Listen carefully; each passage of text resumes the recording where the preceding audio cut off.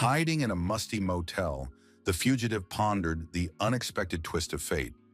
His use of magic had backed him into a corner, leaving him with a choice between escape and submission to the guild of magical regulation.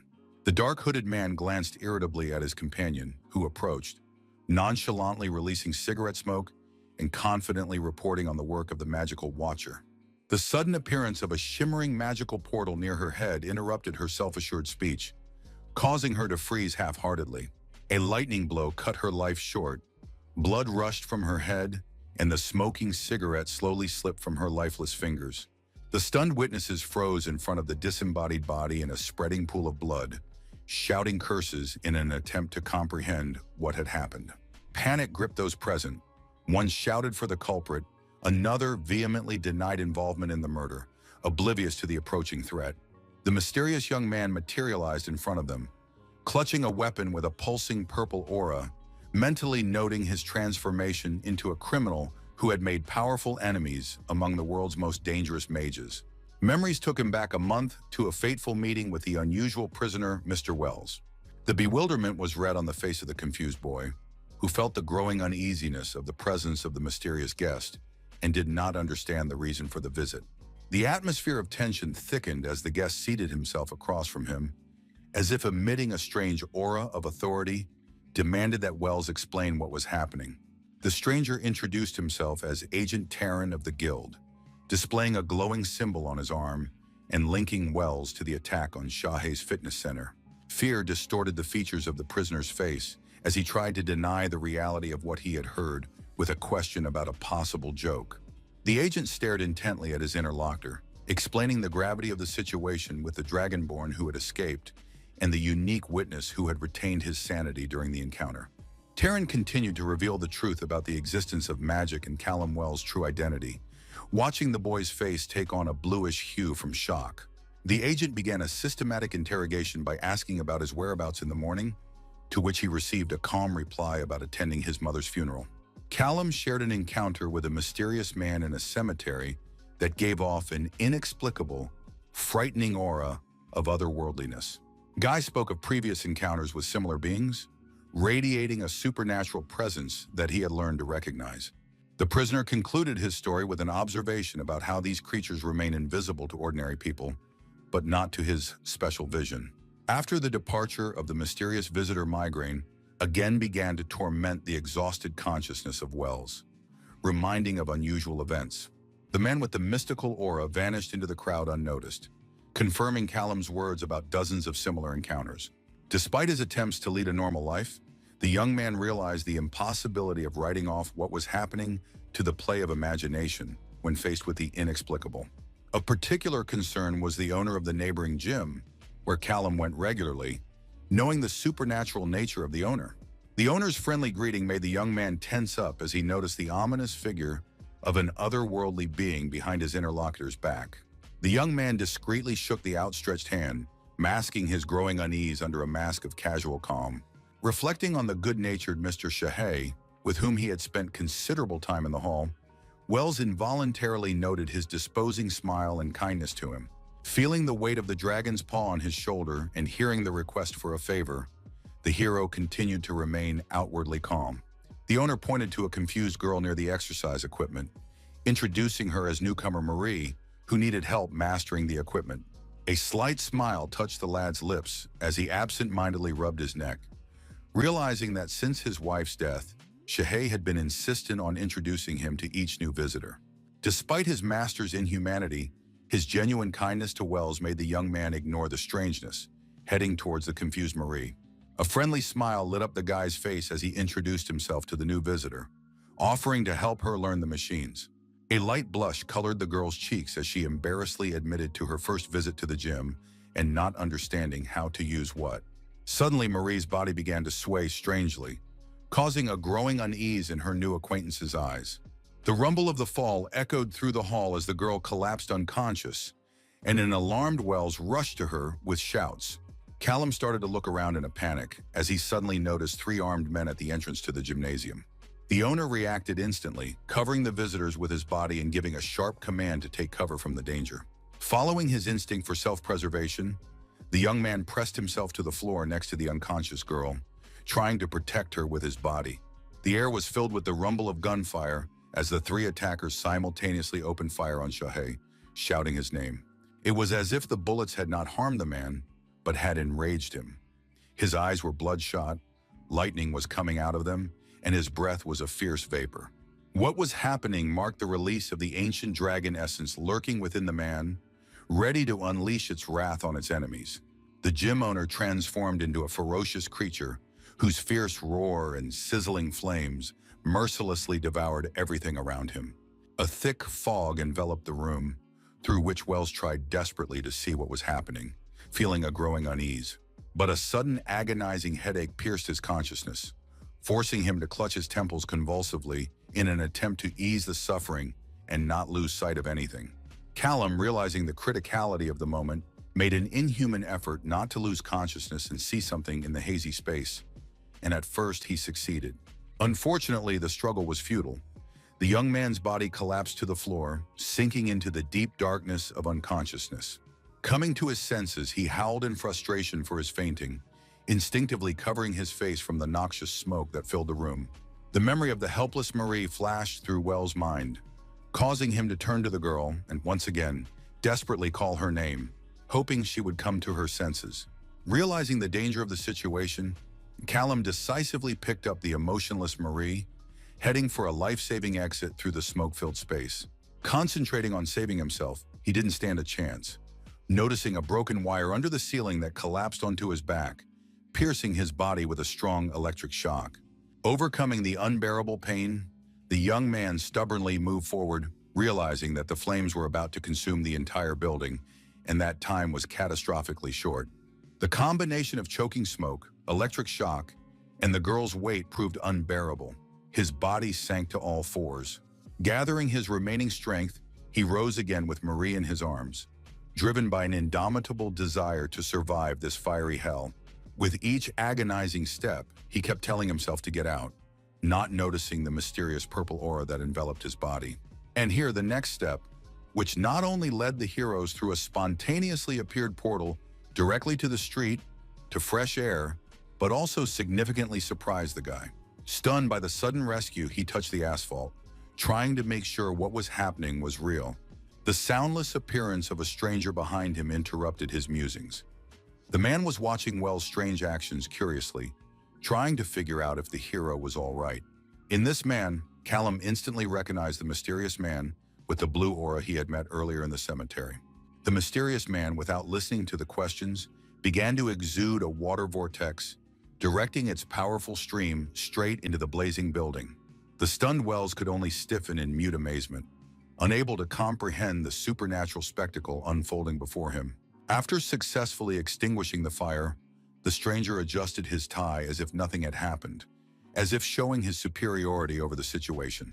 Callum cautiously stood up and began to slowly approach, demanding an explanation for what was happening. But instead of answers, he received only a counter question about his identity and a stare that penetrated him from head to toe. The stranger continued to ignore the guy's questions, minding his own business, transmitting information over his headset about the dragonfire, the victim, and the witness in the center of Shahei. To the young man's new stream of questions about his possible insanity, the man from the cemetery merely interrupted and inquired as to his qualifications. A confused Callum couldn't understand what qualification he was talking about. Feeling the tension building from such a puzzling situation, exhausted by the headache and incomprehension, the guy decided to stop questioning, since the interlocutor clearly did not intend to give answers. The man with the blue aura sighed heavily and suddenly snapped a strange handcuff on the young man's wrist. Wells didn't immediately realize what was happening, startled by the sudden disappearance of the excruciating headache. While the young man was confused, the stranger, lightning fast, shackled his hands behind his back with a second handcuff, ignoring the outcry. Hours later, in the guild's magic regulation room, two observers were discussing the risky decision to leave a magical blocker on the boy. Taryn expressed surprise at the extraordinary stamina of the detainee, still maintaining lucidity of consciousness. The owner of the blue aura, trying to hide his act, noted with a smile the paradoxical effect of the blocker, bringing relief instead of discomfort to the young man. The observers continued to follow a puzzled Wells as he surveyed the room, questioning whether he was correctly identified as a normal human being.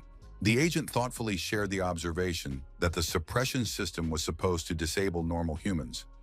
But the young man not only retained consciousness, but used unknown magic to save himself. Taran pondered the incredible phenomenon of a 30-year-old mage from an ordinary family, while his colleague aloofly recoiled from solving the mystery. After carefully reviewing the circumstances, the agent returned to his conversation with Wells, acknowledging his innocence in the incident, but emphasizing the emergence of new questions. The guild officer methodically explained the need to register and determine magical type for further distribution, making notes in his notebook. Confusion reflected on the young man's face as he tried to comprehend what he had heard. The agent continued, saying only a short sentence about each mage's service to the Magical Regulation Guild, which sounded like an indisputable fact. Taran also noted the unusual late discovery of Wells' magical abilities. A fairly mature man. For his part, Callum began desperately clinging to his familiar life, mentioning his work as an architect and his existing commitments to clients. Taran interrupted him nonchalantly, hinting at the prospect of better employment after learning magical skills. There was hope in the guy's voice, so he decided to inquire about the possibility of forgetting everything like a terrible dream, avoiding the imposed fate. Irritation slipped into the agent's voice, and to avoid continuing this conversation, Taran only mentioned the guild's pursuit of deserters. In a cold tone, he continued the story of the gruesome but just execution of the fugitives by burning. Callum's face took on a bluish tinge of horror as he finished with a rhetorical question about the need to eliminate problem criminals. The handcuffed Wells' attention wandered absent-mindedly between the guild representatives as his thoughts darted around the mandatory training and subsequent distribution. The mental comparison to a dictatorship caused the guy to grin bitterly, and the urge to swear, barely restrained by propriety. Anxious thoughts of control over his life were intensified by the sight of attentive observers making notes in their notebooks. Determination filled his mind. One must resist the guild system where the choice was between service and death, he mused as his gaze fell on a shimmering bracelet with strange symbols.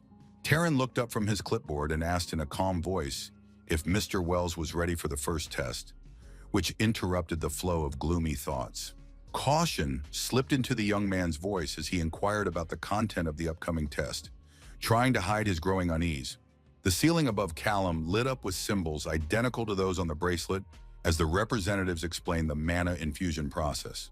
The agent finished his explanation about identifying the type of magic as the energy began to slowly fill the room. As the duration of the procedure became clearer, the hero warily stared at the glowing device above his head, never taking his eyes off it for a second. The brief reply of the now familiar agent about a few seconds sounded almost soothing in the tense silence of the room. No sooner had the young man voiced his lack of sensation than mana enveloped his body, causing strange feelings.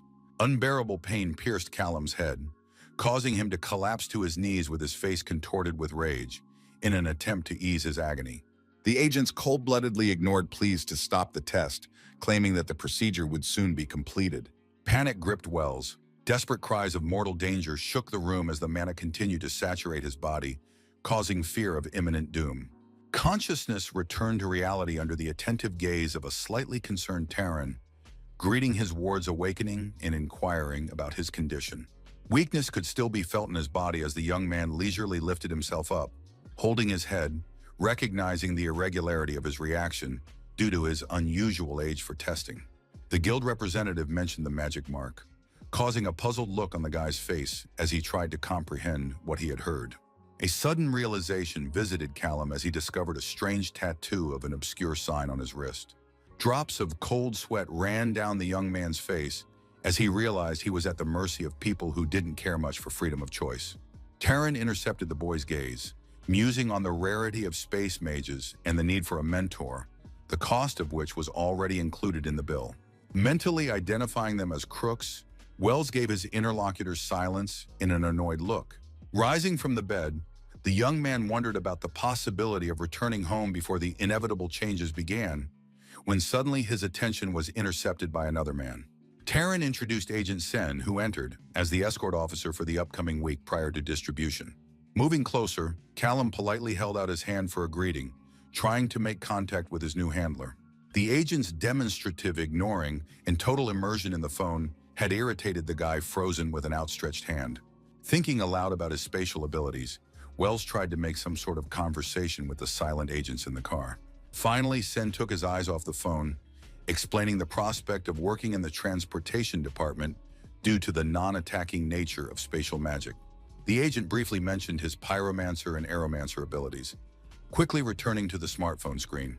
Callum's curiosity about the guild's activities was met with a nonchalant answer about fighting criminal mages and protecting the worlds of the 6 portals.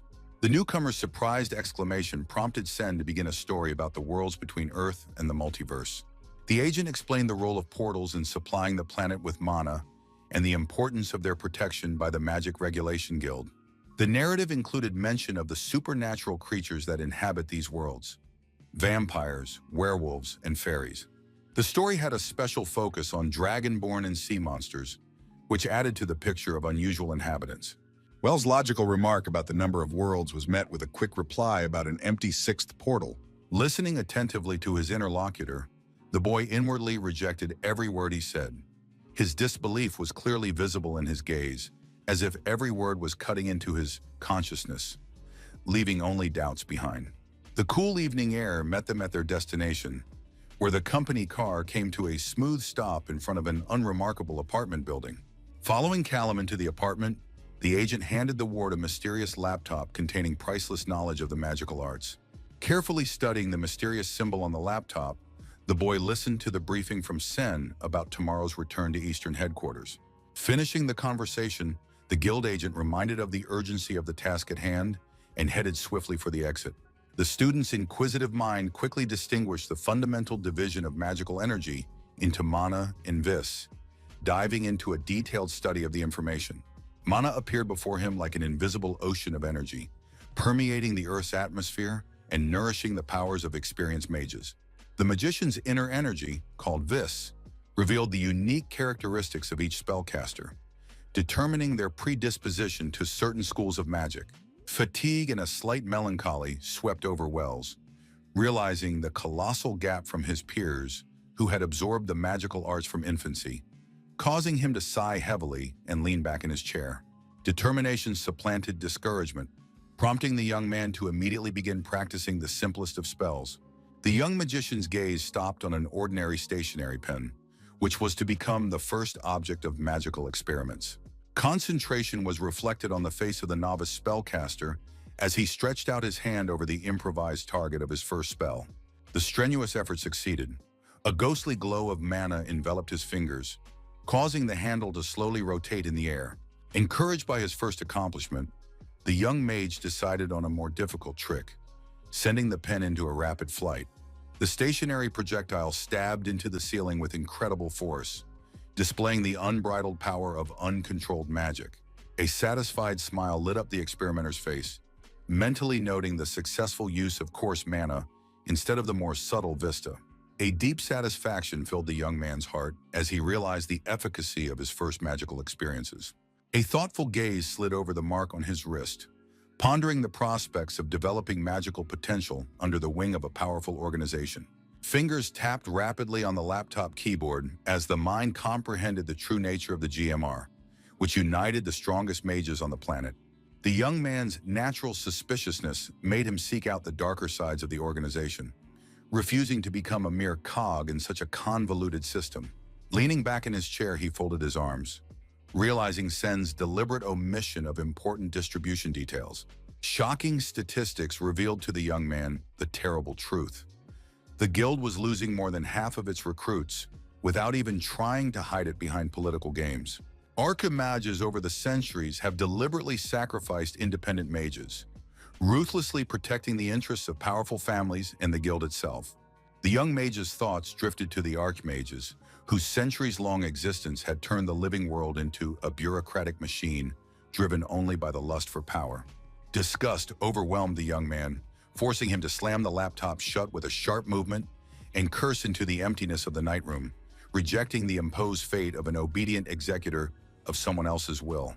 The silence of the night, broken only by the measured breathing of the sleeping Agent Sen, witnessed grim reflections on the totalitarian nature of the organization. An unwavering determination to defend his own freedom crystallized in the mind of a young man ready to confront even a deadly threat. The flames of defiance flared in the young mage's eyes, rejecting the role of obedient hunter of criminal brethren. The methodical movements of his hands retrieved bills from the safe, preparing the material basis for the coming escape, while his mind calculated strategy. The weight of the money bag pulled his hand away as the fugitive cautiously opened the window, realizing that a single mistake could cost a life.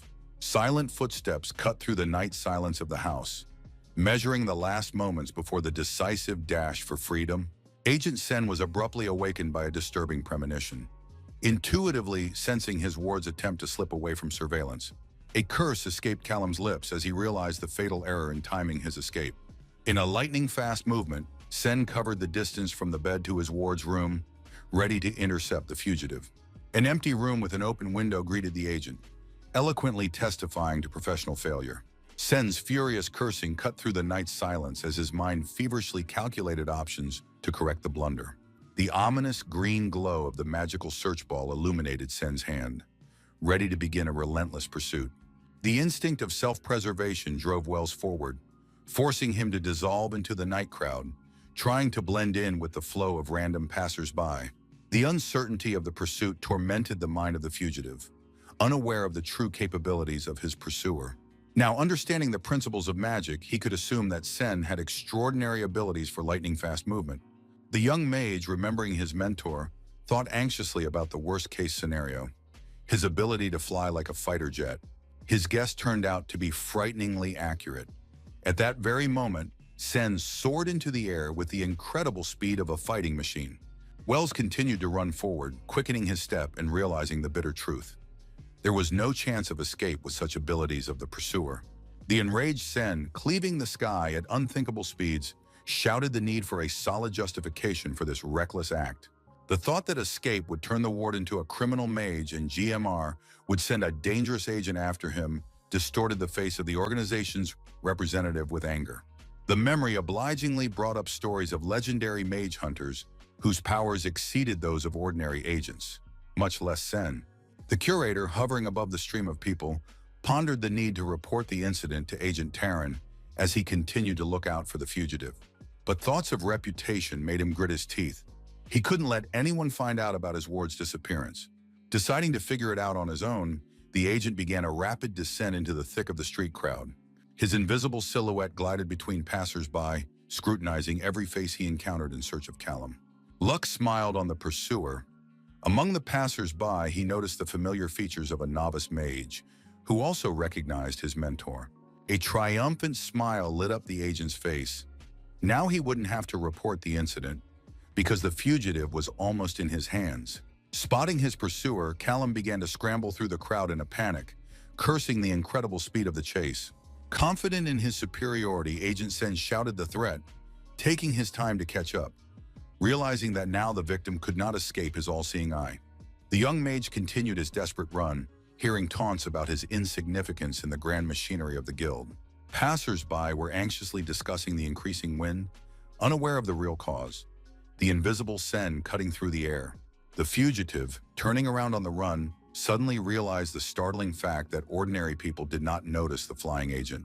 Wells watched Sen whiz by within centimeters of people's faces, remaining invisible through magic, which made him think of the stalker's limitations. A sudden idea made him stop at the storefront window, frantically wiping the glass and peering inside. The closed mannequin triggered an ingenious escape plan in his mind, perfect for the current situation. Sen halted in the crowd near that very building, looked around irritably, having lost track of the elusive fugitive. A triumphant cry burst from the agent's chest as he spotted a familiar silhouette with identical hair and clothing. Grabbing his intended victim by the shirt, he exclaimed a triumphant scolding, confident of his success. The agent's face contorted in bewilderment when the young man who turned around turned out to be a complete stranger. Realizing the deception, Sen began to frantically look around for the real fugitive. His attention was caught by a familiar gym bag carelessly abandoned at the entrance to the store. Quickly checking the contents, he found Callum's clothes, a green t-shirt and pants, confirming his hunch. Sen's rage reached its limit, drawing the attention of passers-by who froze in amazement at his strange behavior. The curator, barely containing his anger, summoned his magical power again, preparing to continue the chase. At this time, a disguised Callum was walking quietly down the street, looking for an available cab among the city's traffic. Climbing into the first car that stopped, he confidently gave the address of the Wesley farm, hoping for temporary shelter. Adjusting the scarf hiding his face, the fugitive asked the cab driver to avoid the main thoroughfares for fear of possible surveillance. Reflecting on the unreliability of commercial flights, Callum quickly arranged to rent a small corn cob, investing some of his savings. Sitting in the cockpit of a light-engine airplane, he comforted himself with the thought of soon arriving somewhere remote where no one would find him. As he said goodbye to the pilot, Callum realized that the new clothes were only a temporary solution in his long journey to freedom. Locking himself in the restroom, he scrutinized his reflection, planning a complete transformation of his appearance. The first step was a neat haircut. With small scissors, he methodically shortened strands of hair. Having dyed his hair black, he was surprised to note how much the shade suited and accentuated his facial features. The next task was to find a magical pawn shop to obtain the fake ID every mage needs. A creature with the appearance of a green orc elf, notable for its pointed ears and massive fangs, inquired as to the purpose of the visit. The young man approached the counter, a little confused, but briefly indicated his need for a regular identifier. The salesman quoted the price with obvious skepticism, not believing in the solvency of the young customer. The young mage resolutely laid out a stack of money, adding that he intended to purchase not only the documents, but also a new laptop. Getting his ID card, he slowly said his new name, Chase Hall, getting used to the sound. A satisfied smile appeared on his face. The new identity seemed convincing enough. Encouraged by his story of 30 years of elusiveness, he believed in the possibility of successfully completing the escape. At this time, Operation Commander Terran stormed into the empty house, unleashing an angry tirade on the negligent handler for missing his ward. The stricken agent excused himself for the ridiculousness of the situation, admitting to naive carelessness in placing security spells only on the door. The man with the blue aura examining the room stated that there were no magical traces. It looked like everything had been planned in advance. Callum Wells must be found immediately and executed for treason, was Terran's stern verdict, anticipating Archmage Duval's anger at the disruption of the planned training. A mocking smirk slid across the face of the man with the blue aura, hinting at the sad reputation of the fugitive's future mentor. Terran venomously suggested that the witty agent explain himself to the angry Archmage in person, but he fell silent. A cold drop of sweat rolled down the temple of the pale Jung, who realized the gravity of the upcoming conversation. The furious scream of the enraged Archmage shook the walls of the building, demanding an immediate explanation. Gasping from magical asphyxiation, the agent reported on a massive search operation by free operatives.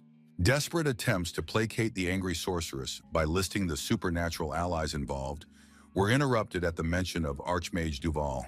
The Archmage's piercing gaze sank into the agent, waiting for the continuation of the carelessly begun phrase. Jean's frantic excuses about the difficulties of mastering spatial magic on his own sounded less and less convincing. The Archmage's mocking tone foreshadowed harsh reprisal for inappropriate assumptions of normalcy. The Archmage's merciless verdict turned the fugitive's status into criminal and sent the agent to the floor with a magical lash. Sprawled out on the floor, Jean avoided meeting the gaze of the angry sorceress towering over him, trying to maintain his dignity. The Archmage leaned toward the defeated agent, piercing his soul with a sizzling gaze. The icy tone in his voice betrayed his determination to personally pursue the capture and execution of Callum Wells, the new criminal. The protagonist raced away from his pursuers, steering the vehicle toward the next hideout. An old house on the outskirts of the western town greeted the traveler with cracked walls and a creaky porch. A female figure beside the sheriff scrutinized the arriving stranger, squinting her eyes appraisingly. The protagonist confidently climbed out of the car, confirming his interest in the dilapidated structure with a nod. Sheriff Arthur Langley introduced his daughter Jessica, who waved hello to a potential buyer. The fake name Chase Hall easily flew off the lips of the young mage, hiding his true identity. A suspicious look from the sheriff accompanied the formal handshake, contrasting with the disappearing smile.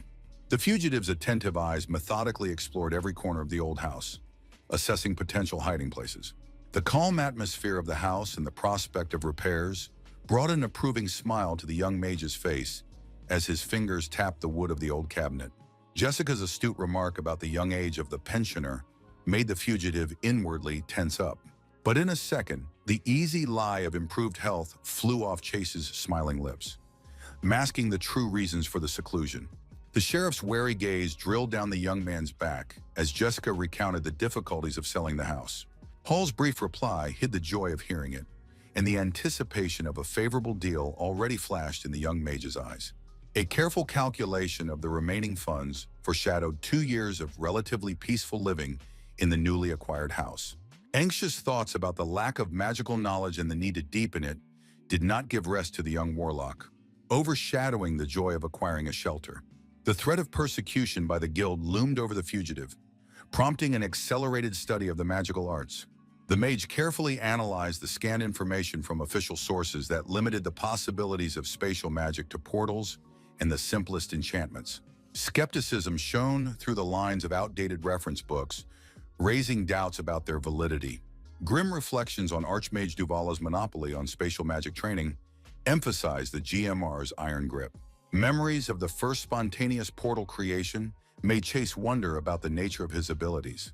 After thinking about it, the young man came to the conclusion that his subconscious mind played a key role in the manifestation of his spatial magic. Concentrating and stretching his arm forward, he decided to test the possibility of consciously creating a portal. The effort was successful. A shimmering violet-lit passageway appeared before him, pulsing with magical energy. Creating the portal drained the young man's strength, forcing him to catch his breath and lean against the wall to restore his energy. Gathering his wits, Chase stepped resolutely toward the shimmering passage, ready for any consequences. An invisible force picked up the mage's body, instantly carrying him across the spatial rift. Delighted with his success, he happily examined his hand, still feeling the residual tingle of magic. Looking back at the location of the portal creation, the mage was satisfied with the distance of travel, considering it impressive for a first attempt. The mage's thirst for knowledge pushed him to explore other possible applications of spatial magic, while he focused on the transition point. Monday morning found him in the shower, habitually reaching for the shampoo for his daily routine. The empty bottle was disappointing, but also prompted an unexpected experiment. Creating a small magical passage, he confidently slipped his hand through it, fumbling for a new bottle of shampoo. A triumphant smile lit up his face as he pulled a full bottle of the necessary remedy through the portal. Wednesday was dedicated to the formation of the magical realm of Vis, a basic skill that young mages usually master. Admiring the spatial ball created between his palms, he recognized its aesthetic appeal despite its lack of combat potential. By Friday, his experiments had reached a new stage. Contrary to the conventional wisdom about telekinesis being the prerogative of battle mages, he felt a connection to this ability. The ability to manipulate gravity turned into a kind of gravity-kinesis for the guy, a budget version of telekinesis through space distortion.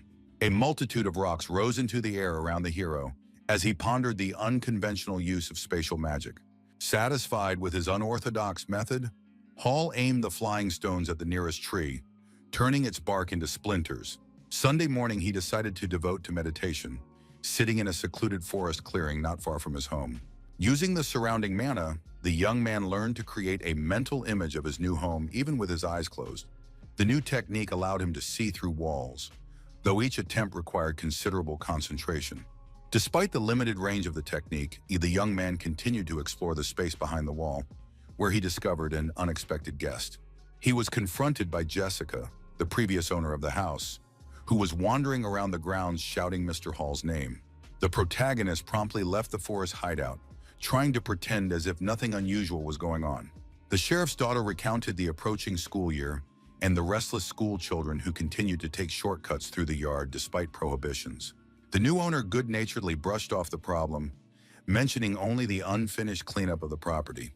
Jessica offered the help of local children with a smile, noting their enthusiasm for working outdoors. The girl friendly informed me of her close proximity, invited me to visit, and, waving goodbye, departed. Waving back, Callum politely promised to visit her without fail, hiding his growing unease. The young man's inner voice was panicking, wondering if she had noticed any signs of his training. Looking around the courtyard, Chase realized with horror the amount of magical marks left behind from hours of exercise. The realization of the danger made him rush into the house in search of information on eliminating residual magical energy. The thought of the possible discovery of his unusual activity caused a deep irritation to replace the initial panic. Meanwhile, Agent Terran, sitting in his office, looked curiously at the papers his colleague had brought in for him to study. The woman explained that these were the results of a standard Callum-Wells test, showing no previous magical experience, but containing strange anomalies. Taking the papers, Terran scrutinized the data, in parallel demanding details of the abnormalities found. She shared her amazing discovery while checking the gauges regarding scattered monotomus. There are only 3 units of energy left in the bracelet, the agent added, scrutinizing the device in the light. With obvious amazement on her face, the woman reported the subject's incredible ability to absorb 97 tomes of mana before putting on the bracelet. The woman emphasized the exceptionality of the case, noting that an ordinary rookie wouldn't be able to sustain that much mana. Her confusion increased at the mention of no spells cast and a presumably full supply of this. She concluded her report by confessing her lack of understanding of the situation, relating it all to Wells' 30 years of abstinence from the use of magic. Terran, looking more closely at the test results, mentally wondered about Callum Wells' true nature, realizing that he was no ordinary newcomer. Hall exhaled with relief as he reviewed the data and realized that the bulk of the work was behind him, and the long-awaited goal was getting closer by the moment. Releasing a multitude of energy flows, he was confident that the amount was sufficient for the plan he had in mind. "Now let's install the bearing here," he muttered to himself as he carefully placed the part on the nightstand. As soon as he removed his hand, tiny swirls of magical energy began to swirl around the bearing, being absorbed by the metallic structure. The young man jumped joyfully on the spot, not hiding his sincere delight at the successful result of the experiment. Found by chance on the internet, the ancient vortex spell allowed for efficient energy storage in the bearing balls, making it much harder for the GMR to track its magical traces. He carefully placed the bearing in his palm, genuinely pleased with his rapid progress in learning complex magic in just a few weeks. A sudden emptiness in his soul marred his triumph, making him wonder about the reasons for this oppressive feeling. Painful memories of running away from the persistent GMR on the hard day of her beloved mother's funeral came in an unsolicited, bitter wave. The tragic events unfolded so swiftly and ruthlessly that he didn't even have time to properly say goodbye to her and accept the loss of his loved one. Now all his dearest loved ones, his beloved parents and tender wife, rested forever beside each other beneath the cold slabs. The bright memory involuntarily carried him back to his hometown, where they had once lived all together as one family, carefree and happy. "I suppose my sweet Selena would have liked it here," he thought wistfully, staring wistfully at the gray ceiling, remembering his beloved wife who had died. With a determined shake of his head, Chase tried to push away the unwelcome memories, concentrating on the immediate problems at hand. Exasperation filled the protagonist's voice as he clenched his fists, cursing the GMR for trying to turn him into an obedient tool. Determined not to stand out amongst the locals, he set out to explore the town to get a better understanding of its peculiarities. In a small cafe, he was met by a friendly saleswoman who immediately recognized him as a new visitor. The girl recommended the specialty steaks with a smile, but her words barely reached the young man's consciousness. A strange sensation diverted his attention, making him wary and listen to his senses. Using his magical abilities, Hall discovered an unexpectedly spacious basement hidden beneath the floor of the establishment. His inner gaze discerned a huge dog almost the size of a man, which made him even more wary. Immersed in his research, Chase flinched in surprise when he heard his name behind him. The sheriff, taking off his hat in greeting, expressed surprise at meeting a new resident in this place. Arthur proudly introduced the saleswoman as his niece Clara, praising her culinary talents in cooking steaks. The girl went to the kitchen while the protagonist talked to her uncle about the good upbringing of local children, not allowing themselves to trespass on other people's property. The sheriff noted that they place a high value on respecting other people's territories, emphasizing this as one of their core principles. The young man was perplexed and asked what exactly was meant by territories, as he could not fully understand the meaning of what was said. Placing a hand on Hall's shoulder, Langley lowered his voice, intending to share something confidential. In a barely audible whisper, he warned of suspicious individuals in the area, asking them to report any unusual occurrences. Chase wondered anxiously if he himself had seemed suspicious of the locals when he'd appeared in town, looking carefully at his interlocutor as he waited for an answer. The sheriff reassuringly admitted that he had originally warned about the newcomer, but then realized his simple small-town origins and calmed down. Arthur's serious look emphasized the particular danger of those strangers he had warned about a little earlier. The thought of GMR's possible involvement caused the young man to panic, which was interrupted by Clara's sudden appearance with the order. Near the car, his anxious gaze stopped on a magical mark pulsing on his wrist that could give away his whereabouts. The decision to get rid of the stigma of the guild crystallized in his mind instantly and irrevocably. At home, studying the tattoo under a lamp, Hall assumed that the dot in its center signaled a spatial gift and limited his magical abilities. Naively believing that removing the simple ink shouldn't hurt, he prepared himself for the procedure. Concentrating, the young man directed the magical energy of his second hand at the hated mark. The illusion of easy success lasted only a moment, while it seemed that the dot was really starting to fade. Excruciating agony distorted the young mage's facial features, but did not break his resolve when the true nature of the mark revealed itself. Perseverance paid off. After unbearable agony, the point finally separated from the skin. After the grueling procedure, Chase exhaled heavily, wiping away the sweat beading on his forehead. He carefully picked up the small ball from the floor, the source of his recent torment and the first step toward his long-awaited freedom. The hope for the natural disappearance of the remnants of the tattoo flickered in the mage's tired mind, and he stopped paying attention to it. A decisive throw sent a piece of the guild mark into the flames of the fireplace, taking a piece of his past life with it. At his laptop the next morning, an idea struck him about the possibility of using the vortex spell to not only hold but also release energy. Thinking about the consumption of magical energy, he decided to create a storage system similar to a phone paper bank. Constant recharging with magic could ensure a quick retreat in a critical situation. An unexpected knock on the door interrupted his musings, triggering anxious premonitions. Doubts tormented him, whether he should open it, because it could be anyone, even representatives of the Magic Regulation Guild. Remembering his ability to see through obstacles, Chase decided to use his magical vision, which helped him distinguish between the two men. One of them he recognized immediately. It was Sheriff Langley, with a young uniformed deputy standing next to him. Feeling confused but not wanting to delay, Hall opened the door, greeted the sheriff, and asked about the purpose of the visit. Arthur, apologizing for his unexpected appearance, said he wanted to ask a few questions of the new resident. Hearing this, fear sent a cold wave through the young man's body, suggesting that perhaps he had done something suspicious that had attracted attention. Langley, ignoring the concern, seriously inquired as to Mr. Hall's whereabouts last night at 3 o'clock. Restless thoughts tormented the protagonist's mind deep into the night, while long-standing suspicions were forming into a coherent picture.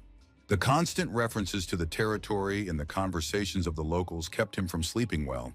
The creepy image of the dogman from the store's basement maze resurfaced in his mind, confirming the unbelievable speculation. Undeniable facts pointed to the true nature of the Langley family. All of them, from Jessica to Clara, belonged to an ancient lineage of werewolves. The sheriff's contradictory motives in the memorable conversation in the cafe were unsettling. It was unclear whether he was seeking to warn or intimidate.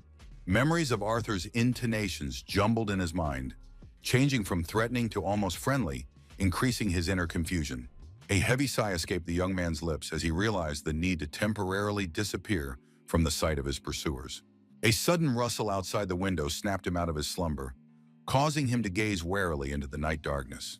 Magical vision activated instantly, piercing through the walls and revealing a view of the night street. The blurred silhouette darted lightning fast toward the nearest thicket, leaving behind only an unsettling foreboding. The initial guess of a wild beast was shattered by the strangeness of the creature's movements, which remained indistinguishable even to enhanced vision. Determination overcame fear, prompting the protagonist to grab a lantern and step out to meet the nocturnal visitor. Cautious steps brought him to suspicious bushes, but the lantern beam revealed only swaying branches. A thorough inspection of the place revealed no trace of it, raising doubts about the reality of what they had seen. A supernatural gust of air, completely unlike a normal wind, ran down his back, causing Chase's primal terror to rise. Panic chased him back into the house, where he frantically slammed the door shut, pressing his trembling body against it. The The sheriff's unexpected question about his whereabouts at 3 o'clock in the morning made the young man hesitate, slowly repeating the words of his interlocutor. Arthur's friendly tone, pulling out a notepad for the record, didn't mix well with the seriousness of the situation, but there was nothing to be done about it. Uncertainty slipped into the boy's voice as he reported his night's dream, trying to understand the reason for such a strange interrogation. An experienced Sheriff Langley continued his investigation, inquiring about security systems and possible evidence. Tension peaked when Hall mentioned a lawyer, causing Arthur to change his tone abruptly and make hasty excuses. A security system installed exclusively on the doors of the house was the only confirmation of the young man's alibi. Secret magical training made the young man thank fate for the lack of cameras that could reveal his unusual abilities. The atmosphere between the two interlocutors became heavy when the sheriff, machine correcting his uniform hat, revealed the real reason for his visit: murder. Genuine horror was reflected on the young man's pale face as the dreaded word murder echoed in his mind. The deputy, suddenly intervening in the conversation, inquired about possible evidence of a break-in at Old Man Hardy's house. The young mage tried diligently to keep his voice nonchalant, denying any involvement in the night's incident, but he touched his own neck. Thinking about supernatural beings so captured the young man's mind that ordinary criminals already seemed something incredible. Langley's attentive gaze instantly caught Mr. Hall's thoughtfulness, prompting the sheriff to ask an additional question. Carefully choosing his words, the boy recounted the night's incident, mentioning the mysterious beast that had disturbed his night's rest. The tension in the air thickened at the mention of the beast, but Langley, making notes in his notebook, hastened to assure the importance of the information received. As they left the interview site, the curious deputy expressed doubts about the veracity of the testimony as they moved toward the squad car. Arthur, watching the young man frozen on the porch, shared his thoughts on the boy's innocence despite the obvious reticence. Secluded in the police car, the sheriff confessed with gravity the agonizing realization of the identity of the criminal against whom the mind fought desperately. The grim events plaguing the small town grew more sinister with each new investigation. The territorial dispute between the sheriff and the mystery man came to a head when Langley fiercely defended the rights of the Venuta pack. The stranger denied his involvement in the death of the pack member with unconcealed contempt, shifting responsibility to the local authorities. Old Man Langley, pointing out the signs of the vampire attack, adamantly placed the blame on his interlocutor. The sheriff's experienced eye, as soon as it saw the corpse, instantly recognized the vampire's attempt to disguise the true nature of the brutal crime. Arthur's rage burst out when, pointing his finger, he openly accused his interlocutor of being involved in the tragedy. The mysterious man, ostentatiously waving his hands, mockingly denied responsibility for the appearance of dubious personalities on other people's territory. A sinister smile continued to show on his face as Arthur suggested the possible involvement of his subordinates in the bloody crime. The atmosphere became heated to the max, and the vampire, flashing his blood-red eyes, emphasized the seriousness of the accusations. The sheriff's anger reached a climax when he vehemently accused the visiting vampires of disturbing years of tranquility in the pack's territory. Arrogant indifference was evident in every word of the mysterious interlocutor, challenging the authority of the local government. Arthur, holding back a roiling rage, was forced to remain silent in the face of his interlocutor's blatant provocation because of his status. A bloodthirsty smile curved the vampire's pale face as he grudgingly accepted the possibility of conflict with Venet's pack. The provocative words finally enraged the sheriff, causing him to launch into a furious tirade against the blood-sucking creature. The sudden change in the vampire's demeanor was evident in his penetrating gaze, demanding calm from an angry Langley. The old man, catching the vampire's hypnotic gaze, changed dramatically in his face and hastily ordered his assistant to take him away, never to see him again. Desperation sounded in the sheriff's voice as he shared with his daughter Jessica his worries about civilian casualties and the growing vampire threat. Age betrayed the angry Langley when, in an attempt to demonstrate his former strength, he could only elicit a sympathetic look from his daughter. Alpha Chester's commanding voice from the telephone receiver instantly interrupted the sheriff's angry tirade. The old man, calming down under the influence of the Alpha's authority, continued his nervous pacing around the room, recognizing the rightness of his interlocutor. The harsh reality of the magical world resounded in Chester's words about the guild's protection of vampires and the limited support of the wolf pack. The experienced man's intuition suggested deeper reasons for what was happening than the mere appearance of a criminal lair of vampires. Arthur's bewilderment at the choice of Vinud as the target of the blood-sucking creatures reflected a general lack of understanding of the situation at hand. The scale of the problem was much more serious when the interlocutor disclosed information about similar incidents in other cities that made the father and daughter look at each other.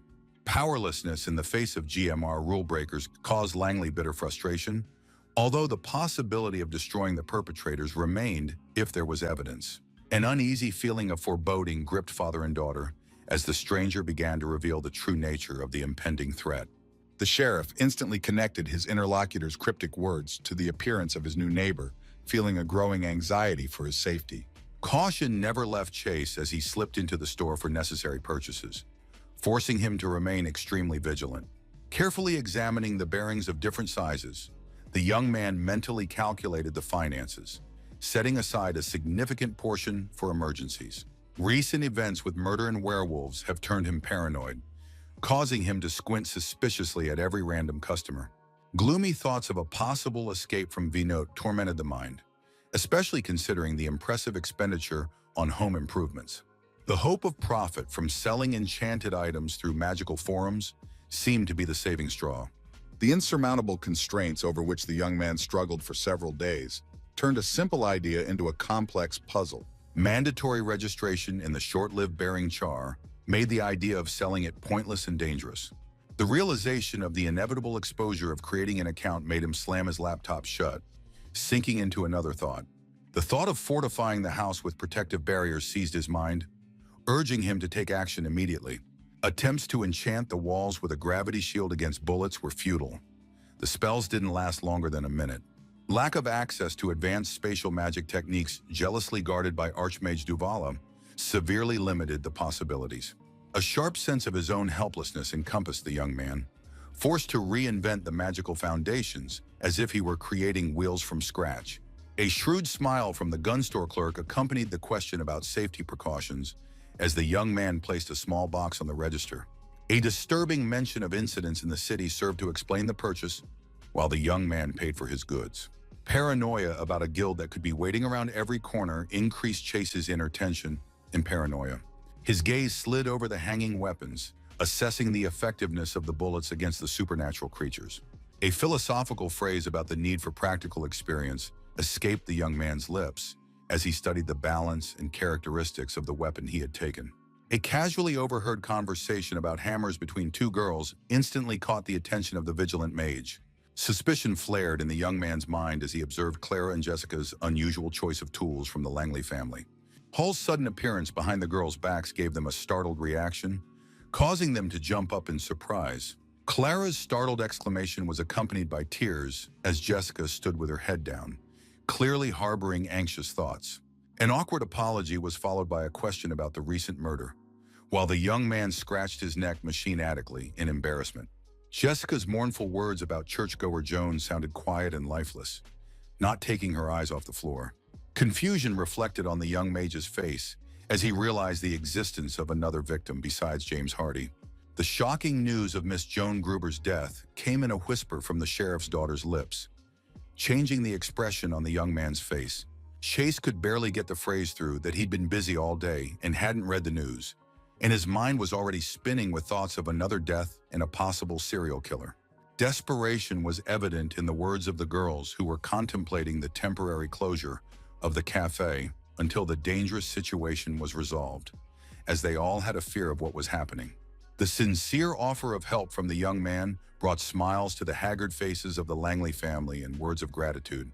Mr. Hall, introducing himself as Chase, smiled, trying to lighten the oppressive atmosphere and to connect with those around him during this difficult time.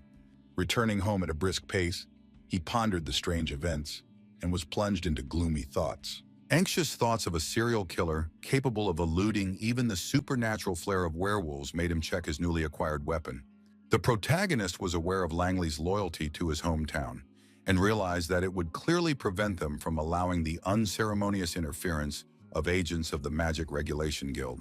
The grim realization that 2 consecutive nightly deaths might force a call to the guild weighed on the young man's mind, Methodically assembling the information picture, the mage created an intricate diagram on the board, connecting all known facts with red threads to understand the course of events. The disturbing pattern of murders occurring in the vicinity of his dwelling suggested that a new victim was imminent that night. A focused gaze slid over the makeshift diagram as the mind highlighted two major threats to existence, each requiring preparation. The first danger came from a mysterious killer with supernatural powers that remained beyond the reach of law enforcement. The second source of worry was the imminent arrival of guild agents who might start acting to circumvent his interests. Realizing his own vulnerability prompted the mage to set up signal barriers around the house, infused with pure mana, capable of alerting him to any outside activity. Prudence had Hall packing a travel bag with the essentials, preparing for a possible quick retreat. The enchanted rope bearing hung around his neck was meant to be an added element of protection and a source of magical support. Careful inspection and preparation of weapons completed the list of necessary precautions. Carefully pulling back the curtain, the mage peered into the darkness outside the window, mentally repeating his escape plan at the first sign of the guild. Melancholy swept over the young man at the sight of the three-pack bags behind his back, symbolizing the possible loss of a settled dwelling. Despite his regret, he believed that safety was more important. So an internal check of the house was accompanied by a thorough examination of every window, strengthening his resolve to escape the GMR's pursuit. Satisfaction was reflected on the mage's face as he felt the radius of spatial perception expand, allowing him to observe what was happening in the city if he concentrated. Magical vision snatched Jessica's silhouette, bearing night watch outside the empty cafe. Clara's figure flickered in the shadows, making her way to the store in camouflage clothing with her hood pulled up, trying to remain inconspicuous and choosing secluded routes. A focused sheriff could be seen in his office, scrutinizing yet another set of documents related to recent events. Fatigue slowly overcame the young man, settling into his chair with his weapon at the ready for a long night's vigil. Without noticing his eyes closing, he drifted into sleep, and only the morning roar of the engine broke the silence outside the house, catching the dozing mage off guard. Panic flashed in the eyes of the oversleeping guards, frantically grabbing their weapons and rushing toward the source of the noise. Magical vision snatched the agitated figure of Jessica, running desperately to the door and calling his name. Realizing there was no danger, he opened the door and an uneasy feeling of foreboding swept over the young man at the sight of the confused woman, making him blame himself for the possible tragedy. Before she could say anything, the hero thought about the need for more careful use of mana, but quickly asked what had happened. Desperation was evident in the hysterical scream of the woman clutching at her shirt, begging for help, for Hall was her last reliable. Trying to calm her down, Chase cautiously asked questions, but Jessica's tears and sobs made it hard to understand what had happened. Through her hysterics, she could only utter one name, Clara, bursting into tears again and unable to explain further. Grief erupted with Jessica's confession about the kidnapping of her younger sister by unknown assailants, with desperate pain and fear for the girl's fate in her voice. Determination flashed in the young man's eyes as he grabbed the woman by the shoulders, trying to bring her to her senses for a coherent answer. The single spoken word vampires sounded ominous, confirming the worst fears about the girl's stalkers.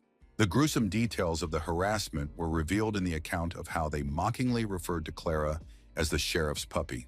The defiant disregard provoked the attackers into a show of force. A powerful gust of wind threw the girl off, barely able to stay on her feet.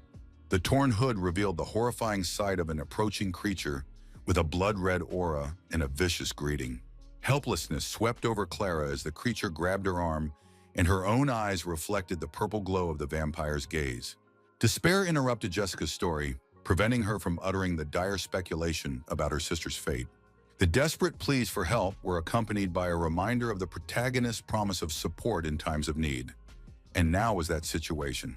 Confusion gripped the young man, who interrupted the phrase half-heartedly, realizing the gravity of the situation and responsibility. An internal struggle raged in his mind, weighing the risks of admitting to knowledge of the supernatural world or remaining silent. Jessica had been one of those who had seen him before he had learned to hide his magic, and now he doubted if he could convince her that he was a normal human. Showing gallantry, the young charmer helped the excited guest into the house, gently supporting her by the arm, feeling her uncertain, trembling steps. An inner sense of duty and justice prevented Hall from standing by when vampires were able to inflict suffering on innocent Clara. Chase, making room for his tired guest, hopefully clarified the information that the girl had not been killed, only captured, which gave a glimmer of hope. Jessica's silent nod and lowered head foreshadowed a new flood of tears of despair that she wanted to hide with that gesture. A sober assessment of his own strength against supernatural beings made the young man listen carefully to every word of his interlocutor. A sudden rush of desperation made Jessica jump up again and grab the guy's arm, unwittingly increasing his inner tension. Determination came through in the protagonist's voice as he, clutching the woman's hand, promised to do everything possible to save her. Practicality took precedence over emotion as he, gathering his weapon into its sheath, demanded more information for a successful operation. Doubt gripped the lad's mind for a moment, making him wonder about the rightness of his decision. Rapid action replaced reflection as he quickly got into his car and steered the vehicle toward the motel. As he got closer to his target, his supernatural perception intensified, filling the air with an unsettling sense of foreboding. Looking carefully around the building, the young mage's gaze stopped on a mysterious smoking figure on the second floor. Parked outside a familiar cafe, he was slow to leave the interior of the car, gathering his thoughts before what was to come.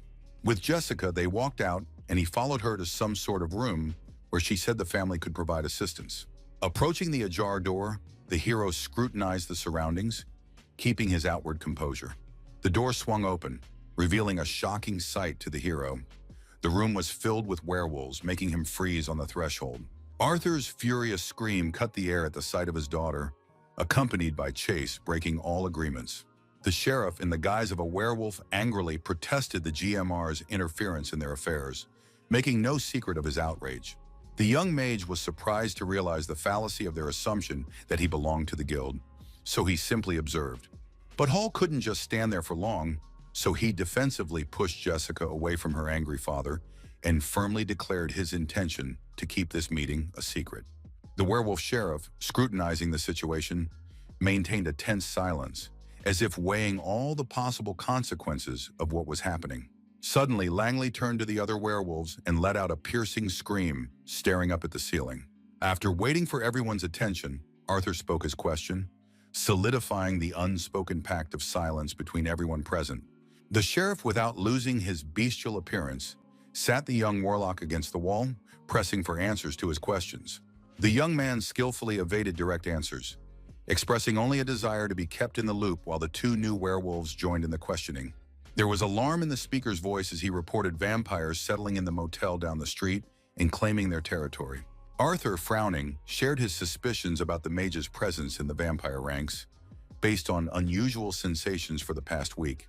His voice grew harsher at the mention of the two dead, while his daughter sat slumped, thinking of Clara's fate. In the words of the young hero, there was a distrust of hasty conclusions, so he demanded confirmation of their certainty and an explanation of inaction. The sheriff responded sharply to the criticism, explaining the weakness of the pack and the limitations of the treaty, requiring undeniable evidence to attack other creatures. Fury overwhelmed the werewolf as he spoke of Vinuth's powerlessness and the injustice of a guild whose rules tied their hands instead of maintaining balance. There was genuine surprise in Hall's voice at the mention of a mysterious arrangement between supernatural beings that he had not heard of before. His voice rang with indignation as he pointed out the absurdity of the situation. Vampires killing humans and werewolves bound by the GMR bureaucracy. The young mage plunged into reflection, mentally building a plan of action and calculating possible options for the development of events. Activating his mana sense, he scanned the walls of the motel, finding a cluster of people and a source of mana where he had seen the smoking woman earlier.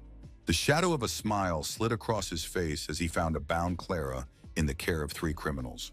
Guy scrutinized the captive, handcuffed hand and foot while he listened to the ridiculous rumors of her supposedly voluntary joining.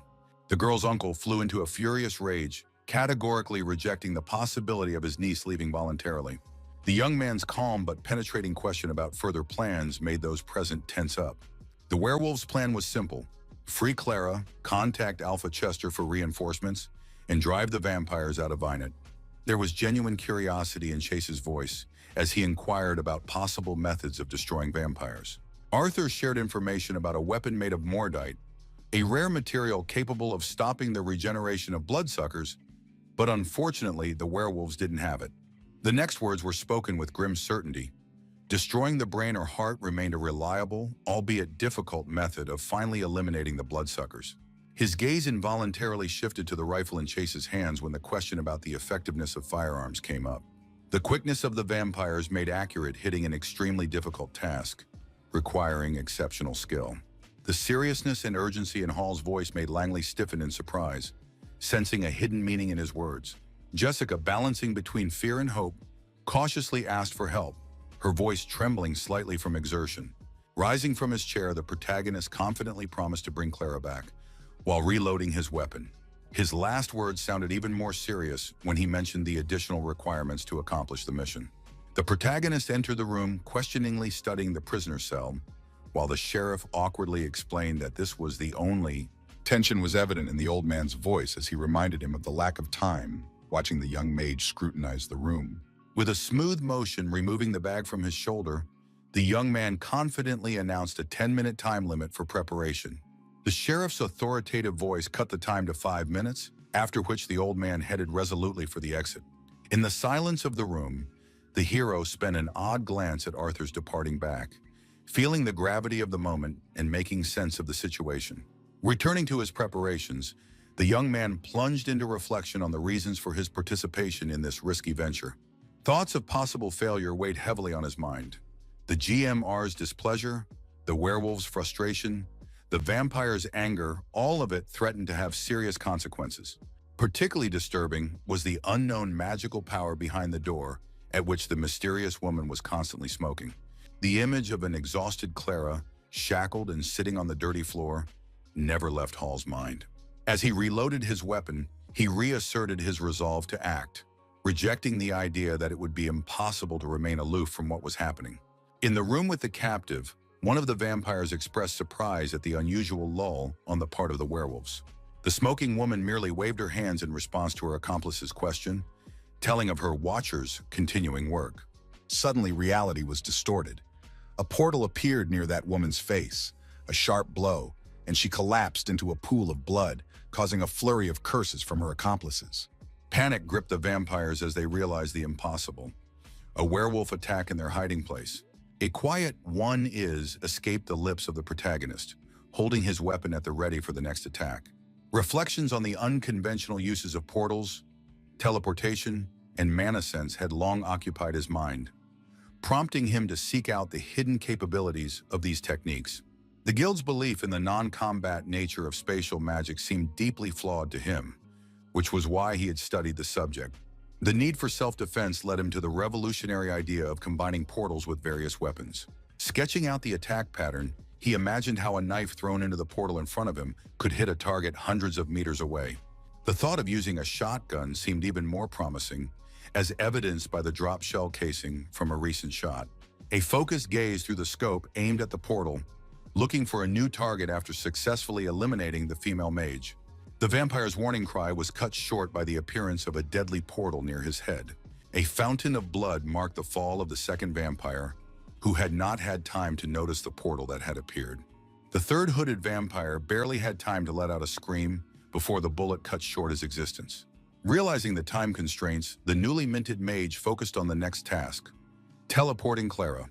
Distance made the task more difficult, but spatial sense gave hope that the operation would be successful. Mon enveloped the captive in a light haze as he methodically rid her of the restraining handcuffs. Overcoming the resistance of space, Chase finally grasped the girl's essence, guiding her through the portal. A moment later, Clara materialized beside him, completing the complicated teleportation process. The relief of a successful transfer was mixed with fatigue as he gently laid the exhausted girl on the pillows. The furious scream of the vampire, who had come to the noise, finding the room empty, echoed around the room. Absorbed in looking around the room, he didn't notice a small portal appearing behind his head. Another vampire corpse collapsed lifelessly to the floor, marking another precise attack through the portal. Fatigue came in waves, but the hero stubbornly continued mopping up the vampire lair, where chaos reigned. Panic gripped the remaining vampires as they discovered the open door and the bodies of their fallen brethren. Taking advantage of their confusion, the young man continued to methodically create deadly portals near his opponent's heads. The fatigue was taking its toll. Chase could barely stand, sweat rolling down his arms, but he kept firing through the spatial rifts, determined to leave no one alive. Even if he had to use up all of his magic energy to do so, he was willing to go all the way. In the end, all the enemies were destroyed, except for one, who was shivering and huddled against the wall in the corner. A final portal emerged near the head of the last opponent, whose curse dissolved into thin air along with his life. Tension thickened around Jessica and Arthur, frozen at the door in agonizing anticipation. At 45 seconds, the silence was broken by a knock on the door that made everyone flinch. Jessica pitched forward as the door opened, her eyes eagerly searching the protagonist's face for answers. A brief "ready" came from the young man, adjusting the travel bag on his shoulder and lowering his weapon. The rescued Clara looked confusedly at her frightened sister, who was pelting the girl with many questions, but she was unable to answer any of them. The sheriff, amazed at the speed of the operation, demanded an explanation about the fate of the vampires, but the hero calmly continued on his way. Taking a few steps forward and turning around slightly, the mage dropped a short phrase about the total destruction of the enemy. The hero's last words about the need to call the fire department to the motel hung in the air with ominous foreboding. "A motel? But I don't feel any residual magic," Langley exclaimed, confused, trying to realize how all this could have happened. The bearing on the rope around Chase's neck shimmered with a soft purple light, holding back the gathered magical energy, while the sheriff only asked in a daze how such a thing was possible. Hall didn't bother explaining anything, just calmly reminded them to hurry before the fire spreads across the neighborhood. As he loaded his belongings into the car, the young man pondered the valuable trophies he'd gotten from the vampires and was already planning a quick trip home to sort through his finds. He had just had time to throw his things in and close the passenger door when he heard footsteps and someone's voice behind him. It was Jessica who ran out after the hero, wanting to thank him for all he had done for her family. Embarrassment colored the cheeks of both, the girl uttering words of gratitude and the young man trying to deflect them. Barely had he finished his sentence when Jessica stepped closer and kissed him unexpectedly on the cheek. From such an act, the young man finally blushed and felt confused, like a child, not knowing what to answer. Jessica hurriedly withdrew under the pretense of helping Clara, waving goodbye. A stammered reply and an awkward parting motion of the hand betrayed the young man's utter confusion. Once Clara was safe, her uncle and the other werewolves gathered around the phone to call Alpha Chester to discuss the resolved situation with the vampires. "What have you done?" Chester's voice sounded harsh and rude, but the sheriff hastened to assure him that no one from the pack had interfered. This answer only confused the Alpha more, and he demanded an explanation of what exactly had happened. The sheriff told of a mysterious deputy who independently offered to help, but stipulated a condition of anonymity. Alpha tried to figure out whether the man was a werewolf or a mage, but the sheriff found it difficult to answer. A mage with a tattoo but no discernible magical energy raised even more questions for him. Chester's guess about the face seemed unconvincing, since the guy's appearance didn't quite fit that image, but there were no other versions. Langley expressed his belief that the other vampires were unlikely to be pleased with this turn of events, and he was right. One of their leaders was watching the motel fire at the time. However, the conclusion was obvious. If everything was indeed as the sheriff described, the enemies could do nothing. The old man noted that they owed their rescue to the unknown man, watching his daughter and niece embrace in relief. Alpha's question about the identity of the benefactor hung in the air unanswered as Jessica clutched Clara even tighter to her. The last warning of distrust in mages sounded like an order from Alpha Chester to keep an eye on the mysterious assistant. Heavy footsteps brought the exhausted lad home, where he immediately hid in the shower, trying to wash away the gravity of what he had done.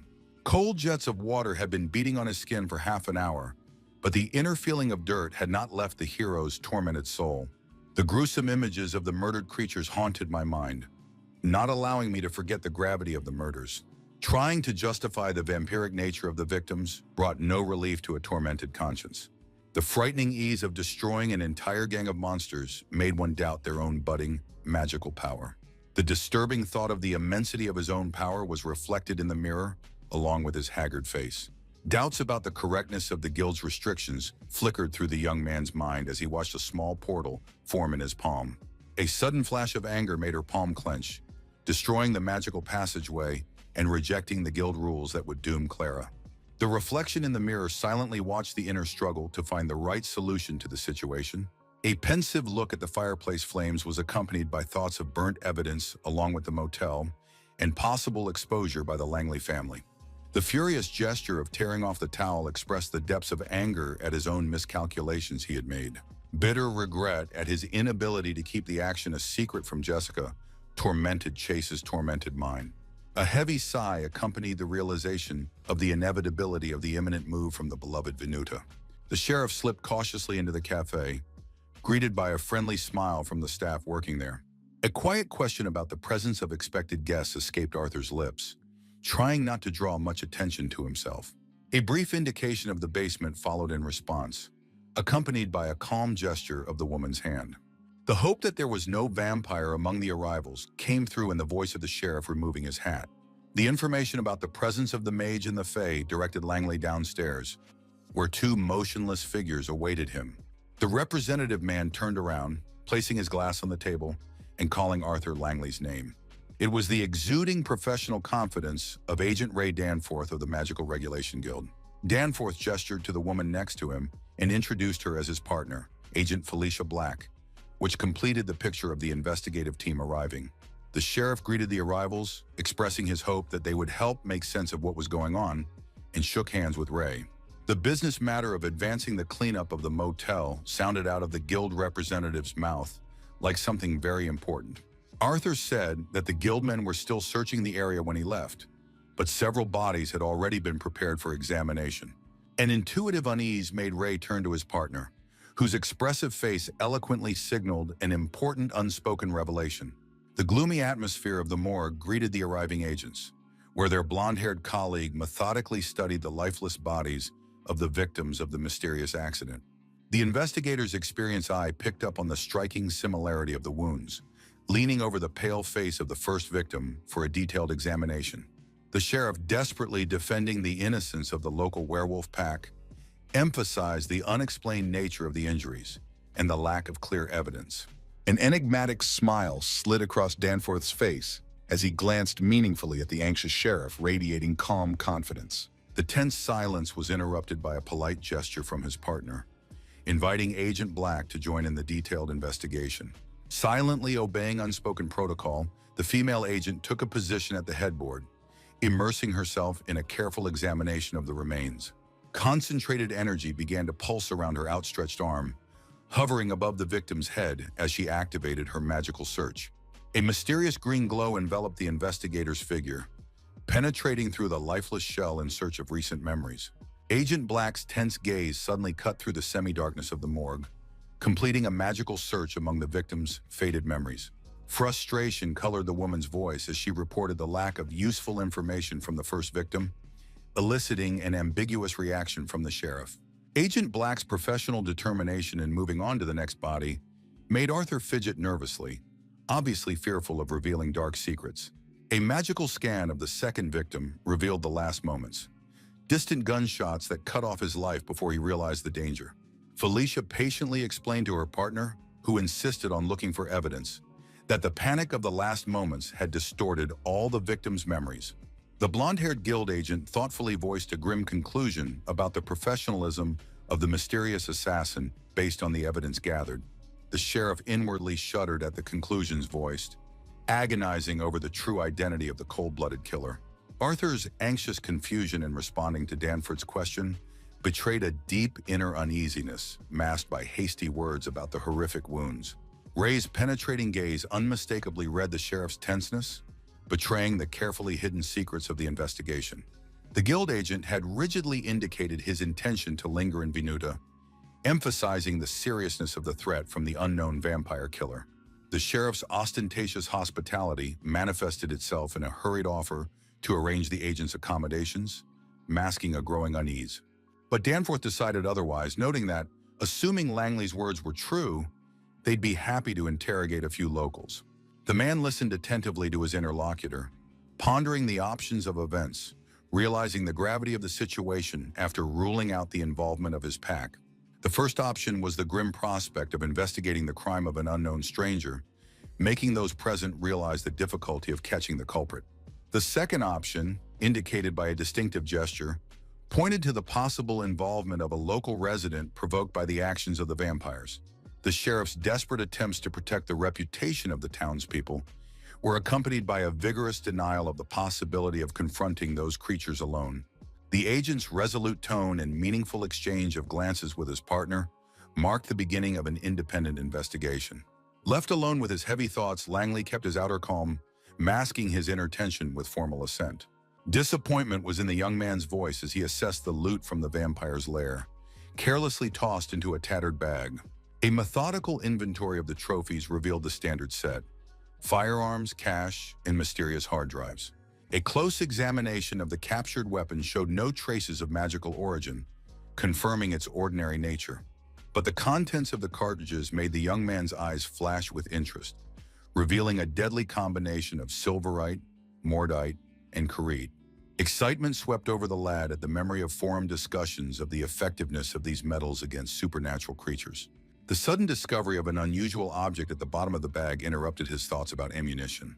The mysterious ceramic slabs caught the researchers' close attention, hinting at hidden potential.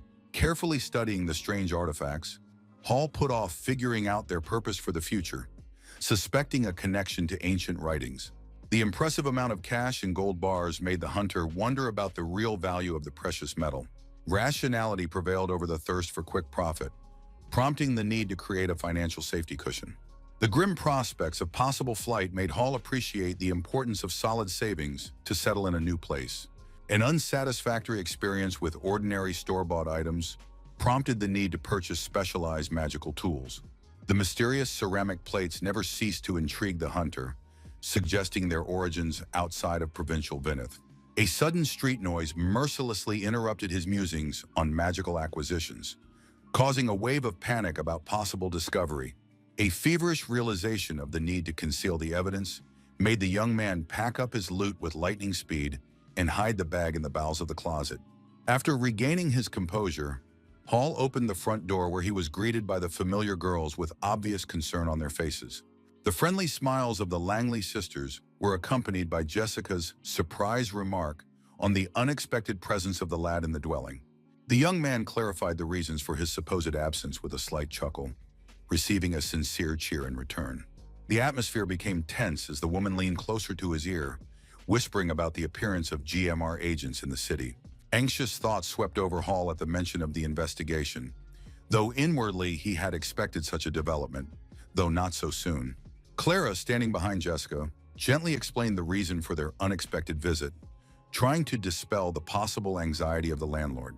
The sudden rush of gratitude was expressed in a tight hug, with which the rescued girl caught the young savior off guard, creating a touching moment of sincere appreciation. The embarrassed young man awkwardly stroked the girl's head, reminding her to keep his involvement in the events a secret. Finishing the hug, Jessica, radiating sincere appreciation, hinted at the special token of thanks they had prepared. The aroma of freshly prepared food from the local cafe filled the air as the woman held out a small package to Chase. The comicality of the moment was emphasized by the treacherous sound of a rumbling stomach, which elicited good-natured laughter from the girls present. This situation made the guy blush embarrassedly, acknowledging his hunger after a long day of intense events and the need for immediate reinforcements. Showing true hospitality, the young man invited the visitors inside, offered hot tea, and asked them to share details about GMR. The sheriff's daughter recounted her father's unusual morning meeting with special agents, noting Felicia's unique gift for communicating with the dead, which, however, was inconclusive. Mentally noting the importance of the information, the mage was relieved that the vampires had not revealed his true actions. Jessica, clenching her fists with impotence, recounted the fruitless search for clues in the completely burned-out motel. A sincere smile lit up the protagonist's face as he thanked his interlocutors with genuine warmth for the frank conversation. A sudden shadow of sadness darkened the woman's face as she relayed Alpha Chester's concern that their debt of gratitude for the help they had provided might be overwhelming. The measured flow of the dinner was interrupted by the sudden movement of the hero, whose attention instantly sharpened at the mention of Alpha Chester's name. Choosing her words carefully, Clara revealed the complex hierarchy of power, explaining the subordination of the local Sheriff Alpha to the more powerful Alpha of the Midwest. The nobility of intentions came through in the guy's words, who, sitting comfortably on the couch, rejected the very idea of a reward. Sincere amazement was reflected on the face of the sheriff's niece when she heard the total refusal of any compensation for her assistance. The hero, eager to avoid an awkward conversation about duty, stroked Clara's head affectionately, eliciting a light laugh from Jessica. The girl's cheerful mood was expressed in the playful gesture of locking her mouth in an imaginary lock, while the protagonist continued to keep his hand on the girl's head reassuringly. Agents arriving on the scene immediately demanded an investigative report on the burned motel. The investigator's professional eye revealed faint traces of a magical signature, though the prospectivity of this evidence was questionable. Studying the documents handed to him, Danford exclaimed in surprise at the discovery of an aromancer mage among the vampires, after receiving confirmation from the investigator that there were no other magical traces. The blonde agent, upon hearing of the theft of vampire artifacts, warned of the Minneapolis Council's anger and instructed Felicia to track down the items on the black market. The intuition of an experienced agent suggested to Danford the unnaturalness of the circumstances of the fire during the return trip. A mysterious object on the floor caught Rhea's attention, interrupting his thoughts about the possible involvement of the cleanup squad. The strangeness of the situation was emphasized by the fact that evidence had been discovered by ordinary people, he reasoned, examining a small stone lifted from the ground. Felicia watched her partner's actions with the stone carefully, recalling the pack's adamant denial of involvement in the fire. The guild representative's irritation erupted in an emotional tirade about general secrecy, accompanied by a demonstrative stone throwing. The tense moment of silent exchange of glances between the agents was filled with unspoken understanding. A light green magical sphere materialized in the palm of the light-haired investigator's hand, gradually expanding and enveloping the space. Having completed the magical ritual, Ray pedantically adjusted his tie, returning to his business look. The next target of the investigation was determined through a brief check of the address in Danforth's cell phone. The swiftness of the guild agents brought them to the main character's door in record time. Chase's cautious movement opened the door just enough to assess the unexpected visitors. The transformed female agent's appearance was striking, with pointed elf ears and dragon scales covering her face. The mask of composure on the young man's face trembled, involuntarily betraying his amazement at the unusual appearance of his guests, despite his attempts to remain unperturbed. In a flawlessly synchronized motion, both agents displayed their magical regulation guild credentials, confirming their credentials. The young mage studied the presented documents intently and plunged into deep thoughts about what was going on. Hall's keen magical sense told him that the power of these two men far exceeded the capabilities of the vampires he had met before. The agent's cold and peremptory tone about the motel arson investigation left him no choice and demanded obedience. The hero's instinctive defensive reaction manifested in the lawyer's demand, resisting aggressive pressure. However, Felicia dismissed the mention of a lawyer with a clear threat in her voice and a cold stare, letting steam out of her nostrils. Confusion mixed with wariness as the young mage noted the clear threat in the visitor's words. A tense atmosphere thickened over all participants in the conversation, realizing the obvious failure of communication. Ray's sudden invasion of Chase's personal space was accompanied by a sharp question about his conversation with the sheriff about the vampires settling in town. The attempt to remain serious was shattered by the magic of Felicia, whose glassy eyes demanded full disclosure about the fire. Outrage erupted in a hero's cry when the unwarranted pressure and accusations reached their limit. The agent's green eyes filled with sadness as he stepped back, admitting temporary defeat. A silent stare followed the departing agents heading for their car, which betrayed the inner tension of the protagonist realizing that the danger was not yet over.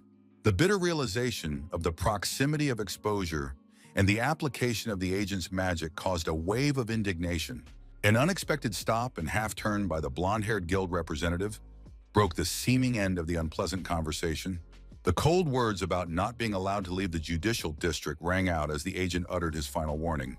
The shocking announcement of his suspect status caused Chase to freeze in a daze, realizing the worsening of an already bad situation. The panic-stricken thought of an urgent need to escape seized the mind of the young man, who had barely crossed the threshold of the house for the last time. Resisting the magical influence of the guild agents was bound to arouse suspicion, he realized as he hastily gathered his things and stuffed them into the car. Anxious thoughts of the imminent arrival of new agents haunted him as his trembling hands turned the ignition key in the old car. The bitter regret of his failed farewell to Jessica was mixed with the realization of the need to flee to save his life. The inevitability of discovering his disappearance pressed heavy as the wheels of the car devoured the miles on the desert highway. Thinking about the impending arrest warrant was replaced by strategically planning a route away from busy roads, relying on magical intuition. The cautious movement on the highway was interrupted by the sudden discovery of a parked red SUV that caught the fugitive's attention. The fateful decision ripened instantly at the sight of the for sale ad, forcing me to turn to the parked car. The bell of a small store heralded the arrival of a new customer, greeted by the clerk's on-duty greeting. Professional observation allowed them to instantly identify the man's essence by the characteristic magical signature of a werewolf. Having overcome his doubts, the protagonist finally voiced his request for a new ID card, mentioning a recommendation from acquaintances. The salesman's wary look betrayed a natural distrust of a visitor with an unusual request and was accompanied by a question about a possible previous acquaintance. Hall ignored the counter question, carelessly placing a gold bar on the counter and mentioning the additional need for transportation. The weighty argument in the form of a gold bar instantly transformed the merchant's distrust into business interest, making him forget about his suspicions while considering the unexpected reward. The new document appeared 10 minutes later, accompanied by the salesman's assurances of its universality for both worlds. Carefully studying the freshly received ID, the young man said his new name, Denver Brown, aloud, noting the professor's status. A slight smile touched the boy's lips, contemplating the need to complete the professor's look with decorative glasses. The friendly salesperson inquired about the possibility of additional assistance after being asked for the location of the bookstore. There was a recommendation to visit the Pearson store, which was accompanied by a warning about the modest selection of specialized literature. Thoughts of tomorrow's visit to the bookstore filled the hero's mind back to the newly acquired red car. Heavy thoughts of the Langley family's reaction to his disappearance caused an agonizing sense of guilt. Memories of the kindness of the sheriff, Jessica, and Clara were painful to the young man's soul. An inner voice insisted on explaining himself to the people who had shown genuine concern and had become almost family to him. Late at night, the store clerk, immersed in the routine recounting of goods, would begin to lose patience after the 30-second pack. An irritated muttering about a score gone astray was interrupted by the appearance of a mysterious portal behind his back. The unexpected voice from the magical passage caused the stunned salesman to react violently, bursting into frightened curses. A mysterious voice from the portal pressed for an opportunity to send a message to the Alpha of the Midwest. Through the confusion and fear of the salesman came a request to pass on information to Alpha about the safety of Clara's friend. Alpha Chester's phone conversation centered on a cryptic message he received about the girl's friend. The Alpha of the Midwest, driven by a desire to protect his charges, warned against seeking out the dangerous man and ordered them to stay away from him. Chester, having finished his conversation, turned to the werewolves present to ask about the encounter with the mysterious friend. One of those present confirmed his presence around the time the stranger joined the Alpha Langley squad. The werewolf's confident answer about being able to recognize a familiar scent sparked the keen interest of the ringleader, who was preparing to give the order. The mighty Alpha of the Midwest turned majestically to his subordinates, entrusting Roy and John with the important mission of searching. The loyal werewolves synchronously put their hands to their heads, showing unquestioning acceptance of their leader's order. Felicia thoughtfully discussed the only lead, the mysterious Chase, with her partner during a brief break in the patrol car. The unusual resistance to magical influence caused the agent to question the suspect's human nature. Danford, leaning back in his seat, suggested the possible presence of magical defenses unknown to the wearer himself. Attentive Felicia noted Chase's suspicious proximity to the victims of vampire attacks, heightening interest in his person.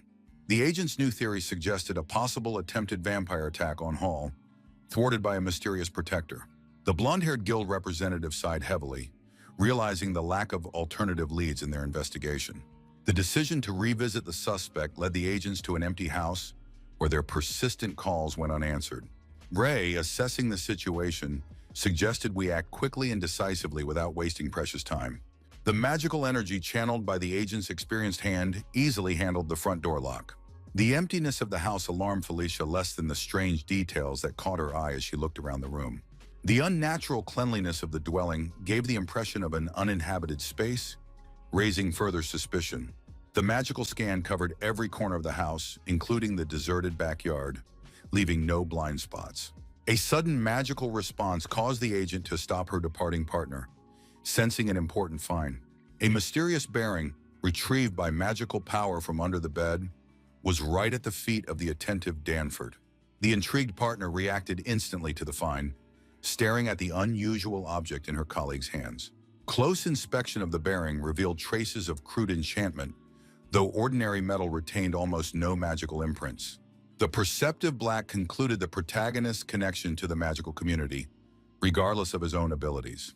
The experienced Ray, rising from the floor, stated the futility of further inspection, confident of Mr. Hall's non-return.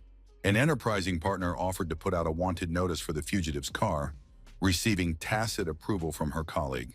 The remaining agent continued to study the mysterious bearing, examining it from various angles in search of hidden signs. The need to consult with Langley's Alpha prompted the agent to carefully hide the mysterious find and color his face with an acerbic smile. A parked car in a deserted parking lot became the temporary shelter of the protagonist meeting a new dawn. The midday sun woke the young man, giving him his first truly sound sleep in many days. The uncomfortable posture reminded me of the aching pain in my shoulders, forcing me to stretch out the stiff muscles. Anxious thoughts of the approaching GMR agents kept me from relaxing even after a restful night. Memories of the conversation with the werewolf salesman made me hope the information about the bookstore was true. The realization of the need to deepen magical knowledge prompted the young man to cautiously leave the interior of the car. The old store building stood directly across the parking lot, drawing attention with its vintage facade. The antique atmosphere of the place increased with each step of approaching the mysterious bookstore. Reflecting on the power of ancient magic made the young man take a fresh look at the lack of modern technology. The stale smell of dust greeted the visitor at the entrance, forcing him to cover his nose with his hand. The plain book racks gave the illusion of a mediocre store, hiding its true nature. The increasing magical signature led the hero to an old man behind a counter, immersed in the study of ancient folios. Invisible magical particles surrounded the grumpy old man, giving away his involvement in the arcane arts. The young man's friendly greeting was met with silence and an embittered look from the bookstore keeper. Demonstrably ignoring the visitor only increased the tense atmosphere in the dusty room. Denver Brown, mentally noting the inhospitality of the salesman, decided to explore the mysterious store on his own. An impressive collection of books, half of which were fantasy literature, spread out before the attentive gaze of the visitor. The gaudy pink cover of the novel made the young man involuntarily disgusted at the quality of the literature on display. Curiosity made Denver check the value of the unattractive book, hoping for an acceptable price. The shocking price of $200 made the guy question the adequacy of the store's pricing policy. A panicked examination of the other novellas confirmed the disappointing fact that each cost at least $100. A massive gray volume with a mysterious symbol on the spine suddenly caught the attention of the seeker of magical knowledge. An ancient book with the title Magical Defense, a treatise on defense, promised to reveal important secrets of the magical arts. A careful study of the book convinced the young man of the necessity of this purchase, in spite of the high cost. The richly illustrated pages of the ancient folio beckoned with its secrets and deep insights. The old man's sudden irritated shout of initial purchase, and only then reading, made Denver wince in surprise. The salesman's sudden wordiness caused an involuntary smile from the persistent customer to replace the earlier tension. Denver, displaying the book he had chosen, cautiously inquired about the availability of training manuals for aspiring mages. The old man's skeptical look was accompanied by a barbed remark about the wrong age to begin training. The inventive lies about being a professor and buying books for students brought genuine laughter from the protagonist. A careless snap of the old man's fingers released streams of magical energy, directing them toward the far shelves. The mesmerizing sight of levitating books made the young man freeze with his mouth open. The old man's effortless mastery of magic made a lasting impression on the novice mage, realizing that he still had a long way to go to make such progress. 3 ancient tomes devoted to various aspects of the magical arts floated majestically above the head of the astonished buyer. The demonstration of magical prowess ended with the books landing neatly in the young man's hands, accompanied by the old man's harsh words. Denver approached the cash register, mentally calculating the value of the priceless source of magical knowledge he carried in his hands. The impressive sum of $1,300 did not stop the determined buyer from holding out a stack of bills to the seller. The old man carefully took the money, slipped it into the counting machine, and, without taking his eyes off it, pressed the button that started the mechanism. The exact amount satisfied the seller, allowing him to return to his interrupted business without further ado. The buyer's prolonged presence forced the old man to break the silence with a question about possible help. The main character's feigned smile accompanied his unconvincing negative response to the salesman. Anger at the stingy old man overwhelmed the young man, leaving the store without change. The loyal werewolves methodically carried out their leader's orders, scrutinizing every corner of the territory. Disappointment was evident in the second werewolf's voice, recognizing the lack of magical traces of the pursued. A faint physical scent gave away the presence of the wanted guy, despite his attempts to cover his tracks. Offering to question the clerk about suspicious visitors, the wolfhound pointed to the bookstore behind. But the former was against it, for caution demanded avoiding unnecessary attention, following the alpha's unspoken order to act quietly. The search led the hunters to a parking lot where several cars lay frozen waiting for their owners. The werewolf's keen sniff instantly picked up the distinctive odor of a pickup truck, causing him to look around the area carefully. The surveillance cameras on the pole inspired one of the stalkers to ask an acquaintance for footage of the past few days. The partners suggested discussing a plan of action beforehand with the experienced Lucy, who specializes in such tasks. The young blonde hacker was renowned for her ability to hack into CCTV systems with incredible ease. The hurried movements betrayed the impatience of the protagonist, immersed in the study of the acquired books. Disappointment seized the young man, realizing the emptiness of wasted money and time on useless folios. The paucity of information in the acquired books caused a fit of rage, causing him to hurl another volume at the others. The only useful knowledge turned out to be information about the ceramic focus plates captured from the vampires. The magical tool greatly simplified the creation of complex spells, opening up new possibilities for sorcery. The lack of information about the creation or acquisition of the trick added to the young mage's growing irritation. Determination never left the young man, believing in the existence of a book that could teach him the secret art. Memories of the inhospitable salesman triggered bouts of anger, making him grip the steering wheel of the car harder. Encounters with werewolves, vampires, and mages had become commonplace in the endless search for information. The Fae store attracted attention with crystals and herbs that turned out to be useless for specific purposes.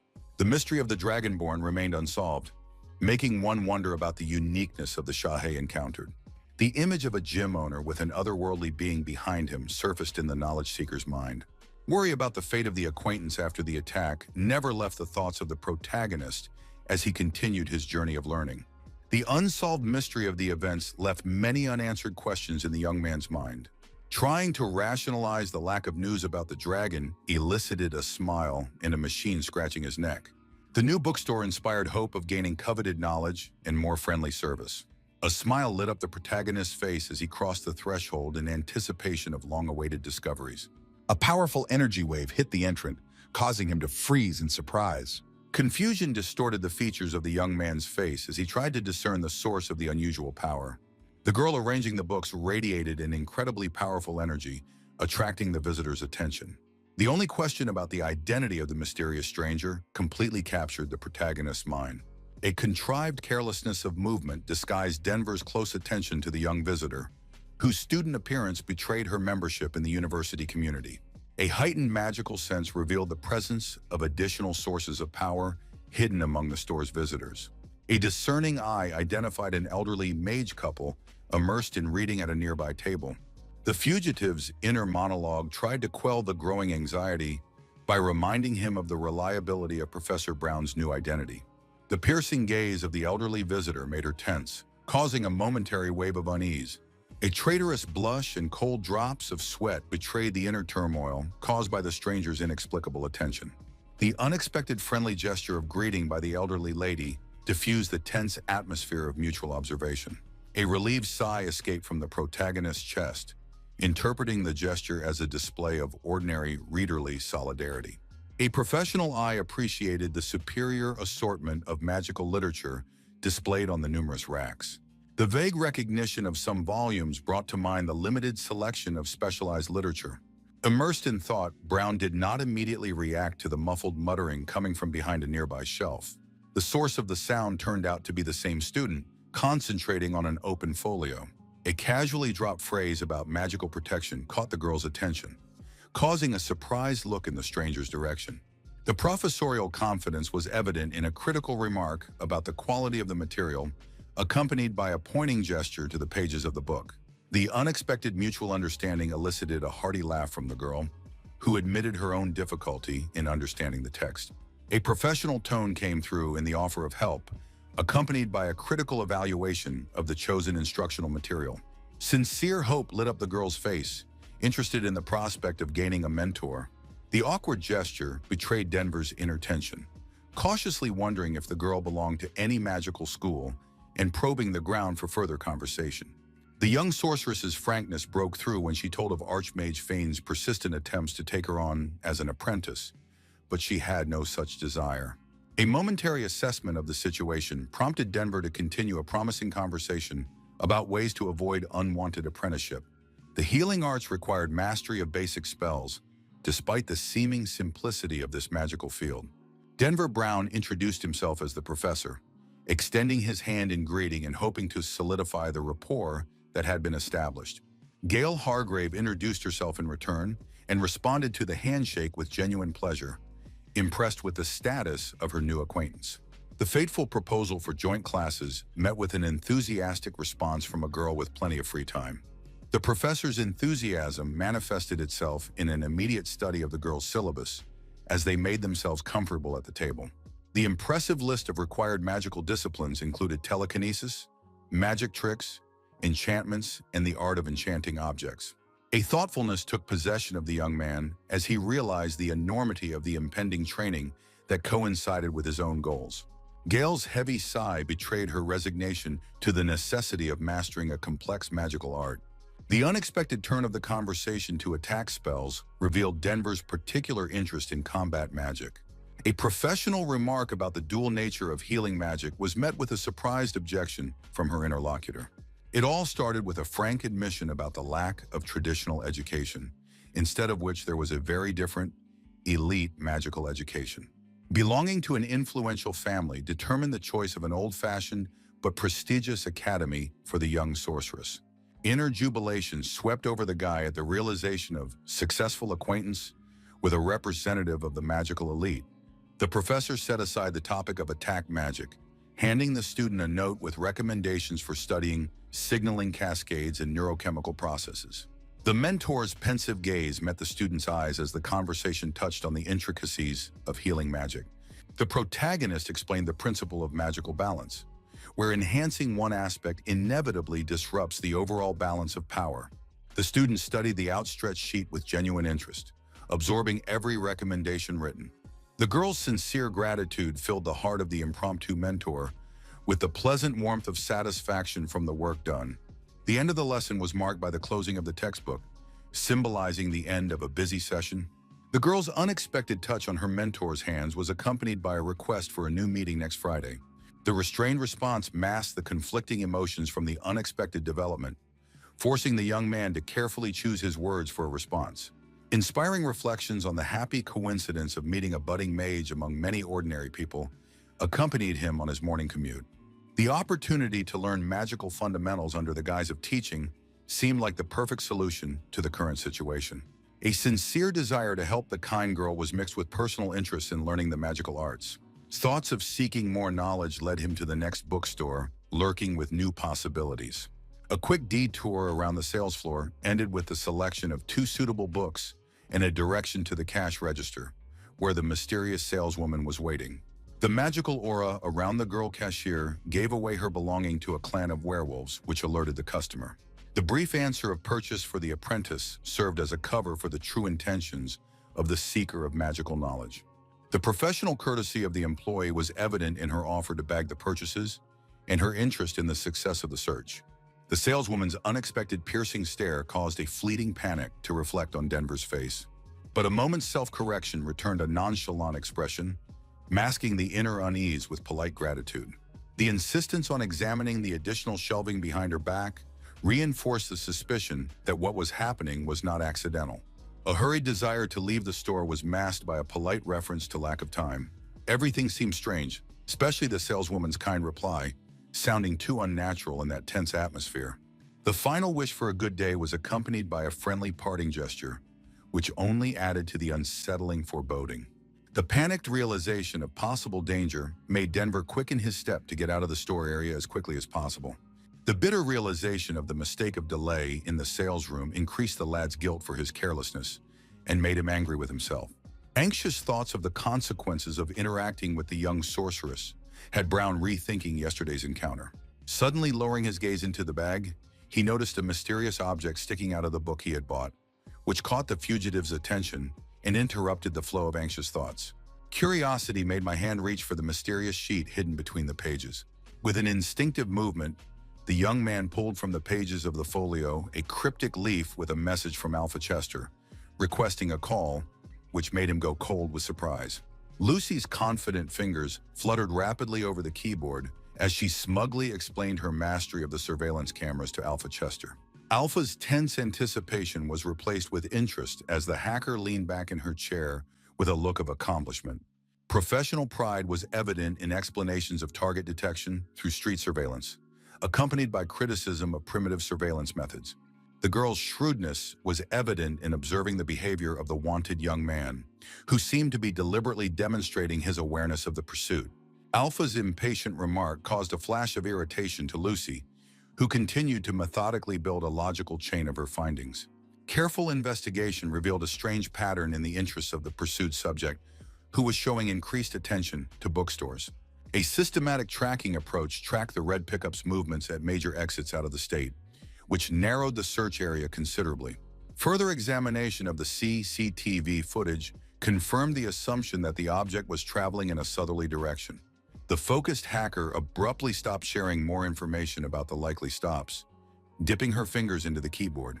Instant video from the cash register showed the last recorded activity of the wanted man in the bookstore. The location of the werewolf-owned store where Professor Denver Brown was spotted was the next point of interest for the search party. Alpha's strategic decision to avoid direct contact with the wanted man demonstrated a subtle understanding of the psychology of the pursued.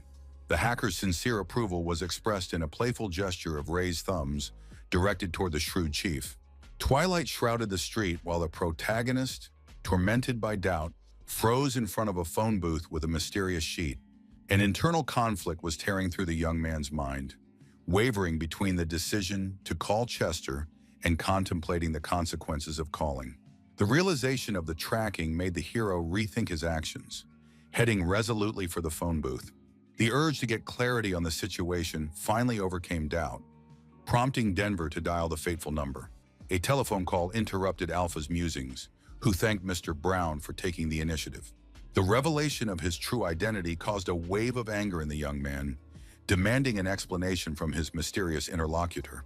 Chester shared disturbing information about the growing rioting by the vampires, mentioning Clara's rescue as a link between the two. The young man's resolute refusal to be a mercenary sounded an instant response to his interlocutor's veiled offer. A few seconds of sepulchral silence hung in the air when the interlocutor mentioned the shocking information about the GMR, making the young man's pupils dilate with surprise.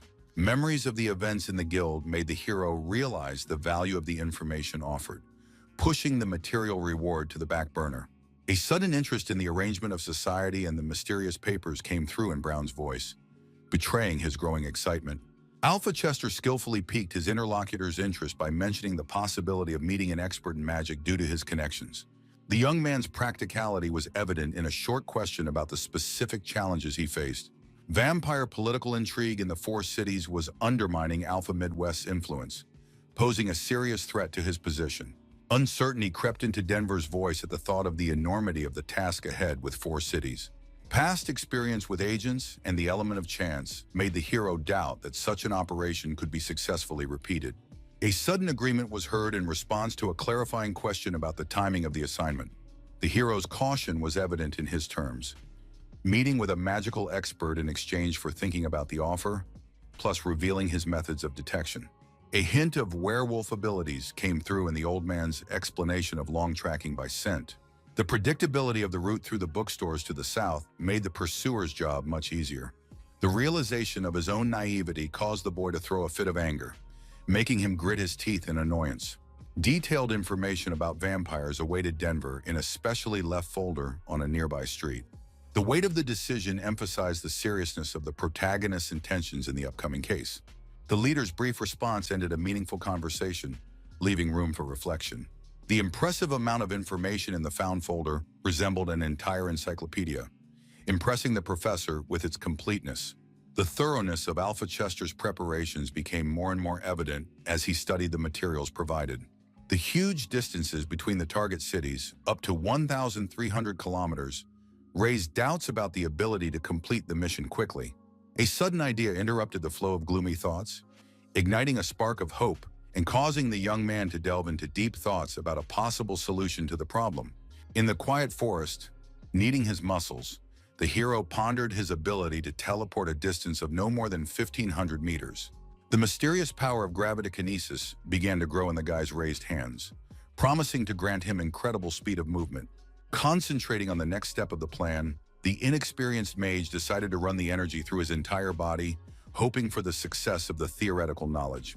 Delight overflowed Brown's heart as his body lifted off the ground a few precious centimeters, soaring through the air. The success was short-lived.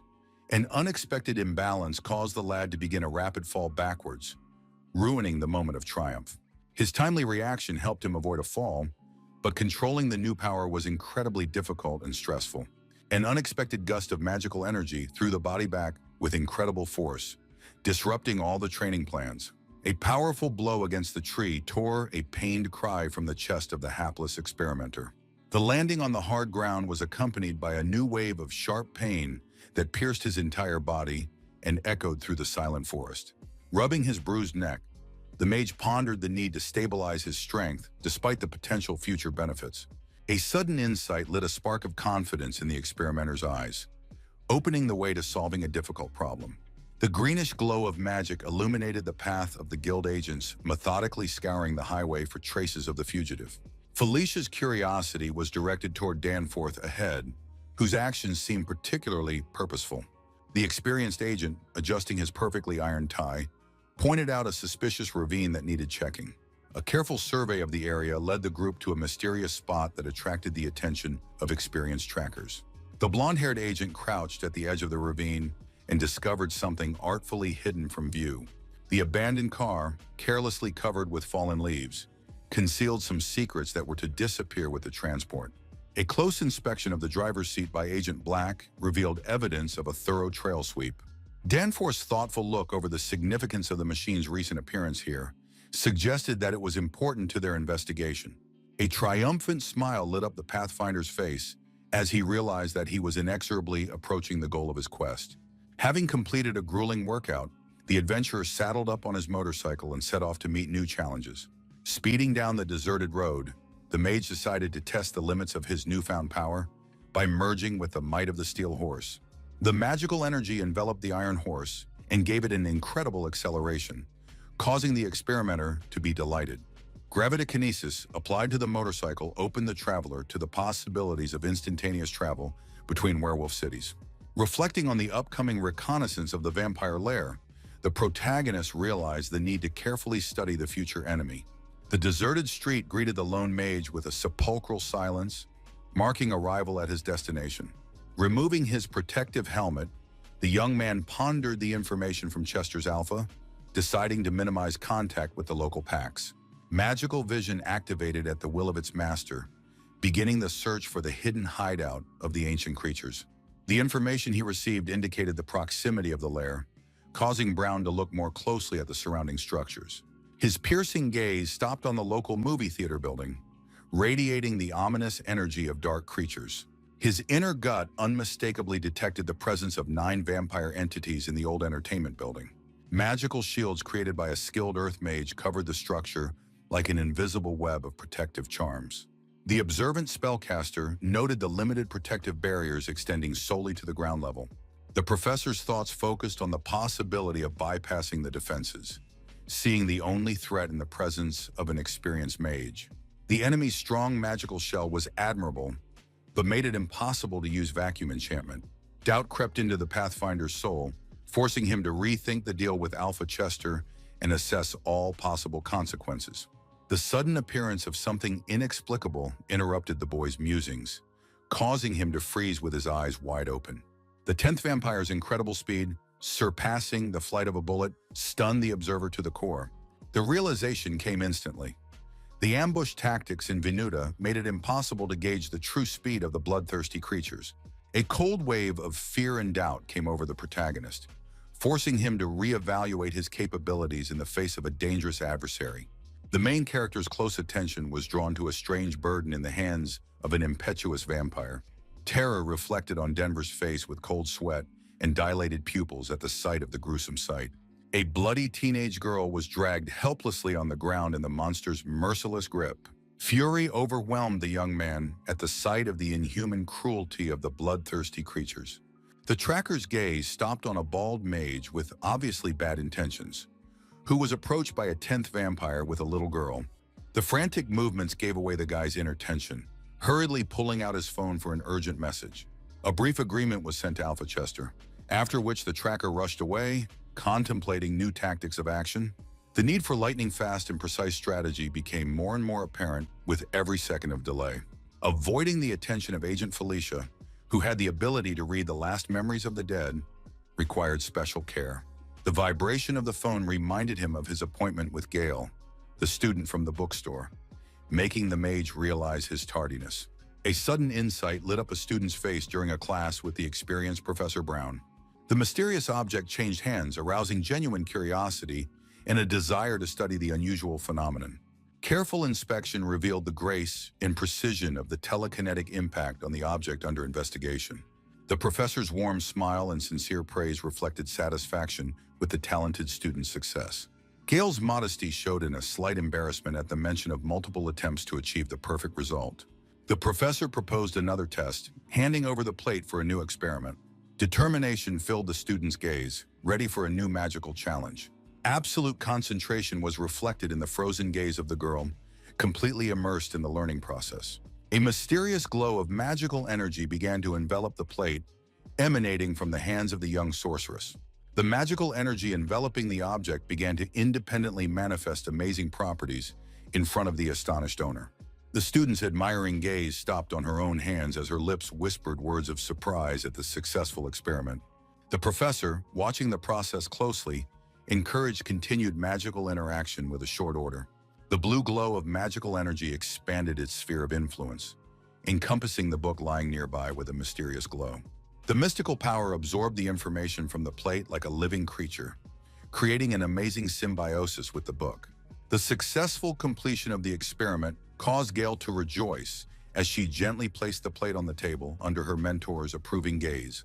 His young student's enthusiastic gratitude for his help translated into an unexpected embrace that took Professor Brown by surprise.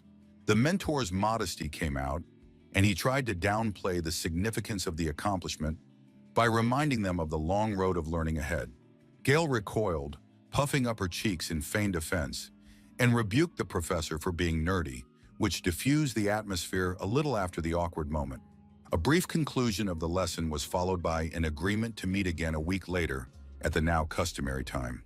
Hargrave began to jump, radiating enthusiasm and affirming her agreement to continue her magical lessons. The professor's musings on the motorcycle revolved around the need for additional supplies, while the briefcase drew out the secrets of the study materials.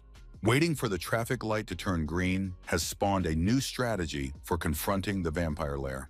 Confidence in the success of the plan conceived was reflected in thoughts of the imminent destruction of the bloodthirsty creatures striving ahead of the professor. Denver rejected the idea of using firearms, instead turning to the destructive power of thermite, a deadly mixture of metal oxide and aluminum. The incredible power of this compound found peaceful uses in industry, where it was used to weld massive railroad rails. The destructive flames of the thermite reaction reached temperatures of over 2,000 degrees, twice the heat of raging volcanic lava. A sinister smile slid across the hero's face, realizing that such a temperature was more than enough to destroy the hated vampires. The protagonist went in search of the necessary ingredients, knowing full well that a deadly mixture can be created from the most common items. The initial phase of the plan consisted of painstakingly collecting rust from old metal pipes found nearby. The next step was painstakingly grinding the aluminum foil into the fine dust needed for a perfect reaction. Carefully observing the proportions of 3:1, the master scrupulously mixed the components until a homogeneous mass. The improvised container for the deadly mixture was an ordinary aluminum can from a carbonated drink. The inventor's satisfaction at creating a homemade weapon was reflected in his thoughtful gaze at the finished product. After an hour of hard work, having amassed an impressive arsenal, he began strategically placing homemade grenades in caches for quick access. The young man's piercing gaze slid over the surrounding objects in search of the heavy object needed to complete the training. The mage's attention was instantly drawn to a massive boulder lurking in a nearby area behind his back. Denver Brown methodically walked around the find a few times, scrutinizing every detail before nodding his thoughts in satisfaction. In the semi-darkened hall of the theater, two audience members were lazily watching the screen where a lowbrow monster movie was unfolding. The second vampire nonchalantly inquired of his buddy, who was enthusiastically devouring popcorn, about the blood supply of the very girls someone had brought in last night. An irritated grunt swept through the hall after the negative answer, accompanied by disgruntled remarks about the need for a new hunt. Suddenly, a tiny portal materialized between the bored creatures, releasing an aluminum can right under their feet. The lit wick sticking out of the improvised grenade instantly triggered a massive thermite explosion. The desperate screams of the agonizing vampires were drowned out by the roaring flames devouring their immortal flesh. The automatic fire suppression system responded to the extreme temperature by flooding the room with streams of water. Alarmed by the noise in the water, the other occupants of the movie theater began to leave their shelters, trying to understand what was happening. Another purple portal silently appeared over the head of one of the bloodsuckers discussing the source of the fire. His comrade's warning shout sounded too late. The deadly jar was already falling through the magical vortex. Only moments separated the vampire from turning into a living torch as his companion watched in horror. The warlock, controlling the attack from a safe distance, satisfied with the success of his tactic, took a second to cover the portal. The guy was determined to maintain the set pace of the attack, immediately starting to prepare the next strike. The wicks of all the strategically placed cans simultaneously flashed with an ominous light, heralding the imminent attack. Denver Brown masterfully activated his magic, channeling deadly projectiles through multiple portals. Streams of water from the fire system proved powerless against the relentless thermite flames devouring the vampires. The creature's death screams echoed around the room, filled with bewilderment and terror. The supreme vampire magician, immersed in watching a fascinating movie, remained blissfully unaware of the carnage taking place. The acrid smoke and piercing howl of the alarm snapped him out of his dormant state, making him realize the danger. The sudden realization of an attack from within made him rush to warn the other occupants. The corridor filled with burning bodies caused the vampire lord confusion due to the inexplicable failure of his protective watchers. The warlock, satisfied with the first stage, focused on the next target, the Earth Mage. The boy cautiously approached the massive boulder, mentally acknowledging the limitations of his knowledge of the enemy's capabilities. Denver realized the uselessness of thermite and bullets against the mage's impenetrable shield, so he needed to act differently. The young man focused his magical energy on the giant boulder, seeing it as the only way to win.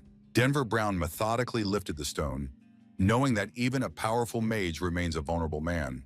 The professor carefully controlled the rise of the boulder until it reached his eye level. The warlock's magical calculations accounted for every inch of the massive weapon's rise until it was well above his height.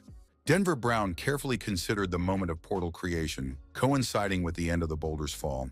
A magical portal materialized over the confused Earth Mage, frantically searching for the source of the danger. The enemy looked up too late, so the last thing the enemy saw was the rapidly approaching silhouette of a huge boulder. The crushing power of the falling stone surpassed all of the mage's defenses, instantly cutting off his existence. The ruined movie theater turned into a gruesome spectacle of burning bodies and a massive boulder under a steady stream of water. The exhausted warlock exhaled in relief, wiping a drop of sweat on his face, convinced of the complete destruction of his opponents. Thoughts of the three remaining nests filled Denver Brown's mind as he slowly made his way back to his trusty motorcycle. An hour later, the young man perched on the roof, watching the raging flames devouring the building across the street, assessing the results of his work. Calm sipping of water from a tin can was accompanied by gloomy reflections on the hopelessness of the enemy's situation. In the tense silence, Alpha Chester watched Lucy's readings intently, eager to learn of any reaction the vampire clan might have to what was happening. The girl's professional eye noted the impeccable cleanliness of the young mage's execution of the operation, continuing to monitor the incoming information. The unexpected vibration of the phone interrupted the leader's musings on the mysterious successes of a young ally. The man intently read the message confirming the consecutive destruction of 2 vampire nests. Bewilderment was reflected on the face of the Midwestern Alpha, who was staring at the phone screen, trying to comprehend the incredible speed of the mission. The protagonist, wasting no time, directed the motorcycle to the 3rd lair, preparing for a new bloody confrontation. The warlock scrutinized the ominous building, trying to determine the exact number of supernatural inhabitants. The lad's magical vision revealed a deadly squad of a dozen vampires protected by 1 skilled guardian mage. Suddenly, the young man's gaze was caught by a strange anomaly, causing him to interrupt his scan of the room. The professor discerned 2 mysterious silhouettes that clearly stood out among the supernatural beings for their human nature. The hazy magical vision revealed terrified captives, shackled in heavy handcuffs and trembling with terror. Rushing through the nighttime city, Denver Brown feverishly pondered a plan to rescue the hostages without the risk of revealing his identity. Tense steps back and forth near the motorcycle gave away the hero's deep thoughts about the upcoming difficult decision. An inner conflict tormented the young man. Rescuing the captives would inevitably reveal his secret identity to unnecessary witnesses. Memories of the frightened faces of the hostages did not give rest to the hero's heart, not allowing him to leave the innocent to their fate. Denver carefully considered an escape plan, realizing the need to find a place easily accessible to the allied werewolves. The hero's keen eyesight snatched up a life-saving solution, a small fast food cafe a few blocks away. Despite the perfection of the shelter he had found, the weight of unfulfilled duty clouded Brown's soul with gloomy forebodings. Steely determination drove the sadness out of the mage's heart as he realized the necessity of destroying the enemy nest. Time was running out, requiring immediate identification of weaknesses in the structure of the opponent's fortifications. A cluster of vampires could indicate a strategically important nest point that required the hero's special attention. Flammable materials represented an ideal target to carry out the intended plan. A sudden insight lit up the young man's face as his gaze settled on the vulnerability his opponent had found. Termite preparation required extra care as the hero extracted the pre-prepared materials. The 6 metal cans spread out on the floor were to provide the necessary power to accomplish the mission. The mysterious glow of portal magic enveloped the hero's hands, ready to finalize preparations for the decisive strike. Mystical energy instantly enveloped all the containers, igniting each wick with the precision of a master. The deafening explosion of the first can broke the silence of the dungeon, marking the beginning of the rescue operation. A sudden rumbling sound made the prisoners in the cell tense up, trying to figure out the nature of the mysterious sound. Curiosity pushed the young prisoner toward the bars, where his gaze searched the dark hallway for signs of the supposed fire. The thick smoke and bright flames that appeared in the distance instilled panic in the hearts of the hostages. The young man's desperate attempts to pull the bars of the grate apart, accompanied by the girl's encouragement, diverted his attention from the portal emerging behind him. Completely absorbed in their desperate attempts to break into the unyielding cell, the prisoners did not notice the mysterious figure that silently materialized in the shadows behind them. The warlock stepped carefully out of the shimmering portal, his soft voice inquiring about the condition of the frightened prisoners, who froze in surprise. The young captive cried out in panic, instinctively shielding the trembling girl from the unknown visitor. Denver, remaining silent, slowly approached the pair, enveloping his right hand in a pulsing magical aura, and with a commanding gesture ordering the hostages to turn around and close their eyes. The guy skillfully manipulated the magical energy around the handcuffs, quietly explaining to the terrified captives the necessity of complete trust for a successful release. A wave of amazement reflected on the girl's face as the heavy metal shackles melted away from her injured wrist without a trace. The hostages, driven by a mixture of fear and hope, obeyed the mysterious savior's instructions without complaint, closing their eyes and sinking to the cold stone floor. The mage was concentrating on forming the complex portal structure, carefully calculating the exit point for the safe transportation of the entire group.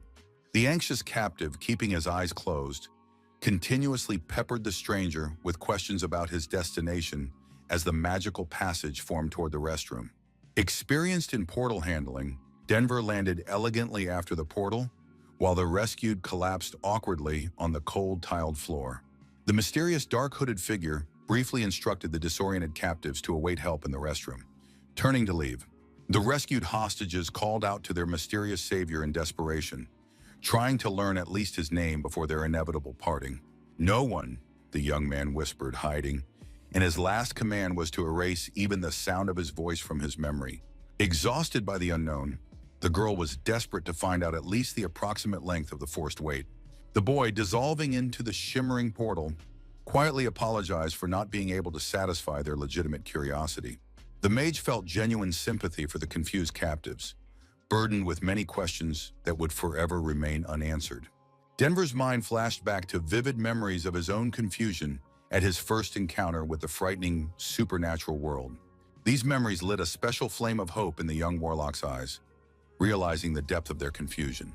Calming himself with the thought of Chester's reliability, the young man sent a detailed message about the elimination of the third nest and the exact location of the rescued hostages.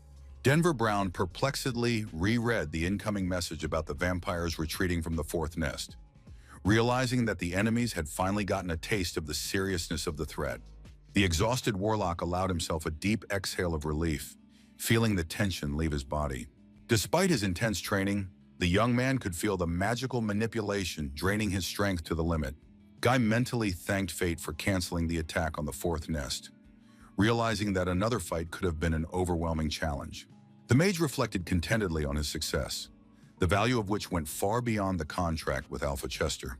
The rescued prisoners, sobbing with happiness in a safe restroom, were living proof of the rightness of the chosen path. Alpha Chester froze with the phone in his hand, trying to comprehend the incredible success of the young mage's operations.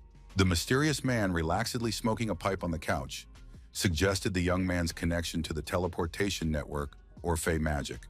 The smoke from the pipe enveloped the speaker as he pondered aloud the mysterious nature of magic other than his own abilities, opening up endless possibilities for accomplishing the impossible. The werewolf leader turned to Lucy for more information, but the hackeress admitted her inability to track the elusive mage. The girl candidly explained the futility of digital tracking attempts due to the warlock's complete refusal to use her phone. Dreamy musings of instantly moving people captured the commander's imagination, giving away his dreams of similar teleportation capabilities for his subordinates. The interlocutor covered his eyes and skeptically assessed the likelihood of the mage revealing his secret methods of movement. Then the Alpha of the Midwest offered a strategic solution: interest the target in something more valuable than a simple conversation with Jasper. Lucy suddenly interjected into the conversation, suggesting the absence of a technician on the opposing team and hinting at a possible collaboration. Alpha Chester expressed concern about the girl's potential involvement, given her strained relationship with the powerful guild. The determined girl emphasized her indifference to the guild's attitude towards mages of her level, demonstrating her readiness for action. The sudden vibration of the mobile device interrupted the lively discussion of those present. The owner of the phone instantly responded to the incoming call, introducing himself with his usual clarity. The voice in the receiver demanded an immediate recall of the operation, leaving no room for discussion. A furious Antoine vehemently accused his opponents of violating an ancient agreement, threatening imminent retribution against the guild for attacks on sacred nests. Alpha Chester remained icily calm, flatly denying his werewolf's involvement in the attacks on vampire territory. Sharp fangs bared in a predatory grin as the enraged interlocutor promised brutal retribution against trespassers. An enigmatic smile slid across the man's face, showing a strange satisfaction at the threat he had received. Furious accusations continued to ring through the phone, accompanied by grim promises to find the true perpetrators of the conflict. The protagonist silently left the scene, leaving behind the echoes of the conflict provoked by his covert actions. Danford's experienced eye followed closely the work of the forensics team, methodically fixing evidence in the charred room. A shrewd Felicia voiced the question hovering in the air about the familiar handwriting's involvement in the new crime. An attentive investigator found characteristic cracks beneath the ash layer that confirmed his dark suspicions. The guild representative noted with growing alarm the familiar handwriting of the criminal, despite the altered tactics. The tense atmosphere thickened by the minute as the investigator realized the growing danger of an unknown adversary. A sudden exclamation from a member of the search party interrupted the gloomy musings, drawing attention to a new piece of evidence. An enigmatic smile lit up Ray's face as the promising find was placed in his hands. The characteristic bearing in the GMR agent's palm unmistakably indicated the involvement of their elusive suspect. The blonde-haired agent scrutinized the mysterious piece, trying to unravel its true purpose in the criminal scheme. His partner's sudden touch interrupted his concentrated musings, calling for silence. A meaningful look from his colleague made the agent realize the need for a confidential conversation without prying ears, to which he asked the criminalist to leave them. His partner instantly remembered the unique abilities of Siren Black, protecting only a select few mages from her charms. Anxious suspicions tormented the girl's mind. Convinced of the spontaneity of the first attack on the vampire nest, intuition told the agent the connection between the kidnapping of young Clara and the sudden rage of an unknown vigilante. The improvised weaponry of the first attack was clearly indicative of the unplanned nature of the attack. The charred remains of an aluminum can in a clear evidence bag hinted at a very different follow-up. The shrewd partner instantly caught his colleague's train of thought, realizing the transformation of spontaneous revenge into cold-blooded hunting. The agent's unanimous decision led them to the Midwest Alpha territory, where all the mysterious incidents had occurred. The majestic figure of Alpha Chester, clad in cowboy attire, radiated the power of ancient werewolf blood. Middle-aged Antoine Lavan, the vampire leader, was awe-inspiring with his sharp fangs and long dark hair. The mysterious Raveb, the blue-skinned king of the Fae, sat on a throne, crowned with an ancient crown. The unique pattern of the murders led agents to believe that the mysterious Fae people were also involved. The cordial Alpha werewolf greeted the agents with a broad smile, gesturing for them to settle into the spacious office. The blonde-haired guild representative lowered himself into a chair, going straight to the point of his visit with professional directness. The werewolf leader shook his head mournfully, expressing sincere regret for the tragic events in the vampire nests. The Alpha solemnly swore his non-involvement in the carnage, reinforcing his words with the traditional gesture of the werewolf oath. The experienced agent instantly recognized the memorized nature of the phrase, typical of a pre-prepared excuse. Danforth cautiously offered to clarify some details, skillfully disguising his growing suspicions as routine questioning. The sudden vibration of the phone interrupted the beginning of the answer, demanding the immediate attention of the office owner. The Alpha of the Midwest apologized to his guests, hurriedly retreating to the window with the insistently vibrating device.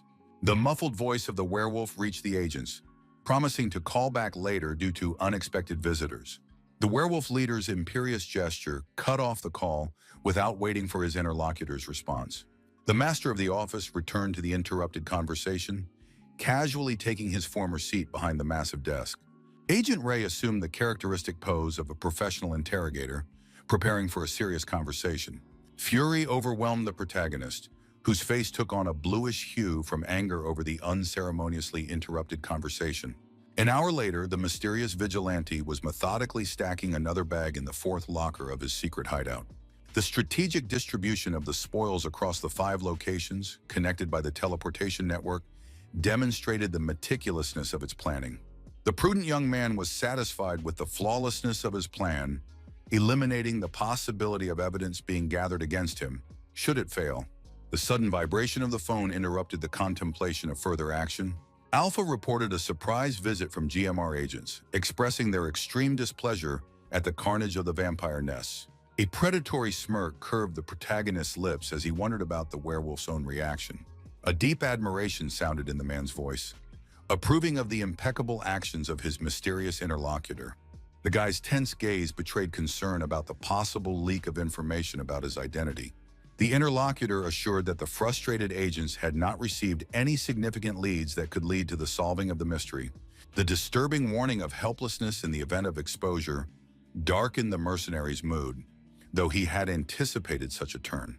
The business atmosphere thickened as the man moved on to the matter of payment, introducing Lucy and Jasper sitting in front of them. The first interlocutor turned out to be an enigmatic magical expert who preferred the simple name Harry. The second specialist, a female technologist, introduced herself with the playful pseudonym Monatochka, demonstrating an unusual approach to conspiracy. A slight chuckle slid across the protagonist's face, instantly associating the protection of phone calls with the talents of an unusual specialist. The energetic blonde took the initiative, snatching her boss's phone, enthusiastically professing her professional admiration for her interlocutor's methods. The girl's technical enthusiasm was expressed in a sincere desire to provide professional support to the mysterious mercenary. But the young man's wary question about his connection with Chester gave away his doubts about Lucy's true intentions. The careless mention of part-time work caused obvious displeasure on the face of the current boss, who was watching the conversation closely. The internal conflict was reflected on the mercenary's face, torn between disbelief and understanding the value of the skills offered. A quick agreement and a request to exchange contacts sounded unexpectedly easy, accompanied by a smile, hiding a careful calculation. The boss's playful teasing caused the alpha to become visibly annoyed, rushing his subordinate to finish the conversation. The unexpected appearance of a third hand interrupted the girl's flirtatious monologue, snatching the phone from the lively conversation. Harry, without releasing his cigarette, firmly intercepted the conversation, turning to a discussion of magical research. The mention of the scanned grimoires instantly attracted the attention of interested parties. Nervousness slipped into the man's voice as he discussed the practical details of relaying important information. The protagonist hurriedly left the place where his secret belongings were stored, satisfied with the arrangements made, and expressing his gratitude for the help offered. The magical expert smoothly handed control of the conversation over to the werewolf leader, completing his part of the exchange. An anxious note appeared in Chester's voice as he prepared to give an important warning. The mention of Antoine Lavan, the brutal ruler of Minneapolis, caused visible fear to distort the protagonist's face. The ominous warning of a violent vampire capable of self-mutilation out of rage emphasized the seriousness of the potential threat. The marvelous grimoires received from Chester, a familiar mage, captured the young man's attention, and he immersed himself in their study for the entire day. The ancient folios were impressive with detailed handwritten descriptions, preserving ancient magical knowledge. The uniqueness of the manuscripts made them inaccessible to ordinary bookstores, emphasizing their exceptional value. Pensive thoughtfulness took over the researcher, realizing the limited information on spatial magic even in such rare sources. The twilight sky outside the window reminded the young man to contact the mysterious Monatochka for more information. A multitude of monitors illuminated Lucy's focused face, whose fingers danced masterfully across the keyboard in search of information. The unexpected appearance of an incoming call from Professor Brown caused the hacker to be genuinely surprised, not expecting contact so soon. A swift movement toward the headphones gave away the girl's obvious interest in the unexpected interlocutor. The initiative in the conversation belonged to the girl, who playfully inquired about her interlocutor's decision regarding her proposal. Cautiously peering out from behind the blinds, the interlocutor brought up the cost of potential cooperation. The joking offer of his services for $50 was accompanied by loud laughter, followed by an awkward pause. The price list of working with Chester became a topic of discussion, with the interest of the assignment directly affecting the final cost of the services. Supernatural beings have traditionally assigned the most monotonous and tedious tasks to ordinary people. Denver suggested that the girl was a werewolf, trying to unravel her true identity. The confession of her parents' magical origin was accompanied by a bitter remark about the absence of such a gift in the girl herself. The vibration of a phone near his ear distracted the hero from the conversation, signaling the receipt of a message with a quote for services. Surprise slipped into her interlocutor's voice at discovering Lucille Harper's real name instead of her usual pseudonym. The decision to abandon the nickname Monatochka was explained by Chester's patronage, guaranteeing the girl's safety. Protection was required because of the uselessness of fake names against agents of the mysterious GMR organization. Doubts about Chester's might sounded in the young man's words based on a recent request for help from a newcomer like him. A playful promise to keep her criticisms private was accompanied by a light laugh from her interlocutor. Chester's royal descent gave him incredible power and impunity for even the worst crimes. The hacker emphasized the exceptional position of her patron, comparable only to archmages and the head of vampires. The mention of Antoine Lavan's name made the young man step away from the window, realizing the importance of the head of the vampires in the supernatural hierarchy. Chester's warning of the vampire leader's power initially seemed like an exaggeration, but the reality surpassed the most serious fears. The realization of the vampire's equal power with the archmages made the hero reevaluate the situation, heading for the bag of stashed weapons. An attempt to formally address Lucille was gently interrupted by a request to use a short name when discussing the search for the rescued. The hacker's fingers ran lightning fast across the keyboard at the mention of a group of people left in the restroom of a roadside fast food joint. Internal anxiety about the dysfunctional situation increased after the disappointing news about the intervention of GMR agents. Irritation reflected on the protagonist's face, mentally berating himself for his decision to leave the victims unattended rather than deal with the situation himself. The interlocutor began to discuss the terms of payment for a future investigation, while the young man methodically went through the contents of the travel bag on the hotel bed, taking out a weighty gold bar, and after looking at it for a bit, an offer followed from Denver to use 2 kilograms of the precious metal as advance payment. Harper's enthusiastic response to the generous offer came in the form of a playful promise of an unforgettable night's work. Confusion colored the young man's cheeks as he pondered the unusual nature of his new assistant. The next morning found the protagonist in the familiar surroundings of the bookstore, which had become a familiar place to visit. The mentor's sincere joy was evident in the encouraging words of support given to the successful student. Gail's amazement was reflected not only in her exclamation, but in the gaze directed at the magical plate, shimmering with ancient magic in her own hands. The dazzling glow of magical energy caught the attention of a casual visitor, forced to shield her eyes from the bright light as she entered the room. The stranger coughed delicately, selecting the right book, causing the embarrassed experimenters to bow their heads in silent apology. Left alone, Professor Brown scratched the back of his head awkwardly, suggesting that the protracted experiment should be ended.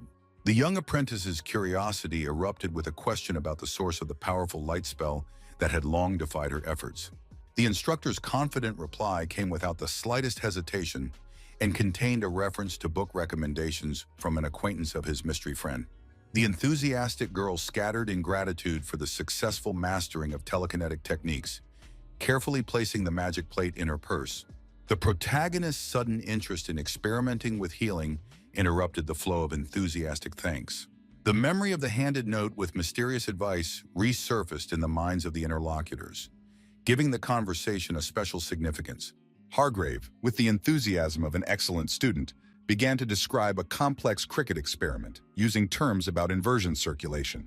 A good-natured smile concealed the young man's growing confusion as he tried to comprehend the flood of unfamiliar, magical terms.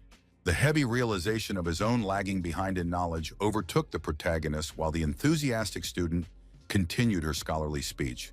The bitter reality of the late start of magical training clouded the boy's thoughts as he listened intently to his interlocutor's enthusiastic story. The hero's admiring gaze noted the incredible speed with which the talented sorceress was mastering new magical concepts. The only obstacle in the scientific experiment turned out to be the startled shriek of the girl at the unexpected touch of the subject cricket. The professor couldn't hold back a hearty laugh as he watched the young researcher's seriousness at such an amusing incident during the study. The heavy atmosphere of the night's gathering filled an ancient hall in another part of the city, where powerful leaders of the supernatural world were gathered. Chester's irritation spilled out in an angry tirade about the unacceptable tardiness of an important participant in the secret meeting. The calm voice of the second member of the meeting tried to quiet the growing tension in the room, foreshadowing the imminent arrival of the latecomer. The muffled voices of those gathered fell silent as the massive door shook under the touch of an invisible hand. The majestic figure of Antoine Lavin, the supreme vampire of Minneapolis, filled the doorway with his grim presence. A scathing cheer escaped the throat of Alpha Chester, the leader of the werewolves of the Midwest, filling the air with hostility. The piercing gaze of the newly arrived vampire literally pinned the speaker in place, radiating ancient power. Supernatural speed carried the vampire to the table, where the two perennial enemies came together in silent confrontation. A deafening fist bang on the table interrupted the brewing conflict when a third party demanded an end to the hostility. The mighty Fairy King urged those gathered to put aside personal quarrels and focus on the true purpose of the meeting. The werewolf Alpha defiantly adjusted his expensive jacket, reluctantly agreeing to return to the formalities of the meeting. The head of the vampires silently followed suit, taking his seat at the conference table. Archimagus Jeanri, a representative of the GMR, officially opened the meeting using his high status. A tense silence hung in the air as the Archmage spoke of the mysterious assassin, causing the vampire and werewolf's gazes to cross again in mute hatred. The protagonist's pensive gaze slid down familiar streets, bringing back memories as his motorcycle froze in the middle of the deserted road. A quiet greeting escaped his lips at the sight of the tattered sign still inviting travelers to the city of Venu. His own home looked untouched, much to the surprise of the young man who had expected to see signs of intrusion by guild patrols. Gratitude for the Langley family overwhelmed my heart, for it was they who had protected the house from the encroachment of the GMR, anticipating the possible return of the master. Supernatural vision quickly revealed 2 stashes of bags safely hidden in secluded areas. The ancient magic obediently lifted the hidden treasures from the bowels of the earth, obeying the will of its master. The contents of the retrieved bags were pleasing to the eye in their integrity, exactly as they had been since the moment of concealment. Denver's calculating eye appraised the piles of gold, mentally dividing the precious cargo between what could be taken away and what would have to be left behind. The protagonist's heavy sigh reflected a growing concern about the financial cost of magical artifacts and the services of Lucy's mercenary. Nimble hands redistributed the gleaming ingots among the bags, eager to ensure a reliable supply for the coming trials. After gathering the necessary valuables and slinging the heavy bag on his shoulder with a determined movement, Brown realized the need to leave the dangerous territory immediately. The silver flash of the motorcycle dissolved into the night's gloom, carrying its rider away from possible witnesses and unwanted goodbyes. The protagonist became an observer, frozen behind a mighty tree trunk, trying to understand the reasons for his inexplicable presence near this place. An inner voice tried to reassure the curious young man, urging him to limit himself to a brief observation of what was happening. Magical vision revealed a picture of a cozy family cafe where 2 women were working behind the counter under the watchful eye of the local sheriff, peacefully chatting with them. The peaceful atmosphere was broken by Jessica's request for assistant Clara to bring frozen steaks. The young girl's cheerful response echoed around the room, filling it with warmth and comfort. Watching Clara leave, Arthur Langley inquired quietly in a whisper about his niece's condition. The sheriff's daughter pondered thoughtfully over the effects of the vampire charms that had left an indelible mark on the unfortunate girl's memory. Her father's hand rested soothingly on Jessica's palm, thanking fate for the happy resolution of that terrible situation. Memories of the mysterious savior filled the girl's heart with warm gratitude for his invaluable help. Suddenly, the werewolf's heightened senses picked up a familiar scent, causing the girl to tense all her senses. Wary Jessica continued to sniff the air, trying to share her concern with her father. A swift dash to the door was followed by a decisive movement of the girl who swung it open, peering eagerly into the street darkness. The silhouette of the departing motorcycle and its roar instantly confirmed the father and daughter's guesses about the presence of their mysterious acquaintance. The fugitive mentally chastised himself for his carelessness, for he realized how close he was to being exposed, but a sigh of relief still escaped his lips quietly. The realization of the need to stay away from his loved ones for their safety weighed heavily on his heart, reminding him of the threat from the GMR agents. While the protagonist was driving the motorcycle, Lucy intrigued him with a question about the location of the guild's mysterious teleportation circles. Surprise slipped into Brown's voice through the earpiece as his gaze remained focused on the winding road ahead. The hacker woman, seated valiantly in her computer chair, expressed genuine bewilderment at his lack of knowledge of the teleportation system. The guy's brief reply about the incorrect assumption prompted Lucy to immediately offer to send a list of publicly available teleportation circles. The girl straightened in her chair and, actively working with her fingers on the keyboard, told about the existence of private circles of influential families. The sudden realization of the importance of the information received made the boy think about the power of noble families and their secret capabilities. The protagonist's teleportation abilities were limited to 150 meters, while the GMR circles allowed him to travel hundreds of kilometers. An inconspicuous mattress store concealed one such mystical circle, which Denver was leisurely approaching on his iron horse. Upon removing the protective helmet, the hero realized the startling truth of how skillfully magical artifacts are hidden among ordinary things. The heavy security of the teleportation circles required special caution, despite all the acquired skills and limited abilities of the hero. Effective use of gravitikinesis on a motorcycle left a distinctive magical trail indicating the user's direction of travel. The magical signature usually had time to dissipate before the agents arrived, but Jessica's unique instincts could change the usual pattern of events. Improving teleportation techniques and unraveling the secrets of GMR's long-distance travel could be the key to the protagonist's elusiveness. Watching the area closely from his spot by the tree allowed the hero to discover one of the mysterious teleportation circles. The considerable distance to the object required closer examination to understand the intricacies of the magical mechanism. Spatial perception proved insufficient to scrutinize in detail the complex structure of the magic circle hidden from Denver's eyes.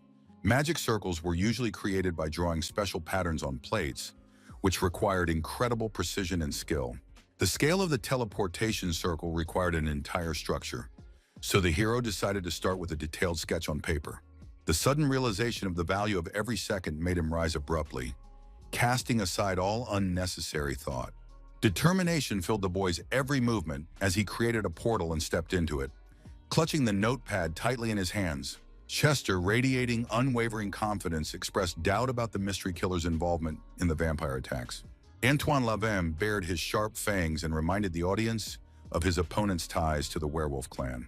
Alpha Chester's furious pounding on the table was accompanied by his adamant refusal to accept the baseless accusations against him. The head of the vampires said his question with a peculiar intonation, deliberately drawing Archmage Jeanre's attention to the ongoing conflict. The Archmage silently stroked his forehead as the vampire pressed for public condemnation of Alpha Chester's actions. King Ravab rebuked his interlocutor for his baseless hysteria, expressing his hope for his prudence in dealing with the Fey people. Deadly rage was read in Antoine's gaze, directed at the Fey ruler after his moralizing remark. The GMR representative rose from his seat to formally announce the lifting of all suspicion on the werewolf clan. Archimagus Jeanre reminded the gathering of the true purpose of the meeting, to discuss the threat of a mysterious and dangerous assassin. The guild's firm stance was to recognize the assassin as a threat to all creatures under their protection, despite the selectivity of the attacks. The vampire spokesman rose swiftly, demanding alternative evidence when the charges against the werewolves were dropped. The Archmage remained remarkably calm, reporting some significant evidence in the investigation. Caution slipped into the werewolf leader's voice at the mention of evidence that might reveal a connection to his secret mercenary. The atmosphere in the room grew heated as Jeanre pulled a small bearing from his pocket, showing it meaningfully to those present. The memory of his conversation with Lucy made the hero increase his speed, realizing the likelihood of Gale using a private teleportation circle. The image of the haughty girl screaming on a crowded bus only reinforced his belief that public transportation was unacceptable to her. Reconciling with the hacker's data, the hero stopped in the parking lot, mentally calculating the location of the nearest circle near the bookstore. Freed from his helmet, the hero's attentive gaze drifted toward the entrance of a nearby store, intuitively sensing the right choice. An exquisite jewelry storefront caught his eye, forcing him to take in the details of the jewelry on display. The similarity of the discovered circle to one previously seen made Denver wonder about the possible versatility of their design.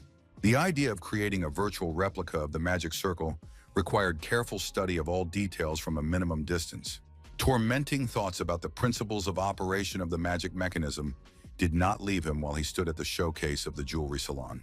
The protagonist's keen, magical sense caught a surge of approaching energy, making his eyes flash with a sudden realization of what was happening. The teleportation circle suddenly lit up with a bright glow, saturating the space around it with dense streams of magical energy. Hargrave materialized from the glowing passageway like a ghost, shrouded in residual flashes of teleportation magic. The mysterious interaction between the arrival tattoo and the energy field of the portal opened the hero a new understanding of the principle of the circle. The magician's inquisitive mind quickly built a logical chain. The uniqueness of the magical tattoo served as a key to access the teleportation network. Thinking about the total control of Mage's movements through portals led the hero to grim conclusions about the surveillance system, which fit perfectly with the guild's paranoid working methods. Frustration tormented the mage, forcing him to bite his lip at his inability to get closer and study the portal's mechanism in detail. A young student walked into the bookstore asking about Professor Brown, puzzling the counselor with her search for a mentor. The strange absence of the always punctual teacher caused the student vague uneasiness and slight confusion. The professor's unexpected appearance from behind the shelving unit, apologizing for the delay, interrupted the girl's anxious thoughts. As she approached her mentor, the student expressed relief with a slight chuckle that she hadn't been forgotten, diffusing the tense atmosphere. Continuing to hide behind the shelving unit for a bit, Brown exhaled in relief, masking the traces of magical activity that the small bearing had absorbed. The hero had completely forgotten about his lesson with Gale, mentally berating himself for his lack of vigilance. Settling habitually at their table, the professor listened to the student's unexpected request to learn the magic of displacement. Reflecting on the difficulty of explaining the magic of movement to a healer was reflected by the slight surprise on the mentor's face. Despair gripped the girl at the thought of the benefits of elemental mages, causing her to lean back in her chair in impotent frustration. Watching the student's reaction, the mentor remembered his own frustrations in learning spatial spells. Memories of the demanding archmage Duvala criticizing the young apprentice's every move surfaced in the hero's mind. Thoughts of taking a little revenge on the teacher with fire magic, causing the woman to thrash around the room in panic, caused a rather loud laugh at the time. The student's sudden question about the connection between gravity magic and displacement spells took the professor by surprise. A drop of cold sweat rolled down the mage's face as he realized the inevitability of the conversation he had tried to avoid for so long. The hero's inner monologue tossed between knowledge of the basics of gravitikinesis and fear of exposure, recalling risky motorcycle stunts. Anxious thoughts of possible identity revelation overwhelmed the mage, as the enthusiastic student grabbed his hands and begged him to show her the spell. Realizing the inevitability of the demonstration, the professor reluctantly agreed to show the basic spell, giving in to the student's insistence. Concentrating the magical flow on the nearest chair, the magician decided to demonstrate the simplest distortion of the gravitational field. Magical energy enveloped the piece of furniture, slowly pulling it off the ground under the attentive gaze of his mentor. The chair froze just above the mage's head, demonstrating a basic levitation spell of gravity magic. An attempt to justify the modesty of the demonstration by fatigue was interrupted by Gale's enthusiastic exclamation of amazement at the miracle she had seen.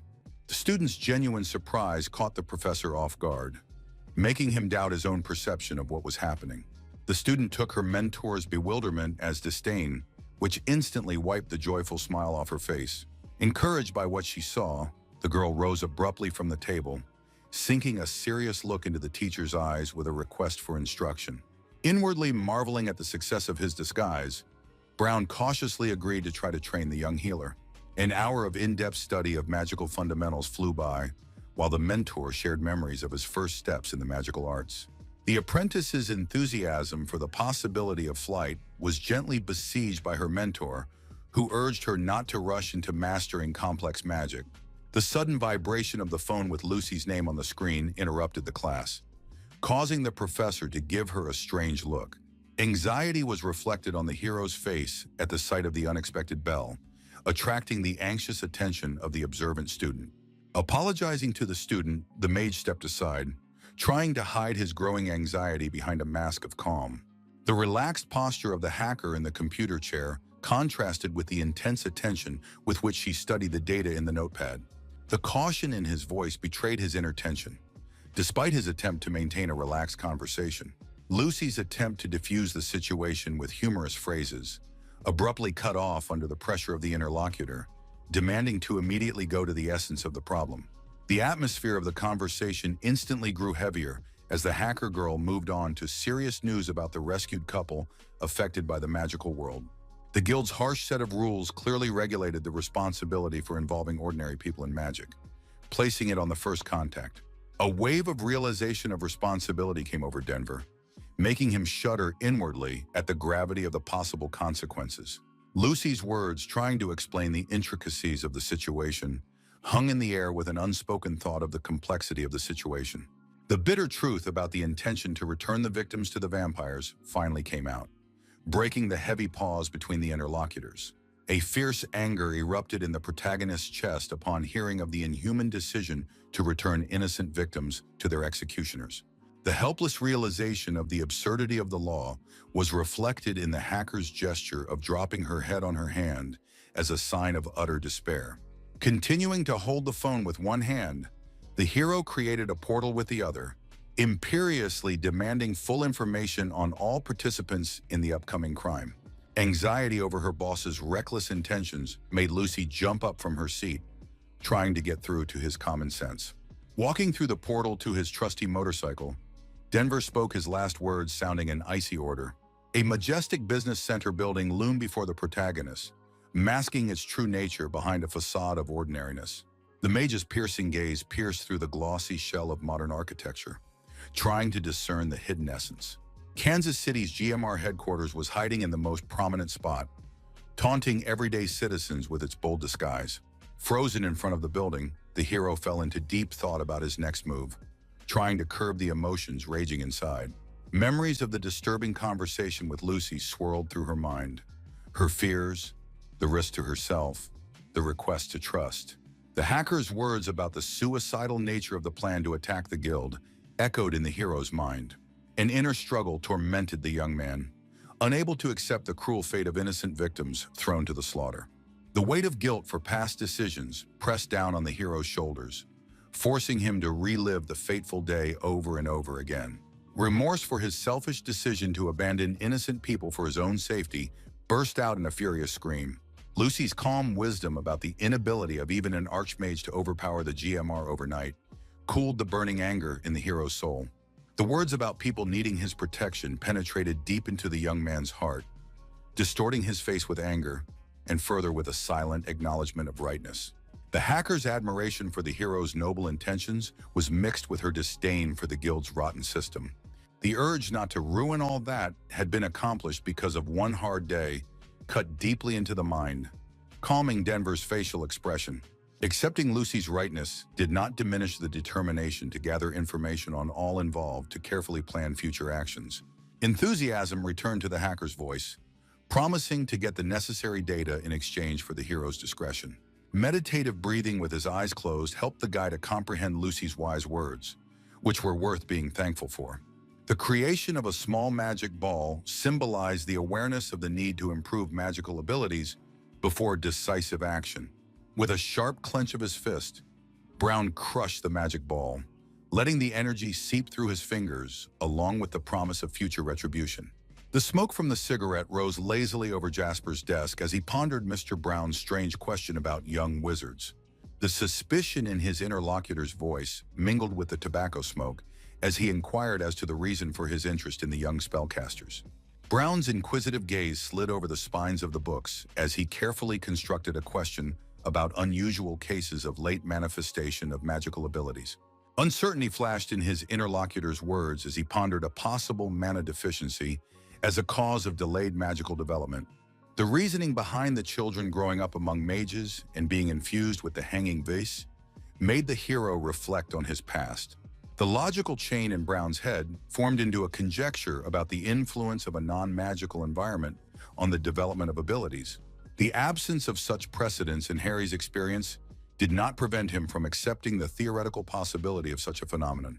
Memories of the first burst of magic during the incident at Shahay's fitness club flashed through the protagonist's mind. The realization of the connection between his parents' lack of magic and the late awakening of his own abilities lit up Brown's thoughts. The bitter nostalgia of an unfulfilled childhood amidst magic was reflected in dreams of simple magical fun. Harry's unexpected question about a possible secret child interrupted his interlocutor's musings on the nature of magical abilities. An enigmatic smile slid across the young man's lips as he bid Harry an evasive farewell, thanking him for his help. The roar of the motorcycle merged with Lucy's voice in her earpiece as the conversation turned to the topic of her magical family. The nonchalance in the hacker's voice contrasted with the bitterness of the words about fun in the Harper household. Cautious attempts to talk to her interlocutor hid behind a sympathetic interest in her past. The indifferent confession about working as an errand boy for the guild hid the deep resentment of the non-magical child. Brown's brief praise of Brown prompted Lucy's counter-question about his own family, colored by genuine curiosity. The suspicion of coordinated questioning from either Jasper or the hacker flashed through the young man's calm voice, hinting at Chester's involvement. A light laugh accompanied the girl's words about the mysterious hero who had suddenly appeared in the city, whose mystery attracted everyone's attention. A skeptical grin touched the main character's lips at the mention of Alf Chester's words about his awesomeness and mystique. An evasive answer about his personal life sounded under the murmur of the motorcycle, while the guy concentrated on driving the iron horse. The playful suggestion of exchanging stories on a first date made the young man blush, recognizing the tortured charm of the interlocutor. Stopping outside a bookstore, Brown gently deflected the hacker's insistence, not feeling ready to reveal all his secrets. A teasing comment about anticipation was accompanied by a click of the phone's camera, capturing the moment in selfies. A brief goodbye and the abrupt disconnection of the earpiece emphasized Denver's desire to cut off the embarrassing conversation. A sudden picture message from a recent conversation partner caught the guy at the moment he was hiding his phone. A warm smile lit up the protagonist's face as he thoughtfully examined the resulting image. The usual study atmosphere was disrupted by the obvious fatigue of a female student who dropped her head on her book in protest at the endless studying. The mentor's attempts to remind her of the importance of learning were dashed by the student's complaints about the excessive dryness of the instructional materials. The suggestion to take a break instantly revitalized a tired Gale, eliciting enthusiastic praise for the understanding teacher. The protagonist, remembering previous lessons, awkwardly tried to apologize, explaining his disappearance with an emergency with a colleague. Hargrave's sincere gratitude for Hargrave's time was mixed with concern about possible interference with her mentor's work. The professor hastily interrupted the student's self-deprecating thoughts, emphasizing his sincere enthusiasm for their shared studies. In a burst of gratitude, the girl grabbed the teacher's hand, offering her help as a return favor for his mentorship. An enigmatic smile flashed across Brown's face as he hinted at a possible request for his student. There was excitement in his voice as he began to talk about finding an alternative to the guild's cumbersome teleportation circles. Hargrave thoughtfully mentioned the homebond her father had used, offering to demonstrate its operation. His mind was already drawing possible images of the mysterious device he had first heard about from his student. The professor expressed a keen interest in the demonstration, mentioning his friend's theories requiring further investigation. A sudden wariness appeared in Gale's gaze as she inquired if his friend was a dimensional mage. Tension was building as Denver noticed the student's anxious gaze drilling through him. Gale lowered her voice to a whisper, warning of the dangers of divulging such information without the master's permission and GMR oversight. Cold sweat broke out all over the protagonist's body as the realization of the possible consequences made him blush. There was unconcealed alarm in the apprentice's whisper when she mentioned the rumors of Archmage Duval's reaction. The last phrase sounded like a sentence. No one else saw those who had incurred the wrath of a powerful warlock. The teacher's parting gesture accompanied Gale's departure, promising to find out from her father about the mysterious homebond before next week. Thoughts of new fast travel capabilities swirled in the mind of the apprentice as she descended the stairs to the teleportation circle in the basement of the jewelry store. Approaching the magical portal, the girl exposed her tattooed hand to read, pondering the tedium of guild teleportation. Concern for the professor's possible problems with the guild was reflected in the thoughtful look she gave the glowing tattoo. Confidence in her mentor's competence gave the young apprentice determination as she stepped into the glowing teleportation circle. The instantaneous movement ended with the girl from the identical circle appearing in a completely different location. The meeting woman greeted Ms. Hargrave respectfully, offering to escort her to the private teleportation network. The attendant opened a massive door, letting Gale into the next hall of the guild complex. The spacious room was modeled with many teleportation circles of various activities, giving the impression of a busy magical station. The unusual busyness of the private teleportation network caused the observant student to be alarmed. The attendant shared troubled observations of increased guild activity and increased mage movements. Tense thoughts about what was happening consumed Gale's attention, allowing only a brief reply to her interlocutor. The final teleportation finally transported the tired student into the family mansion's home walls. The butler greeted the young mistress with his usual courtesy, inquiring about her progress in today's magical studies. Complicated feelings about the learning process poured out in an emotional monologue of a girl handing over her outerwear to a caring Jemison. The man tried to cheer up the heiress of House Hargrave by reminding her of the high expectations placed on her noble lineage. Relief flashed across the girl's face as she shared her eagerness to see the end of the whole ordeal. A luxurious bathroom welcomed the young mistress into its embrace, where two maids carefully tended to her hair and hands. The next challenge for the young aristocrat was choosing a suitable outfit from the vast closet of the family mansion. An exquisite yellow dress with a dark brown sash that elegantly descended below her knees caught the young lady's attention. The daughter's respectful greeting, expressing joy at her father's rare moment of respite, filled the spacious office. The head of the household broke away from the newspaper to share news of the political intrigue surrounding the mysterious vampire hunter. A shiver ran through the young lady's body at the mention of the sinister hunter, betraying her genuine fear of the unknown threat. Her father's warning of her archmage grandfather's visit made the girl inwardly brace herself, preparing for the important meeting. The young lady's sudden change of subject attracted the wary attention of the head of the Hargrave family. Tiredness and tension were reflected on the face of the head of the family as he broke away from his thoughts to listen to his daughter's request. The young student gingerly moved the paper away from her father's face, wondering if she could borrow a home bond to demonstrate to the study group. Mr. Hargrave, finally breaking away from reading, emphasized the value of the artifact, issued personally by Archmage Duvala under special rules. The pleading gesture of folded hands emphasized the sincerity of his daughter's promise not to activate the device, but to use the artifact for research purposes only. Her father's heart trembled at Gale's earnest request, forcing him to relent despite his inner doubts. The young lady's explosion of joy erupted into a swift embrace as she pressed her cheek against her distraught father's face. The measured family scene was interrupted by Jemison's voice announcing the readiness of dinner through the ajar door of the dining room. A joke by the head of the household about the possible appearance of her grandfather and his influence on the atmosphere of the evening brought a hearty laugh from young Hargrave.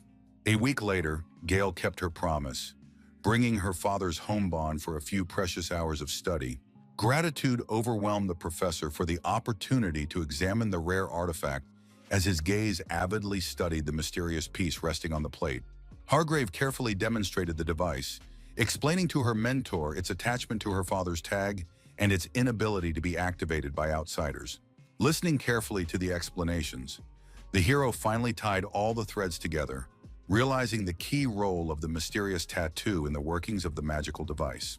Concentrating on the components of the artifact, the young man listed the main elements aloud: the enchanted plate and the personalized ring he was about to try on. The outward simplicity of the mechanism concealed a complex magical structure which did not escape the experienced eye of the researcher and Gale's questioning gaze. The student's penetrating gaze demanded an explanation, cutting through the silence with a question about understanding the complexity of the artifact. Masking the true depth of his knowledge, the professor speculated on the rarity and skill of the Archmage's creation of such items. His spatial sense allowed the young man to see the hidden layers of enchantment, while he pretended to simply examine the unusual ring. A violet glow enveloped the mage's finger as his mind tried to unravel the final mysteries of how the magical mechanism worked. A deep reverie consumed the hero, not noticing the student's anxious attempts to attract his attention. Suddenly waking up from his musings, the pale professor scattered in gratitude, returning the artifact to his devoted student. The bartender carelessly shared his observations with the blonde-haired guild agent, denying the appearance of anything truly unusual. Philosophical musings on the oddities of a biker town with werewolves poured from the lips of a bartender, distracted from his daily duties. Danford's polite gratitude for his time contrasted with the barely contained irritation of Felicia standing nearby. The frustrated agents left the bustling bar, gloomily discussing another fruitless search that had dissolved into a web of urban secrets. Agent Black bitterly noted the complete lack of information from all magical races, as if the suspect was a ghost among the living. The guild representative was perplexed by the loner's incredible ability to elude the all-seeing eye of the magical community. Ray pulled out a tattered packet and followed it with a cigarette, thoughtfully noting the exceptional talent of their elusive adversary. Dark thoughts filled his partner's mind, realizing how precious time was slipping through her fingers, along with her chances of catching the culprit. Danford let out a cloud of smoke, hinting at the ambiguity of the situation and the possibility of an alternative view of what was happening. The tense dialogue between the agents revolved around the possibility that the perpetrator might disappear forever, vanishing into the vast world. The experienced investigator, taking a drag on his cigarette, shared an observation about the rare ability of criminals to be satisfied with what they have achieved. Inexorable logic suggested that sooner or later, the lurking predator would make a new movement, giving away its presence. Each subsequent action of the criminal increased the chances of a fatal mistake that could lead to his capture. The astute partner picked up on a key detail. The altruistic motive of the first appearance indicated the existence of emotional attachments. The blonde-haired agent speculated on the humanity of their target, suggesting secret allies among the common folk. A single mistake by any of the accomplices could instantly destroy the carefully constructed conspiracy. The persistent inventor conducted many experiments with laser engraving until he achieved the desired result, looking satisfied with the creation on the crumpled bed. The young man's eyes lit up with genuine delight when he realized he was holding a working home bond of his own making. The next step was to fill the magic ring with mysterious vis energy, which the inventor proceeded with extreme care. The young mage was well aware that fully charging the artifact would instantly activate the spatial movement mechanism. The cherished target of the experiment was a magical plate gleaming mysteriously in the semi-darkness of the bathroom. A focused brown continued to infuse the ring with vis energy, sensing the climax approaching. The powerful artifact suddenly burst out of its master's hands, hovering in the air and emitting pulsing waves of released energy. The space distorted with a flash of light, leaving behind only an empty bed where the protagonist had been a second ago. The teleportation worked flawlessly, transporting the inventor to his intended destination, but the hard landing left painful reminders. Rubbing his bruised back after colliding with the cold edge of the tub, the mage mentally noted the need to refine the landing mechanism. A triumphant smile lit up Denver's face as he regarded the marvelous ring resting once more in his palm. The boy was amazed at his own accomplishments, realizing that in a few days of research he had penetrated deeper into the mysteries of spatial magic than all the official guild teachings. Reflecting on Archmage Duval's tight control over spatial mages, the young man understood the real reason. The limitless potential of this power could shake the established hierarchy of the GMR. A grim realization of the true extent of the danger made the lad bow his head, sinking into anxious reflections on his situation. The ominous shadow of the guild loomed over every deserter mage, turning their existence into an endless game of hide-and-seek. Daring dreams of exposing Archmage Duval's insidious plans filled the fugitive's heart with uplifting hope.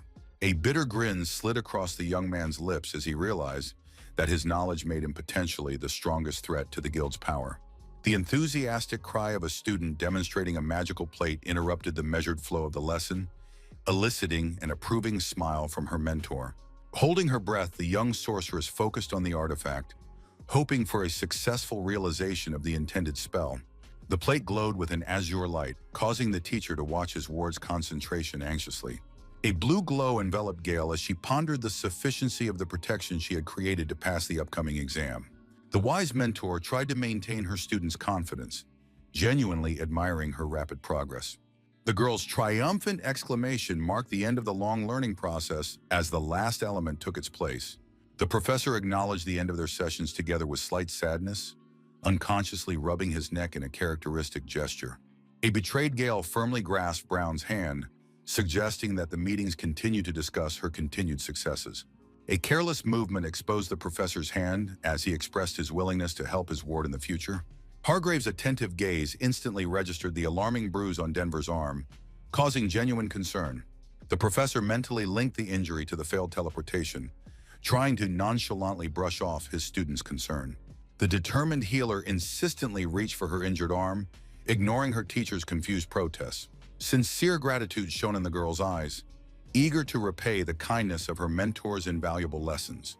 A soft laugh dissolved into thin air as healing magic began to flow to Brown's injured arm.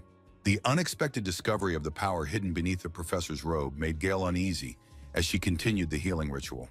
The healer's penetrating gaze studied the unusual mentor, whose mysterious aura was noticeably different from the usual image of an academic professor. Satisfied with the results of the treatment, the girl slowly withdrew her hand, announcing that the bruise would soon disappear. Professor Denver looked admiringly at the healed hand, sincerely praising his student's healing talent. Gale hurried to register for the exam, anxious to retain all the knowledge she had learned. A sudden impulse caused the professor to hold the departing student by the arm, asking her to linger for a moment. Her mentor's sincere belief in Gale's abilities came through in his earnest words of encouragement. A grateful smile lit up the young sorcerer's face as she hurried out of the classroom with a new boost of confidence. The next day found Hargrave at the exam site, clutching the magic plate tightly. The methodical examiner prepared a notebook announcing the start of the test. The blue glow of magical energy obediently flowed through the sorceress's palms, demonstrating her excellent command of basic light spells. A magical aura enveloped the girl, lifting her above the ground in a flawless display of skillful movement. The protective shields materialized at the student's will, eliciting approving notes from the examiner. The checker's praise prefaced the transition to the next, more difficult stage of attack magic. A heavy exhale gave away Gale's tension before the most difficult test of her magical abilities. A mental mantra of self-support helped the girl concentrate on all the knowledge she had gained. Realizing the time constraints of the exam, the sorceress resolutely put her hands forward, preparing to demonstrate an attack spell. Magical energy rushed towards the training dummy through the sorceress's outstretched arms, forming a concentrated energy flow. The power of the spell exceeded expectations. The mannequin shattered into many tiny shards under the pressure of magical power. A rapturous cry of success burst from Hargrave, making her jump with overwhelming happiness. The examiner's harsh voice cut through the atmosphere of triumph, demanding an explanation for the phenomenon he had seen. Gale excitedly explained the principle of her healing attack, which was based on manipulating an opponent's bloodstream. The checker thoughtfully made notes in his notebook, not giving away his attitude to what he saw. Uncertainty crept into the girl's voice as she tried to defend the effectiveness of her unusual spell. The mysterious behavior of the examiner leaving the room left Gale in a confused loneliness. 4 hours of agonizing waiting turned into an eternity for the excited student. The appearance of Felicia and Danford's agents broke the oppressive silence, making the girl's heart flutter with surprise. The panicked fear of failing the exam was replaced by bewilderment at the sight of the representatives of the Magic Regulation Guild. The blonde-haired agent took an unusual interest in the healing attack technique, approaching the tense student. A direct question about the authorship of the mysterious spell was met with an honest negative answer by a confused student who did not understand the reason for the interrogation. The GMR representative's face lit up with unconcealed triumph as Gale spoke at length about the mysterious mentor and his research into healing. A predatory smile slid across the agent's lips, sensing the proximity to his elusive target. The innocent mention of Professor Brown's name echoed through the tense silence of the room as if the last piece of the puzzle had fallen into place. The agent's imperious order and the ominous mention of possible problems made the blood freeze in the veins of a frightened Gale. Realizing the gravity of the situation, an anxious note slipped into Lucy's voice as she stared into the multitude of monitors, waiting for her chief's response. The tension released the hacker a little when the conversation turned to the looted information on the guild, especially the elusive assassin whose story amused the girl. In a quiet voice, Lucy told of lurking vampires waiting for a new wave of murders, but weeks of silence had calmed the situation. The protagonist's pensive gaze slid over the contents of his backpack as he pondered the benefits of an inconspicuous existence. A magical plate gleaming in the depths of the bag caught the young man's attention, generating new questions for the interlocutor. Examining the artifact carefully in the light, the hero cautiously inquired for information about the Hargrave house. Lucy's worried cry gave away her obvious concern about her boss's intention to contact the powerful clan. The young man delicately recounted his acquaintance with Gale, masking genuine interest with simple curiosity about her background.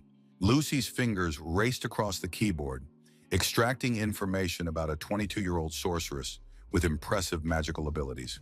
Anxious notes in the hacker's voice made the interlocutor wary, anticipating unpleasant discoveries. Anxiety crept into the young man's voice as he tried to ascertain the cause of his assistant's sudden alarm. The ancient house of Hargrave was at the origin of half of the known combat spells used by modern mages.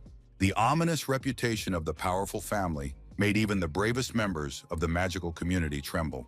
Archimagus Hargrave, known for his stubbornness, became famous as the founder of battle magic that almost no one could resist. An unexpected fact was his daughter's affiliation with healers, which was contrary to family tradition. Suspicions of incest arose involuntarily when analyzing the unusual combination of magical abilities, casting a shadow on the reputation of the ancient family. The assumption of a casual connection with a healer seemed the most unlikely explanation for the appearance of such an unusual gift in young Gale.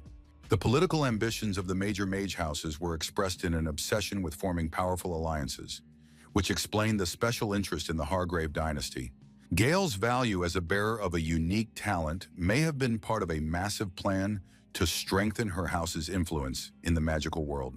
Lucy's warning sounded especially ominous at the mention of the Archmage, Gail's powerful grandfather, capable of destroying any obstacle.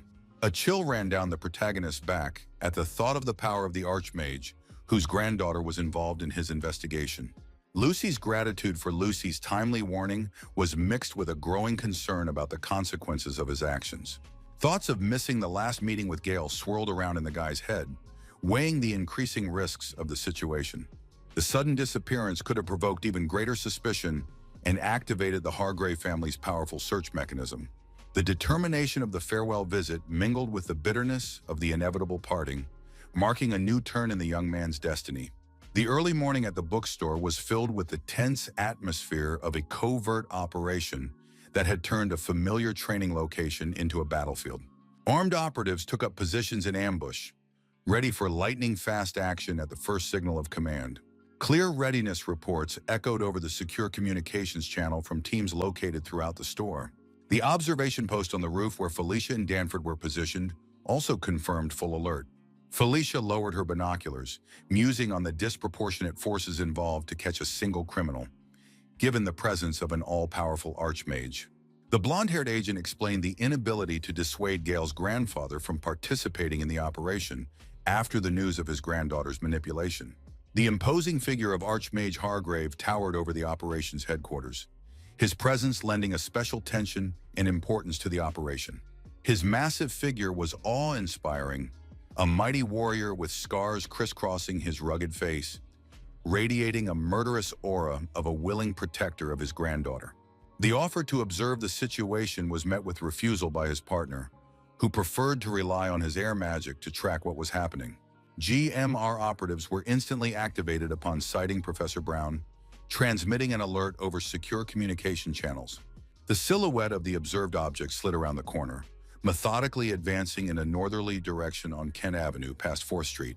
The magical teleportation trace remained the only evidence of the target's presence, suddenly disappearing around the corner of the building.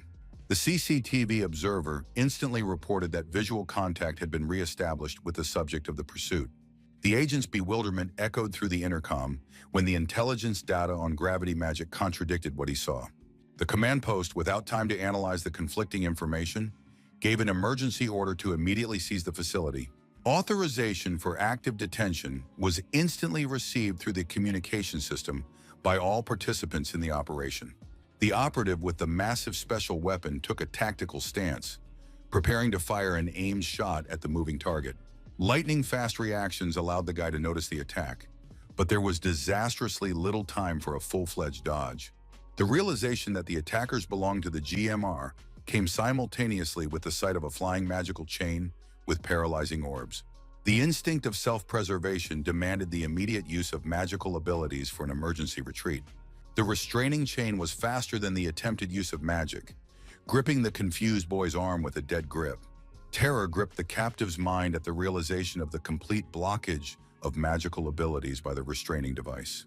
The task force watched as the exhausted young man sank to his knee in the middle of the parking lot, feeling a rapid loss of energy. The distinctive whistle of a second magic trap was heard from behind, rapidly approaching the immobilized target. The magical bindings completely wrapped around the main character's body, robbing the last remnants of the ability to resist. The triumphant cheers of the task force echoed across the parking lot as the target was finally neutralized and pinned to the ground. The blonde-haired agent, along with his partner, using displacement magic, were instantly on the scene of the successful apprehension. A sudden flash illuminated the parking lot space just as the guild representatives approached the capture site. The confused looks of the task force members stared in the direction of the unexpected light phenomenon, trying to assess what was happening. A bright flash accompanied the appearance of Gail's grandfather, whose thundering voice demanded the extradition of his granddaughter's abuser. Danford, maintaining diplomatic courtesy, asked the Archmage to allow the investigation to be completed. The operative pointed to the immobilized captive, emphasizing the effectiveness of the security measures employed and the impossibility of escape. The GMR representative assured the Archmage of the subsequent transfer of the detainee to his custody once the necessary procedures had been completed. A tense, magical aura surrounded both interlocutors, giving the impression of an invisible confrontation between powerful forces. The task force froze in silent bewilderment, trying to comprehend the unexpected turn of events at the scene of the arrest. Archimagus Hargrave, demanding full access to information on the case, majestically departed, leaving behind an oppressive silence. The blonde-haired agent ordered a thorough search of the detainee for evidence related to the vampire murder. The exclamation of the discovery of potential evidence broke the anxious silence just moments after the search began. The operations manager approached the find, scrutinizing the object the team member had discovered. A victorious mood swept over the agent at the sight of a ball bearing gleaming mysteriously on a metal chain. The guild representative's excitement was transmitted to the entire team as he turned to his subordinates triumphantly.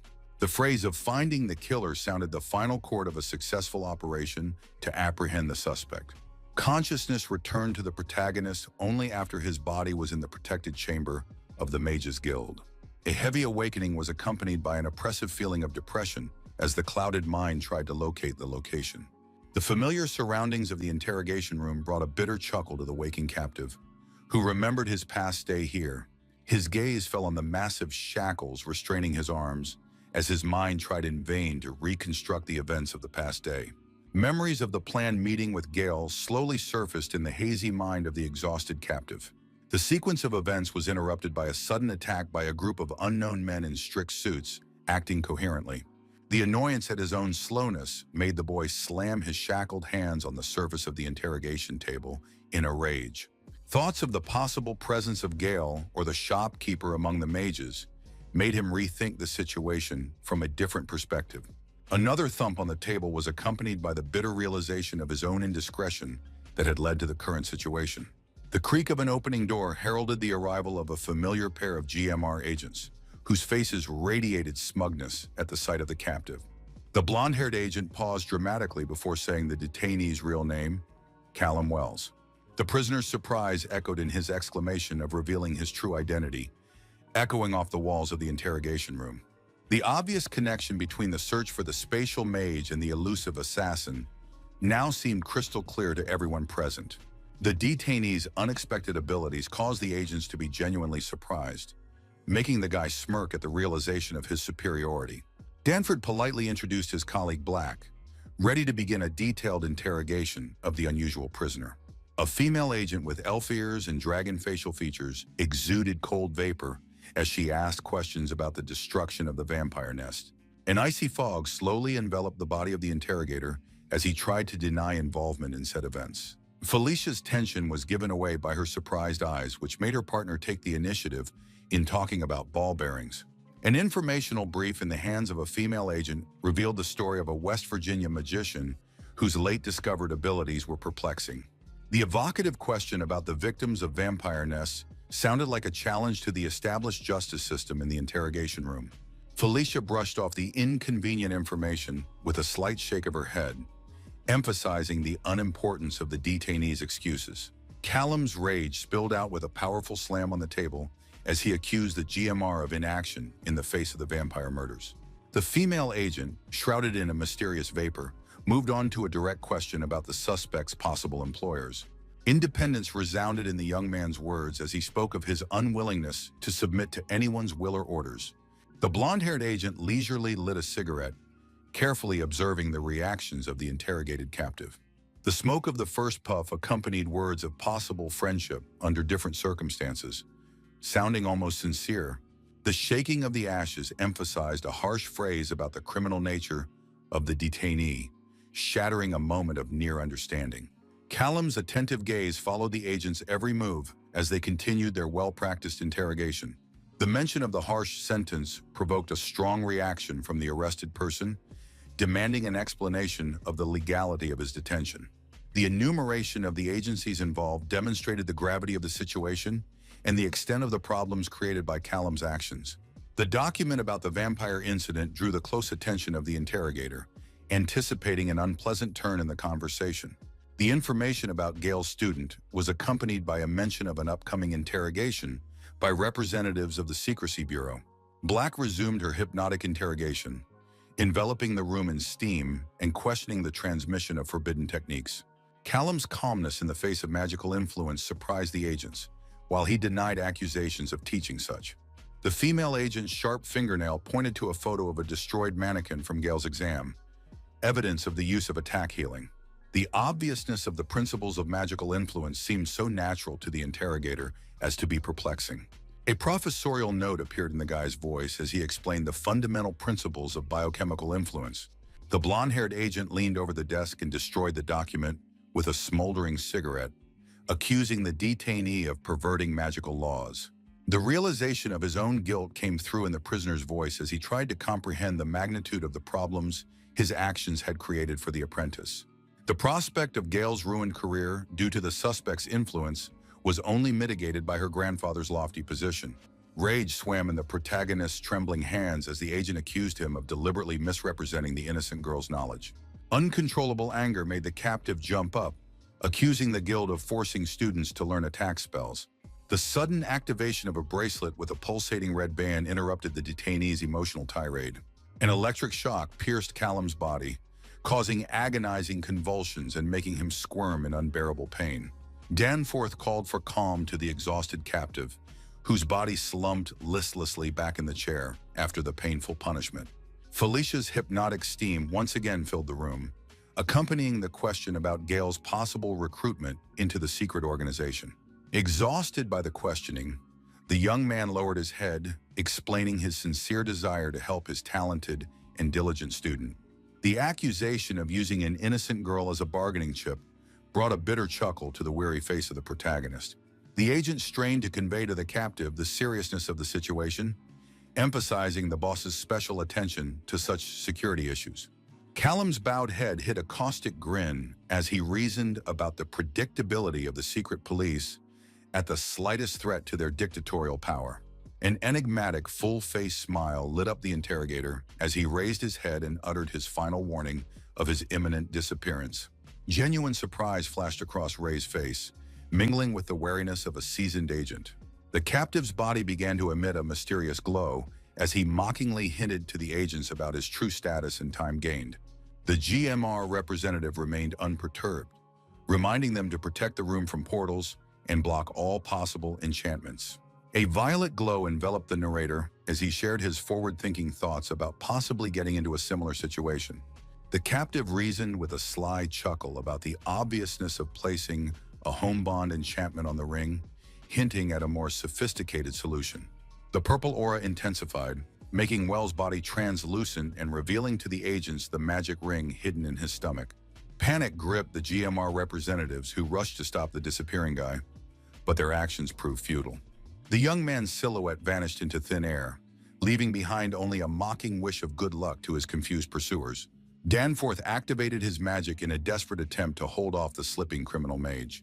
The powerful magical strike only reached the empty space where the suspect had been a second ago. The agent's fury erupted with a crushing kick to the table, accompanied by curses at the escaped hero. Ray shouted the activation of a level 4 alert, demanding the immediate mobilization of all available agents to capture the fugitive. Orders to find Callum Wells were going around headquarters, while the fugitive himself was already on a motorcycle, rapidly increasing the distance from his pursuers. Felicia's musings on the homebond check were interrupted by her partner's explanation of the rarity of implantation and the endless stream to Duvala. Suspicious thoughts crept into Agent Black's head, causing her to consider alternative sources for the artifact's origin. The agent's categorical statement about the Archmage's unique ability to create such homebodies shattered all alternative theories. Felicia's grand gesture was accompanied by a suggestion to trace Wells by blood, but enthusiasm faded at Ray's remark on the futility of the attempt. Frustration was reflected on the blonde agent's face as he realized the need to start the investigation from scratch and the impending wrath of his superiors. The Archmage's furious scream shook the walls as Agent Jean reported the spatial mage's detention without her knowledge. The loud slam of a slammed book underscored the indignation of Duval, whose status required immediate reporting of such events. Threats of retaliation against the unknown house acting behind her back echoed around the room. The GMR agent cleared his throat and carefully turned the conversation to more serious issues that needed immediate attention. The report extended to Duvala contained disturbing information about Callum Wells' involvement in forbidden magical practices. The Archmage's discerning eye snatched the information about the young healer's corruption from the report, causing a new wave of concern. The guild agent's bewilderment at the general alarm sounded in his excited reply to his interlocutor. The Archmage revealed a dangerous feature of healing magic that can overcome the defenses of normal mages when used aggressively. An anxious pause hung in the air before revealing the true danger of forbidden knowledge to the young healer. The grim warning of the ability to destroy a dozen mages in an instant made those present realize the gravity of the situation. Jean delicately asked for more information, recognizing a possible error in assessing the danger of space mages. The Archmage confidently dismissed the dangers of spatial magic, leaning on the massive table and maintaining a commanding stance. The categorical statement about the peaceful nature of spatial magic sounded so suggestive that it made the agent shiver. Fear was reflected on the pale face of the GMR representative as he, stammering, assured Duval of the efforts made to resolve the situation. The Archmage's authoritative voice demanded that Agent Jean gather complete information on the rare spatial mage and his mentors. The order to try harder sounded like a thunderclap in the tense silence of the office. A sickening wave of magic accompanied the barely audible "Madam" of the frightened agent, bowing to the angry Archmage. Spatial vision helped the protagonist quickly locate another stash of essential items. The foresight in placing geocaches all over the state brought a slight smile of satisfaction to the fugitive's face. With a magical gesture, retrieving the bag from the ground, the young man mentally listed the stashed necessities for a new beginning. Bitter thoughts of the mistakes he had made continued to plague his mind, marring even moments of temporary relief. Reflecting on GMR's delusion about his involvement with the secret organization offered faint hope for a temporary respite. A determined step into the portal that had been created was accompanied by a firm intention to avoid any supernatural occurrences. Lucy's surprised exclamation in her headphones betrayed her sincere joy at the unexpected signal from the leader. The relief in the girl's voice was mixed with a slight rebuke for the commotion in the magical community. The fugitive, standing at the telephone counter of an unremarkable establishment, inquired as to the extent of the trouble caused. The hacker, comfortably sprawled out in his chair, spoke with undisguised pleasure about the consequences of his rash actions. An unconscious gesture of rubbing Callum's neck accompanied the confession of a noisy escape from the guild's confinement. The information about the assigned terrorist status came out of the hacker's mouth with misplaced ease. The flirtatious tone of the girl admitting to a weakness for bad guys was replaced by a demand for an explanation as to why it happened. Concern for Lucy's safety permeated Callum's every word as he expressed regret at her possible involvement in a dangerous situation. The girl nonchalantly brushed aside his worries, confirming the successful receipt and clearance of research materials. The hero, constantly looking around, whispered, inquiring about the possibility of acquiring reusable magical equipment to replace the lost one. Pensive thought reflected on Harper's face as she explained the difficulty of obtaining strictly guild-regulated magical artifacts. Information about mining artifacts from Portal World sounded like a theoretical possibility to solve the problem. The hacker, immersed in a digital search, recalled the wanted felon status that makes the legality of action secondary. Disappointment flashed in Wells' voice as he thanked Lucy for her help, realizing the need to find alternative solutions. The recounting of disturbing information from his ward about Archmage Duval's rage made the jaded hero tense up. The information about a powerful spatial archmage controlling all such mages sounded like a serious warning. The promise of caution came in response to Lucy's warning about the dangers of meeting the High Mage. The night silence of the forest enveloped the lonely tent that had become the temporary shelter of the protagonist. The study of Lucy's fairy lute captured the attention of the guy sitting in front of the glowing laptop screen. Reflections on personal experiences with various magical beings filled the mind while learning new information. The memory of meeting Agent Felicia Black surfaced as her only experience interacting with a Fae representative. A deep understanding of the differences between VS magic and Fae powers was forming in Callum's mind as he studied the materials. The unique abilities of the Fae were beyond the comprehension of ordinary mages, making their actions unpredictable. The variety of skills of the Fae did not make up for the lack of true power inherent in other magical beings. The bitter experience of meeting the GMR had taught the hero the importance of thorough preparation for any situation, so he continued to diligently read the information. A sudden sense of alien magic drew Callum's attention to a strange movement in the night forest. The unusual magical signature of the group of creatures indicated that they belonged to a fey race other than the human race. The terrifying dryads that looked like reanimated trees moved on two legs, radiating obvious hostility. Iridescent winged pixies, no bigger than the palm of your hand, fluttered among the trees, creating a bizarre light show. The hero's attentive gaze snatched up the strange jewelry around the necks of the two mysterious creatures, causing a growing unease.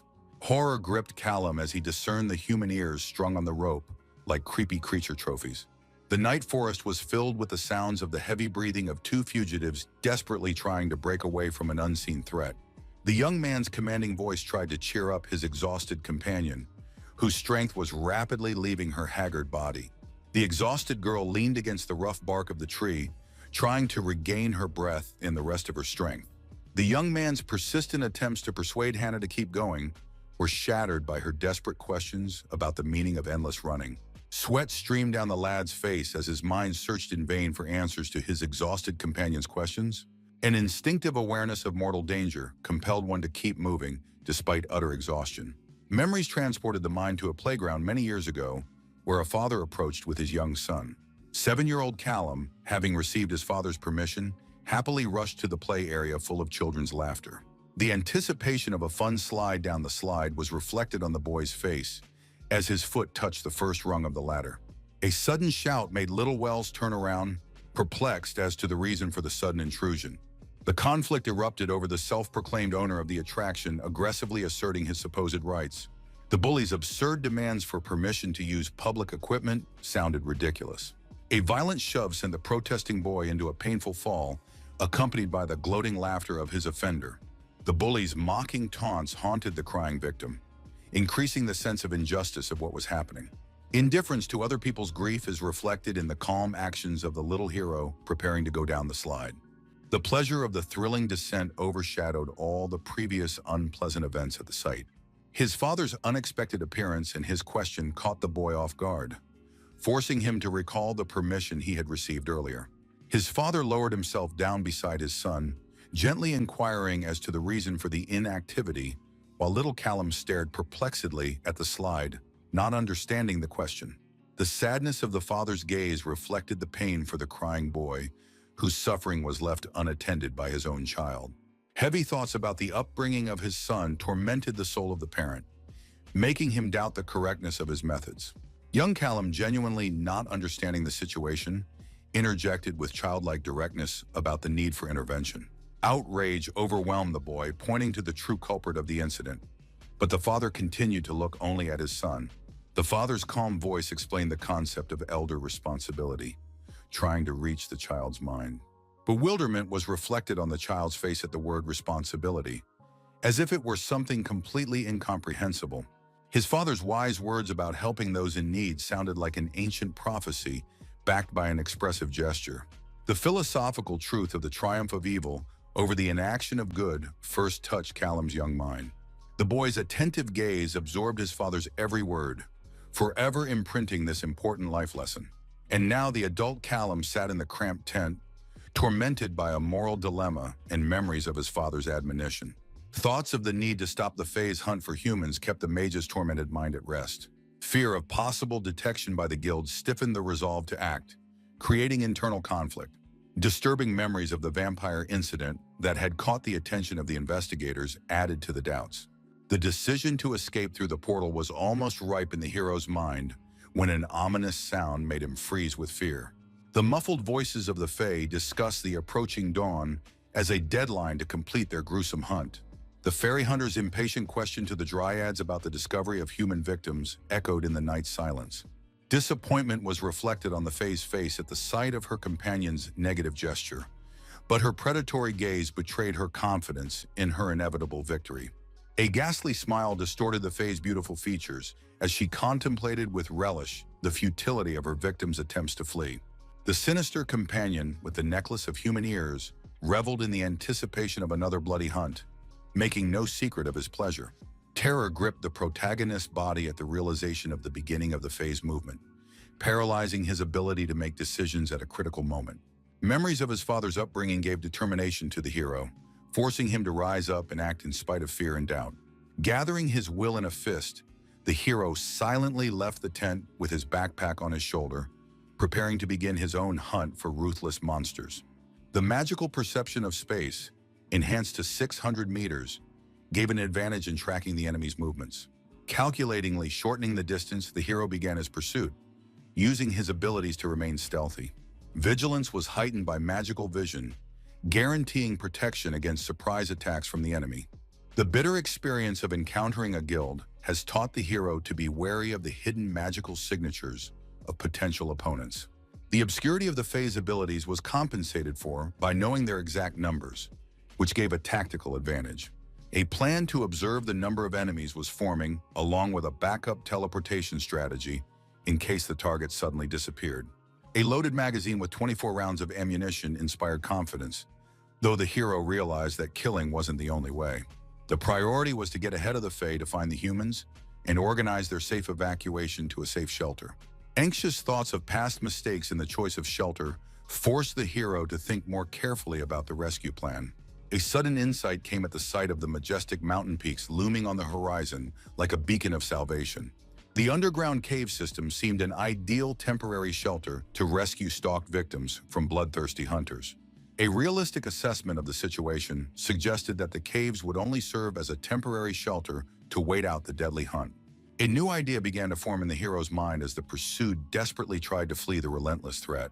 Hannah's fatal fall, tripping over a treacherous branch, elicited a panicked cry from her companion, realizing the value of every second.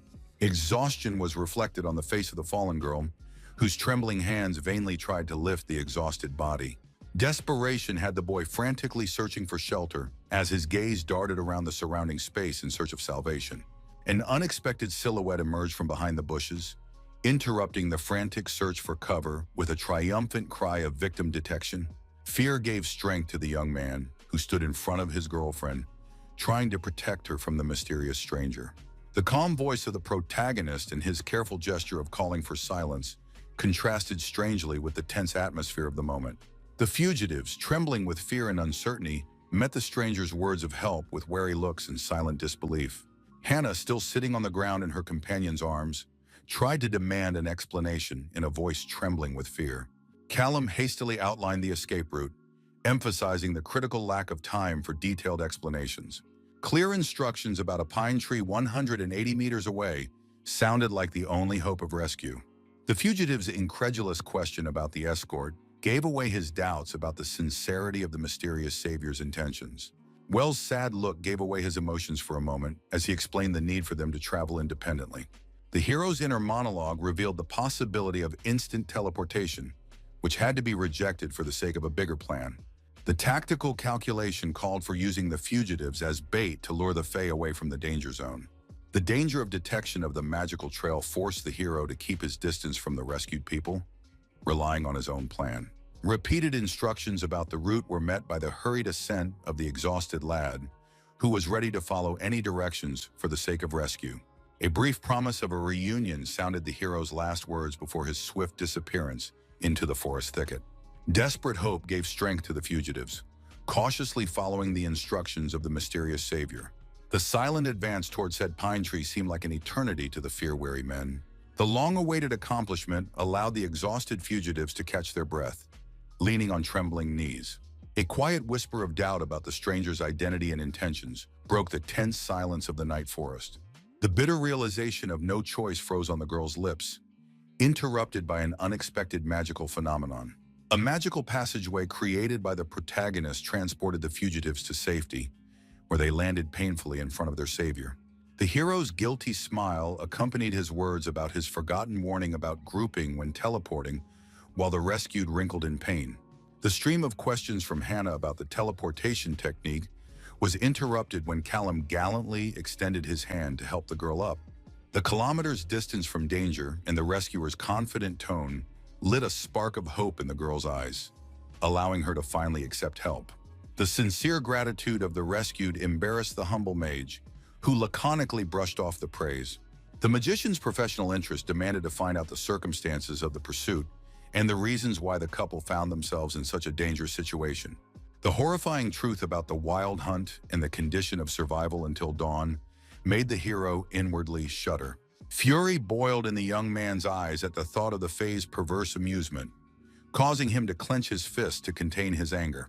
The mysterious savior created a new shining portal and headed towards it with determination, leaving the rescued in a confused daze to watch his actions.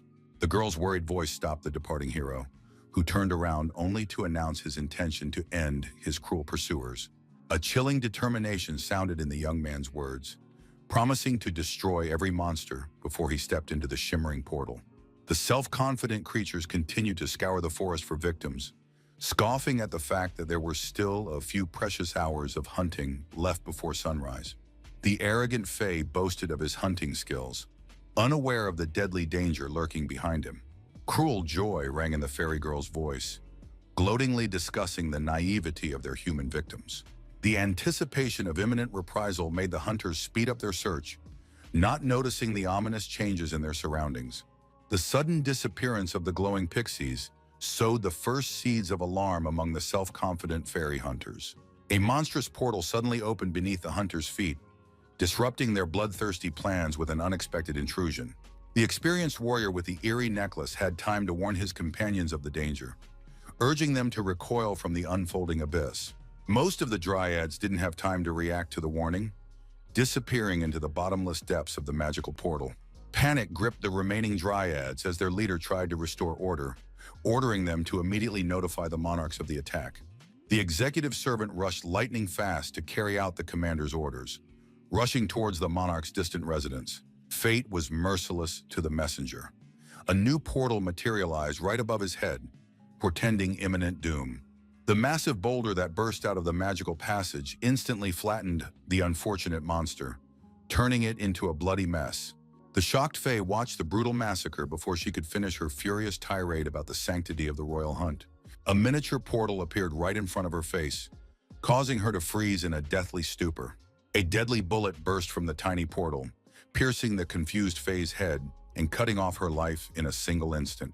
Her companion's desperate scream tore through the air as he began frantically activating protective magic. A magical scan of the area revealed a lurking enemy on a rocky ridge, giving away its location. The determined dryad transformed a part of his own body into a deadly battle bow without waiting for orders. The monstrous projectile rushed toward its target, cleaving the air with such force that it seemed to devour the very space around it. The protagonist howled as he noticed the deadly arrow flying in his direction, while his hand was still submerged in the active portal.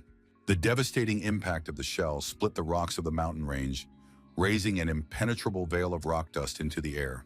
A wave of relief came over the young man as he realized that the fatal shot had passed him by while he was hiding behind a thick bush. Mentally analyzing the situation, the warlock admitted that he had underestimated the speed of his opponents, though he successfully got rid of the pesky pixies. The phenomenal mobility of the enemies required careful calculation and extreme caution to prevent them from approaching to a dangerous distance. The unsettling realization that one of the Fae could sense his presence had the hero feverishly calculating the time remaining before the inevitable discovery. Terror gripped Wells as a giant Fae hand materialized behind him, woven from flexible branches and tree bark. Turning around sharply at the sound, the shocked hero could barely manage to squeeze out only a short swear word. Instinct saved the guy from death, helping him dodge the plant monster's crushing blow. Callum swiftly drew his gun, took cold-blooded aim and pulled the trigger without wasting precious seconds. Rapid gunshots echoed through the forest, but the bullets only dug uselessly into the woody flesh of the nearest tree. Frantically looking around for his opponent, the young man made the fatal mistake of not noticing the tree limb behind him. The crushing force of the blow sent Callum's body flying, causing his back to arch in unbearable pain. The power of the tree guardian's attack was so great that it threw the young mage right back at a massive boulder towering among the trees. The hero's exhausted body first crashed into the stone with a thud, and then slid to the ground to the accompaniment of painful groans. The mage's pain-fogged mind was frantically trying to figure out how the tree creature had managed to get close to him unnoticed. Gritting his teeth in pain, Callum rose to his feet, determined that this deadly game could be played by the two of them. Closing his eyes to concentrate, the young man activated his special magical vision, instantly detecting the location of the mysterious enemy. The wounded mage defiantly challenged the monster with a defiant smirk, though his body was still shuddering from the damage he had sustained. A sudden insight flashed through Well's mind. The creature was using trees to move instantly through the forest. A merciless hail of bullets rained down on the target as the young mage once again aimed fire on the forest guard. Another attack was equally futile. The bullets sank into the woody flesh without a trace, causing the creature no harm. The bitter realization of his own helplessness flooded the lad's mind, realizing the futility of his attempts. Callum's strategic mind began to work with redoubled vigor, realizing the need for a surprise attack from an unpredictable direction. The mage braced himself, comparing the upcoming attack to a geometry problem as the creature continued to circle around him. The tree guardian, seeing the moment as the right time to attack, began to slowly materialize from the tree trunk, seeing the closed eyes of his opponent. The violet flame of revenge flared in Callum's eyes as he realized it was time to act, and prepared for the decisive blow. The dryad froze in confusion as her target suddenly vanished into thin air, right in front of the hand she had brought up to strike. His mastery of spatial magic allowed the young man to create a death trap of portals, aiming a pistol shot directly at his opponent's face. A heavy sigh escaped the main character's lips as he bent over the defeated creature, mentally apologizing for the forced murder. The bitter words of self-justification echoed in the void, recalling the bloody hunt of the Fae for innocent people. Unwavering determination was in the young man's voice, condemning the heinous crimes as another portal shone before him. Mastery of spatial magic allowed them to create portals with surprising ease. Another passage emerged right in the ground, gaping with a dark maw. The leader of the Fae group collapsed into a magical vortex before he realized what was happening. Panic gripped the elf as his lungs filled with the fizzy air of unknown space, forcing him to frantically gulp for air with his mouth. Desperate thoughts rushed through the captive's mind as he tried to find a way out of the mysterious cave his mysterious adversary had thrown him into. A chilling horror gripped the Fae's heart as he spotted the bloody wings of a small creature among the rocks. Unspeakable sorrow contorted the elf's beautiful face as tears of impotent rage rolled down his cheeks. A nightmarish realization flashed through his mind. His faithful pixies, who had recently filled the air with joyous laughter, now lay breathless in pools of blood. An hour later, the protagonist escorted the rescued fugitives to a gas station, where the grateful couple persistently offered a reward for their rescue. The mage resolutely refused any thanks, emphasizing the need to forget what had happened for the sake of common safety. The boy's insistence on the importance of keeping the secret was met with understanding nods from Hannah, who realized the seriousness of the situation. Sympathy for the trauma the couple experienced was mixed with a firm belief that further paths should be parted for their own safety. A brief handshake and mutual wishes of good luck ended the meeting of the casual traveling companions. Rushing home on his motorcycle, the young man dialed Lucy's number to contact Alpha Chester through her and get some much-needed advice. Choosing his words carefully, the mage described the problem he had with the group of fairies, trying to gauge the extent of his troubles. The Alpha's attentive gaze slid across the surface of the table as he calmly questioned the details of the incident. Hearing about the composition of the group of monsters and their hunt for humans, the werewolf leader instantly appreciated the seriousness of the situation. The protracted silence of the interlocutor made the protagonist tensely await the verdict. Sistrea's alarming warning of the vengeance of the noble Fae and their monarch made the young man realize the magnitude of the impending threat. There was a bitter irony in the guy's words about adding to the list of those eager for his death as he picked up speed. The werewolf alpha seized the moment and offered protection in exchange for cooperation, hoping to attract a talented spellcaster. A firm refusal rang out in response, reinforced by recent experience in confrontation with the guild and the increased value of personal freedom. The mage's firm stance was evident in his words of readiness for individual tasks, but his categorical rejection of any submission. The Midwestern Alpha's wise advice about finding a safe haven out of reach of supernatural creatures got the young man thinking. A sudden idea lit up the mage's face, forcing him to end the conversation and squeeze the gas even harder on the deserted road. The puzzled boss approached the hacker, continuing to ponder the cryptic conversation. A sly smile appeared on Lucy's face as she noted Callum's increased bravery after his successful confrontation with the GMR. Chester thoughtfully acknowledged the lad's impressive escape, while increasing his desire to uncover his true identity. The interested werewolf leader asked the girl about the new details of the mysterious mage's past, and was extremely surprised to learn that Wells was once a former commoner.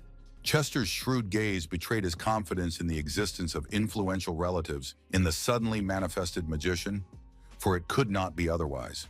The mental question of the origin of the mysterious Callum Wells remained unanswered, generating new mysteries.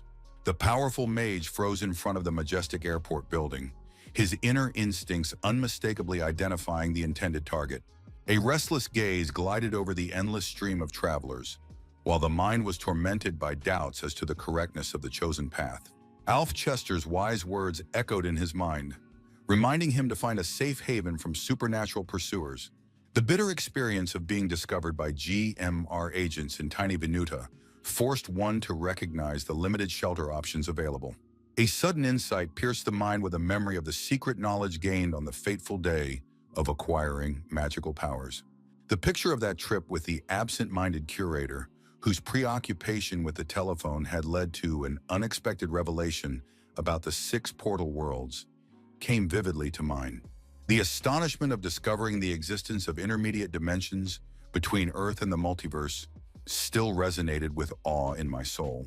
The mysterious worlds that fed the planet with life-giving mana were under the tireless protection of the Magical Regulation Guild. Each of these dimensions was home to unique supernatural beings: vampires, werewolves, dragonborn, and mysterious fae. An ironic grin slid across the mage's face, representing the fury of Agent Sen, whose talkativeness had unexpectedly done the fugitive an invaluable favor. According to the information received, the entrances to the parallel dimensions were under powerful top-level magical protection. Penetrating these mysterious portals required special circumstances and the accompaniment of powerful mage guides. The young man's gaze focused on the unfolded map, assessing the possibility of bypassing the protective barriers for temporary shelter. The unfortunate discovery of the location of the desired portal across the ocean forced the strategist to reconsider the original plan of action. A piercing gaze assessed the long line to the metal detectors, calculating options for overcoming this obstacle. The protagonist soberly assessed the airport's defense systems, realizing the impossibility of simply teleporting aboard the plane.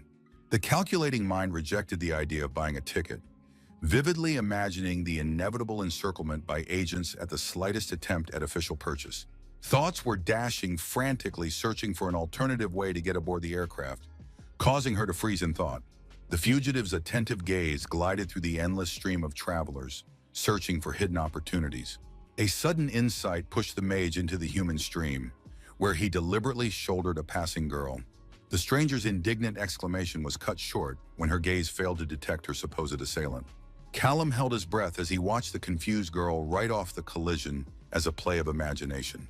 A relieved exhalation escaped from the mage's chest as he realized the success of the cloaking charms. Gale's mental gratitude for Gale's training in invisibility techniques was mixed with a realization of the need for extreme caution. The mysterious mage froze in a tense pose, scrutinizing the spreading scene ahead through a piercing gaze. Callum remained a still observer, mentally calculating possible ways to overcome the dense mass of people. A sudden scream broke the young man's musings, causing him to turn around to see a desperate chase between the thief with the stolen bag and the enraged guard. The lightning-fast thought of the robbery in progress flashed through the protagonist's mind, causing internal conflict. Painfully suppressing the impulse to intervene, the boy squeezed his eyes shut and turned away, trying to drown out the insistent voice of conscience. The elderly woman's desperate cry for her stolen bag echoed through the room, pervading the space with helplessness. The internal struggle culminated in a decisive blow to the eye, symbolizing the mage's willingness to act without the use of magical abilities. The smug kidnapper was approaching the exit, enjoying the perceived victory and lack of obstacles in his way. The unseen Callum Wells orchestrated a graceful footstep with lightning speed, sending the suddenly startled thief into a rather violent tumble. Through a lucky coincidence, the guard caught up with the petty thief, clasping his hands behind his back with a triumphant snarl of captured prey. The observant Callum focused on the guard's badge dangling from his belt as he mocked the defiant criminal. A brilliant plan formed lightning fast in the mind of the resourceful mage watching the scene unfold.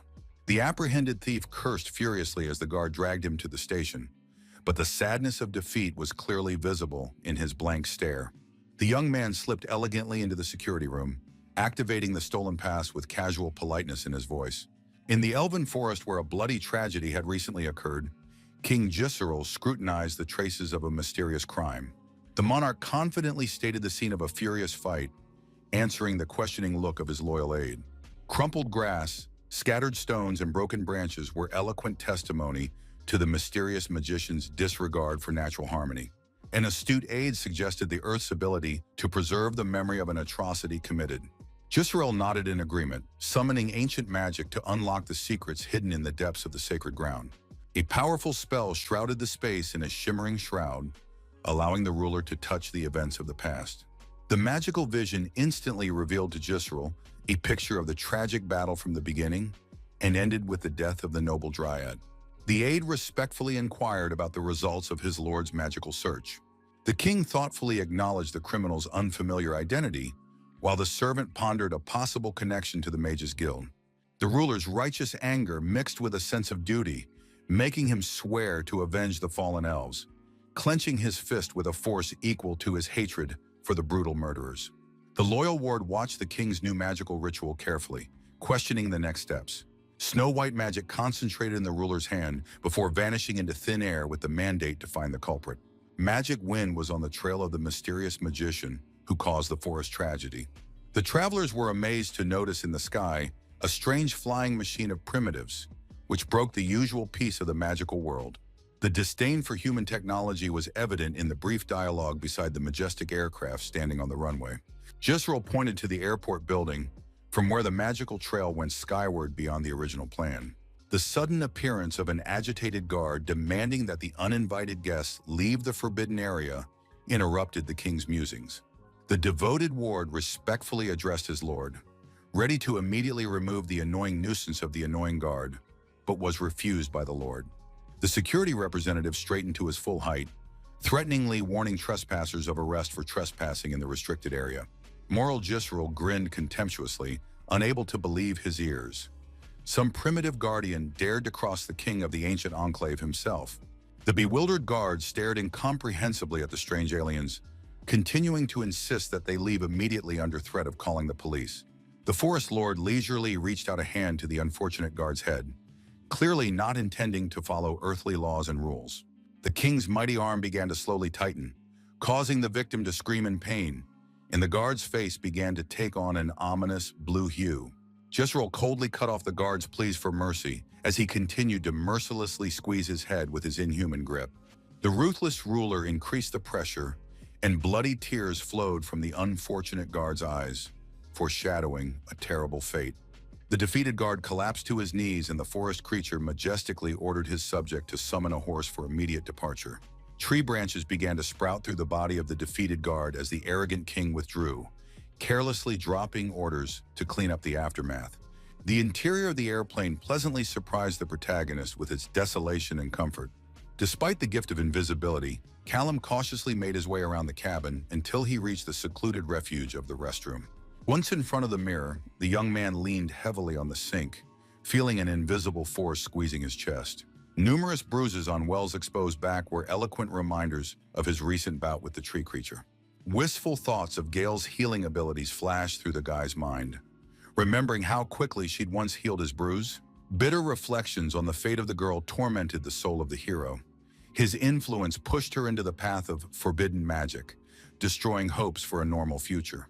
The reflection in the mirror listened silently to Callum's suggestion of a chance encounter that had been a fatal mistake, and the hope of someday redeeming an unwitting guilt. A tired stewardess with half-closed eyes suddenly entered the restroom, where the protagonist stood silently, immersed in his thoughts. The sudden clash was resolved by mutual apologies and a soft smile from the young man that diffused the awkward situation in the tight space. Pulling the t-shirt over his scarred body in one smooth motion, the hero reassured the embarrassed girl with the assurance that his business was finished. The confused look of the stewardess escorted the statuesque figure of the young man, offering her assistance if needed. The hero's thoughts drifted to the portals and the long-awaited release from the GMR as the plane gained altitude, leaving room for doubts about the agent's memories. Heavy rain pelted the elegant figure of a girl in a business suit, whose gaze was fixed on the raging sky. The majestic King Jisrael soared on his wind dragon among the clouds, giving a secret signal to the waiting figure below. A respectful bow from the girl accompanied the landing of a powerful ruler whose appearance demanded urgent explanation. The Forest Lord recounted the pursuit of a mysterious assailant whom the stormy sea had sheltered from his vengeance. The stranger's amazement was replaced with wariness when the Forest Lord pointed out the involvement of one of her mages in what had happened.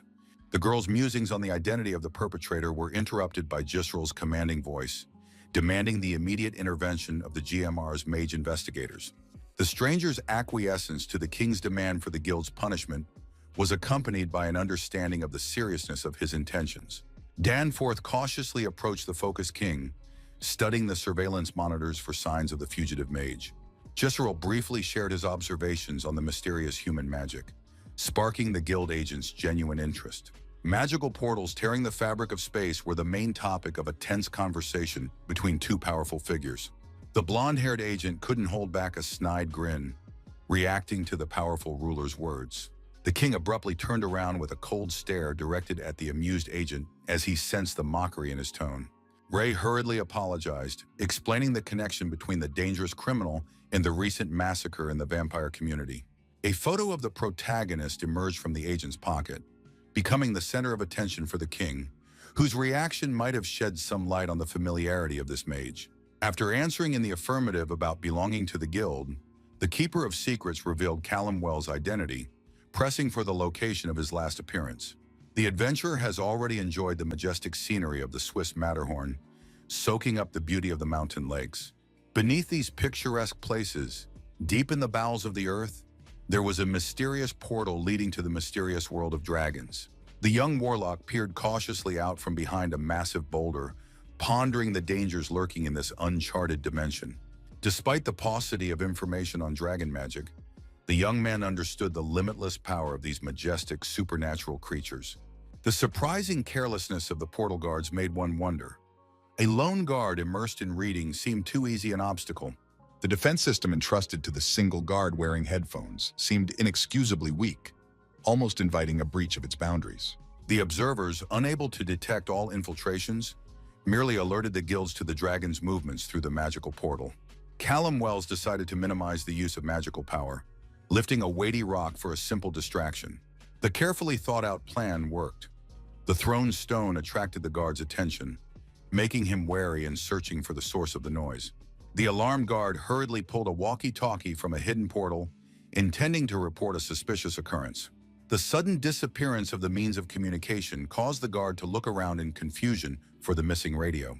Finding her a few meters away caused the guard to breathe a sigh of relief, unsuspecting of the impending intrusion. Immersed in the music, the guard moved toward the communications facility, not noticing the young figure slipping behind him toward the shimmering portal. Pushing away doubts about the correctness of his decision, the daredevil took the first step, feeling reality begin to dissolve around him. The decisive step to the uncharted land became a point of no return, leaving behind all doubts about the correctness of the chosen path. The bright glow of the new world made the traveler cover his eyes with his hand as his mind filled with awe. Holding his breath on a mountain ledge, the protagonist contemplated the panorama of the legendary dragon world that had opened up. The astonished traveler froze with his mouth open, unable to believe that this beautiful world was the same legendary portal that inspired indescribable terror in everyone. Magical energy flowed through the air in a completely different way than in the familiar world, mesmerizing Wells with its dance as his palm gathered the shimmering streams of mana. The hero's spellbound gaze did not break away from the hand, completely enveloped in magical energy, realizing that it was impossible to get used to such splendor. The lad's gaze studied the portal behind, noting its incredible complexity compared to his own creations, though the differences seemed subtle. The delighted young man hurriedly pulled out a notepad and pen, eager to capture the unique details of the portal while the opportunity presented itself. The traveler, engrossed in his sketches, suddenly froze when he heard strange, frightening sounds behind him that broke the silence of the mysterious world. Anxious thoughts about the possible presence of unknown beings filled the hero's mind, forcing him to listen tensely to his surroundings. Streaks of fire suddenly surrounded Callum, leaving no time to ponder the nature of the strange attack or to defend himself. Unbearable pain pierced the young man's body and soul, depriving him of breath and forcing him to squirm in agony. The space around him was filled with the heat of the ancient creature, whose flames made Callum's hair wriggle as if in a frenzied dance. The dragon's mighty paw descended to the ground, accompanied by the thunderous accusation of a mortal for violating the sacred laws of this world. The red dragonborn's formidable roar echoed through the neighborhood, proclaiming the death sentence of the trespasser. The dragon's furious roar was replaced by an amazed cry of recognition as the ancient creature realized that Callum Wells himself stood before him. The shocked young man froze in a mute daze, unable to believe his eyes as his mind tried to comprehend what was happening. Recognizing Mr. Shahe in dragon form startled the young man as much as the appearance of the familiar silhouette of the training hall owner behind the majestic creature. Ray's measured lunch in the car was interrupted by the sudden vibration of his phone, announcing an urgent message. Attentive, Felicia listened as her partner read out the order he had received about the urgent formation of a group to capture the elusive Callum Wells, and only inquired about the composition of the operation. The agents sitting in the combat vehicle wondered how one escaped mage had turned into a headache for the entire special unit. The fugitive's amazing ability to disappear like a ghost sparked a lively discussion among the agents who shared rumors of his elusiveness. The heavy atmosphere in the car thickened further when one of the agents cautiously inquired about the thoughts and fears of the slumped senator. The former handler's rage was brought out by the memory of his ward's shameful escape through the window, putting him in a humiliating position. The thirst for retribution overwhelmed Sen, whose fingers, white with tension, clenched as if to strangle the ghostly silhouette of the fugitive. Seated at a small table, the two discussed the Dragonborn's incredible ability to create matter, touching on their distrust of the guild in passing. Callum pensively demonstrated his magical abilities, making a small pebble hover above his index finger as he pondered his unusual fate. The Dragonborn's massive figure tensed at the mention of possible tracking, while the stone, obeying Wells' gesture, swept away. The creature's calm reply was accompanied by the contemplation of a stone bouncing off the water surface, creating circles on the surface of the quiet lake. The fugitive shared his thoughts on his choice of refuge, believing that neither the GMR nor the Fae would dare seek him out in the Dragonlands. Majesty permeated Mr. Shahe's every word as he reasoned about the unspoken prohibition against challenging the likes of him. The power of the ancient race was manifested in their ability to manipulate matter and take forms larger than continents. The boy mentally shuddered, realizing the good fortune of meeting just the benevolent Mr. Shahe instead of the less friendly representatives of the dragon family. Memories of the attack at the gym resurfaced in the warlock's mind, making him cautiously curious about the details of that incident. The Dragonborn evasively brushed aside the question about past conflict, leisurely sipping flavored tea from an ancient cup. Callum's inquisitive question about returning to the hall prompted the dragon to reveal the existence of multiple avatars while maintaining a low profile. The surprise was reflected in the protagonist's gaze, studying his interlocutor intently after mentioning the mysterious avatars. Streaks of fire enveloped Mr. Shahe's figure, marking the beginning of a remarkable transformation in his appearance.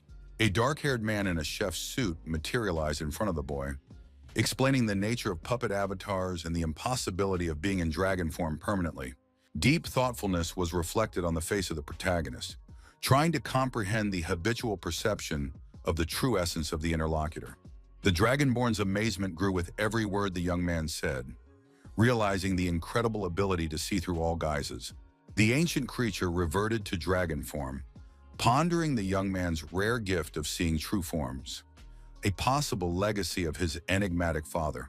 The younger Callum inquired cautiously about Callum Sr., trying to clarify the vague hints of his interlocutor. The Dragonborn gently revealed the painful truth that the people the young man thought were his parents were actually his grandparents. Mr. Shahe stressed the lack of personal meetings with the magician's real father, but confidently attributed the boy's unusual abilities to inherited paternal blood. A deep suspicion of the age discrepancy between the named parents has always lurked in the protagonist's mind, held back by the fear of asking the agonizing question. The excited warlock greedily absorbed every word about his real parents. Overwhelmed with burning curiosity and anxiety, the Dragonborn began to slowly reveal the story of the mage's mother, deliberately omitting the young man's mysterious father. The sad story of a young rebellious girl who left home after a bitter family quarrel unfolded in an unhurried narrative. The dramatic return of the pregnant girl, with her face washed with bitter tears, marked the next turn in the family history. The disturbing lack of maternal instinct was evident in the cold indifference to newborn Callum's desperate cries. The sudden disappearance of the young mother followed almost immediately after the main character's birth, leaving him in the care of the older generation. Devoted grandparents have devoted many years to creating a happy childhood for a suddenly born grandchild, genuinely enjoying every moment with him. Curious 5-year-old Callum innocently asked his father about the mysterious woman in the old photograph kept in their apartment. A worn family snapshot captured happy moments of the past, a young couple with their own daughter, the magician's real mother, but the grandfather didn't find the strength to reveal the truth. A bewildered older Callum hastily made up a story about an old friend, promising a possible acquaintance in the uncertain future. A deep understanding of the gravity of the kept secret was reflected in Wells' words to his dragonborn interlocutor.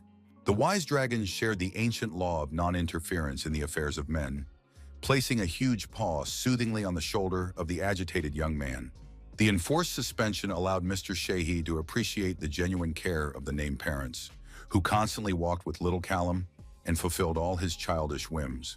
The slight shadow of sadness on the face of the matured mage was replaced by an expression of deep gratitude to the people who had given him a real loving family. With a warm fatherly grin, the dragonborn stroked the young man's head with a huge scaly paw, reminding him of the impossibility of staying in these lands for long. The mage heading for the exit inquired about alternative hiding places, to which the wise dragon, after a bit of thought, suggested the only possible escape option. The conflicting descriptions of the mysterious land of the Fae included the pleasant atmosphere of a magical place and the deadly unpredictability of its dangerous inhabitants. The impenetrable, ominous wilds lurked unknown monsters in their depths, presenting an equally dangerous alternative for seeking refuge. Mr. Shahey moved cautiously and meaningfully to mention the mysterious and powerful lands of the night, enduring a dramatic pause. The promising description of countless magical resources presented the perfect base for a large-scale confrontation with a hostile guild. The wistful echo of cryptic words about uncharted nightlands echoed in the interested voice of the protagonist pondering new possibilities. The sudden crushing blow of the dragon's fist to his chest made the stunned Callum convulsively cough for lack of air. An alarming warning of an active hunt by a multitude of supernatural beings emphasized the mortal danger of the young mage's current situation. A bewildered Wells sought wise counsel from the ancient creature, deeply aware of the frightening veracity of the grave warning of danger. The dragon wisdom of the ages came through in a brief but profound admonition about the inevitable choice between the paths of strength and weakness in this cruel world. A resolute call to immediately choose the path of unyielding strength rumbled in the powerful words of the ancient dragonborn creature. The impressive transformation was accompanied by a significant increase in size and a threatening sharpening of scales all over the body. The shocked protagonist froze in mute awe at the majestic transformation of an incredibly powerful being. The blonde-haired agent of the Special Department of Undercover Investigations insistently displayed his official credentials, demanding an immediate response. Undeterred, Arthur Chester vehemently denied having any new information about the mysteriously missing wanted magician. The irritated guild representative furiously continued to question one of Callum Wells' few known acquaintances. The experienced sheriff emphasized the reserved nature and changed name of the wanted man, helplessly waving his hands in genuine incomprehension of the situation. The persistent Danforth methodically inquired into the possible European connections of the elusive fugitive in the quiet provincial town. But the obvious provincial constraint of Little Winnet resounded in Arthur's confident words about the absence of any contact. The sheriff's beautiful daughter gracefully served the flavored coffee to Agent Ray, who thanked her politely. There was genuine calculated interest in the GMR representative's cautious question, clarifying the name of the attractive girl. The experienced investigator's scrutinizing gaze accompanied the delicate question about Jessica's possible intimacy with the disappeared Wells, trying to get to the truth. A serious look from the girl accompanied the brief words of incomprehension as she scrutinized the unexpected guest. The sheriff's anger lashed out at Jessica's defense of Danford's shameless insinuations, forcing the latter to leave the premises. The agent's polite apology was accompanied by the careful placement of the cup on the saucer, hiding the true emotion. The confident gesture of correcting his tie was complemented by a quiet reminder to leave a business card for possible future contacts. Frustration at the waste of time spilled out in the agent's words as he got into the car with his waiting partner. The werewolf Clara, a young girl, unwittingly shared valuable information thanks to Felicia's subtle work, which she told Ray about. Danforth's anxiety about Alpha's possible reaction to the use of suggestion contrasted with his partner's calmness as she enthusiastically devoured her hamburger. Internal conflict tormented the blonde agent, realizing the impossibility of legally using the extracted information. Professional curiosity took precedence over moral torment as the agent's face became animated with interest in the information he was receiving. The girl's blurred memories retained only the fact of being kidnapped by vampires and mysteriously teleported by an unknown savior. A triumph of rightness glowed in the eyes of the female agent, whose theory about the personal nature of the first massacre had been confirmed. The guild representative picked up on the werewolf's apparent withholding of information, elaborating on his interlocutor's main point. The stalemate in the investigation required fresh impetus, new leads to move forward. A massive portal to the mysterious Nightlands rose majestically in the center of the room, surrounded by a constant stream of people. The heavy guard presence at this crossing was noticeably superior to the defenses of the other magical portals. The sensitive magical perception of the protagonist picked up only primitive protective spells, surprisingly simple for such an important object. Compared to the impregnable fortress of the Dragon Portal, equipped with advanced magical technology and vigilant guards, the Nightlands seemed no better protected than a school locker with a simple padlock, bewildering in their accessibility. The brooding mage took cover in the forest thicket and planned an instant teleportation through the primitive defenses, counting on the stealth of the action. Callum warily noted the suspicious simplicity of the plan, creating the familiar teleportation portal in full view. A determined Callum set about carrying out his plan, noticing the strange reaction of the main portal to his magical intervention. The nearest guard turned around at the incomprehensible disturbance of the magic field, wondering loudly about the nature of the strange phenomenon. The careless guard quickly dismissed the suspicion, writing off the oddities as imagination and returning to his usual duty. A fatal inattention allowed the protagonist to slip unhindered through the magical barrier into uncharted space. The bright glow of the new world made the lad cover his eyes with the palm of his hand, realizing the success of the risky venture. Sure footsteps carried Callum beyond the portal into unknown space, raising many questions about his whereabouts.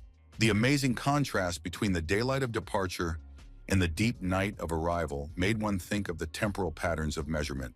Contemplating the surrounding landscape through the window, the young man noted the somber beauty of the place, different from his usual measurements. The protagonist was keen to discover signs of permanent settlements, indicative of the mysterious inhabitants of these lands. The guy's magical vision caught an unexpected picture. Ordinary mages were strolling leisurely through the streets, which did not correspond to his expectations to see only vampires here. Recalling Shahei's warnings about the strictest prohibition of mages entering the dragon world, the hero began to realize the unique structure of this dimension. The Magical Investigations Guild's many years of cooperation with the vampires had obviously created a very different system of race relations here.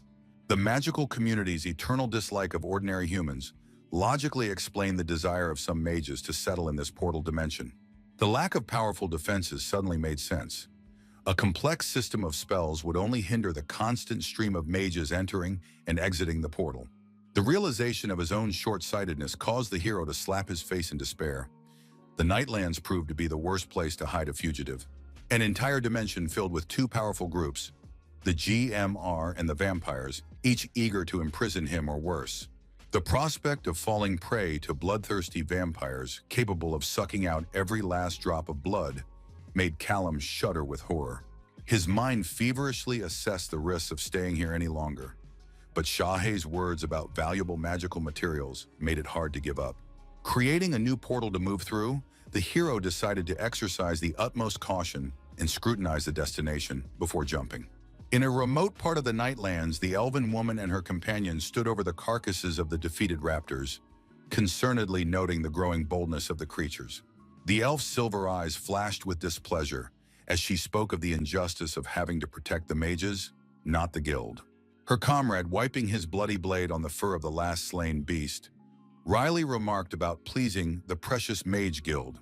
The delicate elven features contorted with wariness as her sensitive nose caught the faint scent of another's magical energy.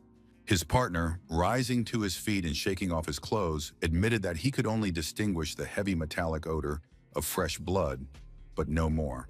The elfess strained to peer into the darkness, assuring her companion of the presence of an intruder, which seemed odd at this late hour. The comrade's nonchalant reply of indifference to the fate of careless mages did not reassure the vigilant girl, who sensed something amiss. The elfess's hand reached for the magical communication headset, realizing the possible political implications if the stranger turned out to be an important person. The crystal-clear voice of the operator instantly responded to the call sign, Scout 12, breaking the oppressive silence of the night. The creature's quiet but clear voice conveyed to the operator the presence of a lone mage in an inappropriate place and time. The young mage tried to convince her friend that their alarm was in vain, writing it all off to an ordinary air mage, but her intuition insisted on reassurance. Their conversation was interrupted by a sudden communication signal from the operator, dryly clarifying their location and status.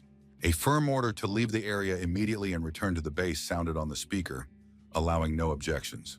An attempt to clarify the reason for such an urgent recall was only met with a repeated, even more insistent order to return.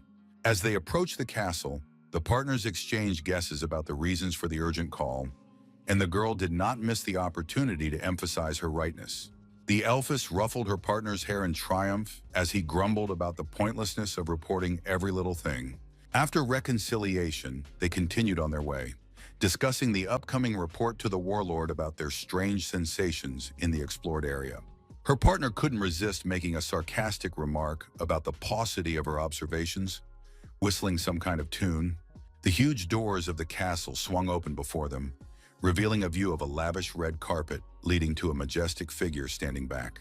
The stranger greeted the scouts without turning around, his voice echoing off the walls. The elf scout asked rudely and warily about the stranger's identity, expecting to see a warlord. Tyson, the high mage of the Secrecy Bureau, turned slightly, his presence filling the hall with a heavy atmosphere. The elf instantly changed in his face, realizing the importance of the situation, and hastened to correct his abruptness with a more respectful tone. The high mage approached closely to the scouts, questioning the traces of the mysterious lone mage and his features. The elfess reported faint traces of human magic, admitting an inability to determine its exact type. The high magician's heavy sigh spoke eloquently that the situation was becoming much more complicated than anticipated. The elfess's partner, visibly softening his former gruff tone, cautiously inquired as to the reason for such a representative in the Nightlands. Tyson, turning away from his interlocutors, shared information about a fugitive mage supposedly hiding in one of the portal worlds. There was a poorly concealed concern in the scout's voice as he tried to figure out the danger level of the wanted warlock. The high mage succinctly reported the highest threat level set by the boss, hinting at the as-yet unknown details of the situation. Without turning to the scouts, Tyson gave the order to mobilize all their colleagues, to which they responded with a respectful bow. The high mage's last words echoed through the hall. They were searching for Callum Wells, the mage who, at the same time, was traveling in an unknown direction. The accumulated knowledge from books was useless before the reality of the Nightlands, where every shadow harbored unknown creatures. The ancient legends of witches and demons lurking in the darkness suddenly seemed like naive children's tales. The true horror of the Nightlands lay not in mythical vampires or monsters, but in the very unnatural nature of the place. The giant pulsing heart of the moon loomed over the earth, filling the space with the ominous beat of otherworldly life. Each beat of the celestial luminary shook the ground beneath their feet, making the small stones bounce to the beat of the cosmic rhythm. At times, the pulsation became barely perceptible, as if the whole world was shifting imperceptibly in an invisible clockwise direction. Powerful tremors were followed by monstrous blows that could wipe entire mountains off the face of the earth in an instant. The Nightlands breathed and moved like a giant creature whose nature defied any scientific definition. The young man's instinct for self-preservation urged him to leave the place immediately, leaving a record of his ominous observations for others to make. Immersed in thought, the hero recalled ancient folios indicating the presence of magical artifacts in the mysterious sea notes. Callum slapped a hand to his face in frustration, realizing that wandering in the pulsing darkness had not brought him any closer to his cherished goal. Anxious thoughts of the wrong path tormented the young man as he took refuge in a flimsy tent amidst the hostile forest. A sudden noise in the stillness of the night made the traveler warily peek out from his hiding place, peering into the darkness. A keen eye discerned a giant beetle in the semi-darkness, furiously attacking the wood with its powerful jaws. The experienced researcher instantly recognized the bloodsucker, hurriedly flipping through the pages of a tattered reference book in search of information. Memory told the hero that these creatures use sea notes for nests, and he decided to test his hunch. The solution came instantly. Track the bloodsucker to his lair, and the mage carefully slipped out of the tent, taking cover behind a thick bush. The brutal battle was not stacking up in the giant beetle's favor when the wooden creature struck quite a blow. Despair gripped Callum at the thought of the possible death of his only guide to the cenote. The mage's hand reached for his gun, but his mind stopped the impulse to shoot in time in the silence of the night. Cold logic told him to avoid any action that might attract unwanted attention in these dangerous lands. Anxious thoughts of vampires who could track him through empty shell casings made him give up using firearms. A focused gaze followed his opponents, waiting for the perfect moment to intervene in their mortal combat. The decisive moment came when the defeated bloodsucker was pinned to the ground by a sharp branch of the tree creature. The instant decision to create a portal turned the warlock into the invisible puppeteer of this grim scene. A perfectly timed spell redirected the deadly branch, causing the wooden creature to destroy itself. The mage's satisfied gaze slid over the scene of the fight, where no trace of his magical intervention remained. Engrossed in examining the defeated enemy, the young man almost missed the moment when the wounded bloodsucker soared into the night sky. The feverish movements of Wells, hastily grabbing his belongings, betrayed a fear of losing track of his only guide. Triumph overwhelmed the mage as the wounded guide led him to the nest where the true purpose of the quest was hidden. Countless bloodsuckers swarmed down the cenote, turning it into a living, pulsing organism. The mysterious liquid at the bottom caught the guy's attention with its unnatural bubbles, clearly indicating a magical nature. The experienced eye of the explorer discerned among the bubbling mass a desirable prey, unprocessed mordite. A cautious plan to use teleportation to mine the material was forming in the mind of the young man watching from above. Concentrated magical energy rushed downward at the mage's will, precisely targeting the precious find. The utmost concentration was reflected on the face of the wizard, directing magical flows towards the cherished goal. The triumphant moment of material extraction was overshadowed by an unexpected vibration that pierced all around. The trembling ground robbed the mage of his stability, even though he tried to stay on his knees. Creepy tentacles rose from the bubbling liquid, as if an invisible predator was searching for the captor of its treasure. Deathly horror distorted the pale face of Wells, who realized the full scale of the threat looming over him. Watching the calming creatures below, the hero realized the incredible difficulty of retrieving materials from the cenote under their fierce guard. The mage's quick mind came to the only possible solution. Everything would have to be done in one swift throw. The memory of a recently defeated dryad prompted the resourceful hero to think of the perfect bait to distract the guards. Lurking and hiding, the careful observer scrutinized what was happening below, preparing to implement a risky plan. A shimmering portal appeared in the air, and the lifeless body of the wooden creature flew straight into the depths of the cenote.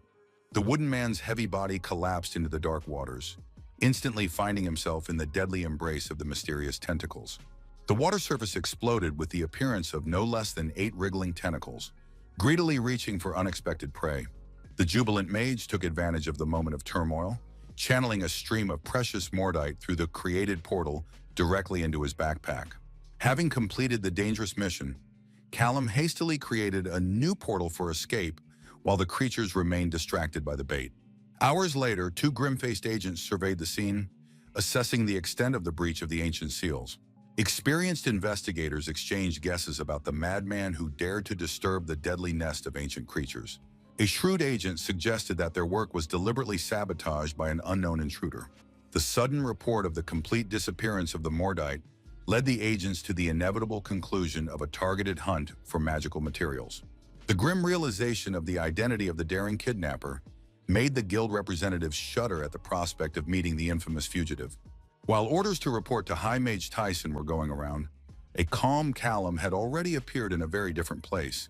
The self-confident pursuers made plans to catch the impudent man, unaware that their target was only a few meters away from the castle. The High Magician gave strict orders to put all GMR agents on maximum alert. The Commander-in-Chief's stern face left no doubt that he was serious about capturing Callum Wells at any cost. Curiosity made the agent following at their heels inquire as to the route of their rapid travel. But Tyson was angry at such a question. Despite his state of anger, the wise strategist explained the paramount importance of blocking the portals, cutting off all avenues of escape for the fugitive. A sudden stupor gripped the High Mage as the incredible sight behind the open door revealed itself. Callum, who had already half-stepped through the shimmering portal, stared in amazement at the entrance. A second's confusion was replaced by a panicked realization of the need for immediate escape. The deafening order to capture echoed through the corridors, making the agents cringe at its volume.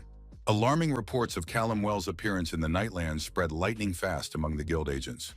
The commander gave clear instructions to the task force, ready for immediate execution of the combat mission. Everyone was blind to the movements of the elusive fugitive, causing growing tension among the pursuers. But one radar was able to pick up the mage. Strict restrictions on the use of lethal weapons accompanied the operatives on the trail of the fugitive. The echo of the command to capture alive echoed around the neighborhood as the pursuers shortened the distance to their elusive target.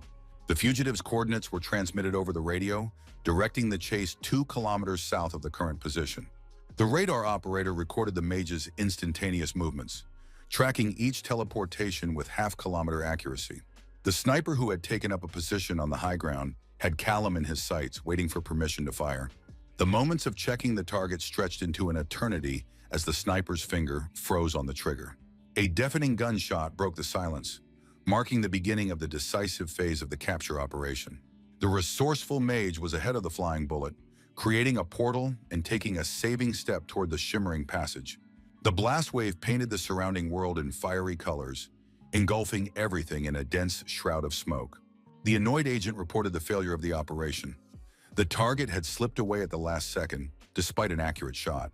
The bitter realization of the guild's true power haunted the fleeing spellcaster, shattering his previous ideas about the organization. Anxious thoughts of a dysfunctional home bond plagued Wells' mind at a critical time when support was needed more than ever. The young man's astonished gaze drifted to the sky, where one of the pursuers made an incredible leap, aimed directly at the fugitive. Pushing aside unnecessary thoughts, the mage created portals one after another, each time moving 500 meters in a random direction. Fatigue came in waves, but the warlock stubbornly continued to create portals, moving through new territories every half-kilometer. A throbbing pain coursed through his body, but the mage ignored the discomfort, focusing only on creating the next portal. The last bits of magical energy gathered into another shimmering passageway, into which the exhausted fugitive literally fell. The last portal led the staggering Callum into some dark alleyway, where his strength finally left his exhausted body. Nausea came up to his throat, causing the hero to frantically search for the nearest barrel, clamping his mouth with a trembling palm. An exhausted Wells hugged the cold metal of the barrel, preparing to shake off an agonizing bout of nausea. The blurred vision and dizziness from the countless movements through the portals gradually receded, bringing back clarity of thought.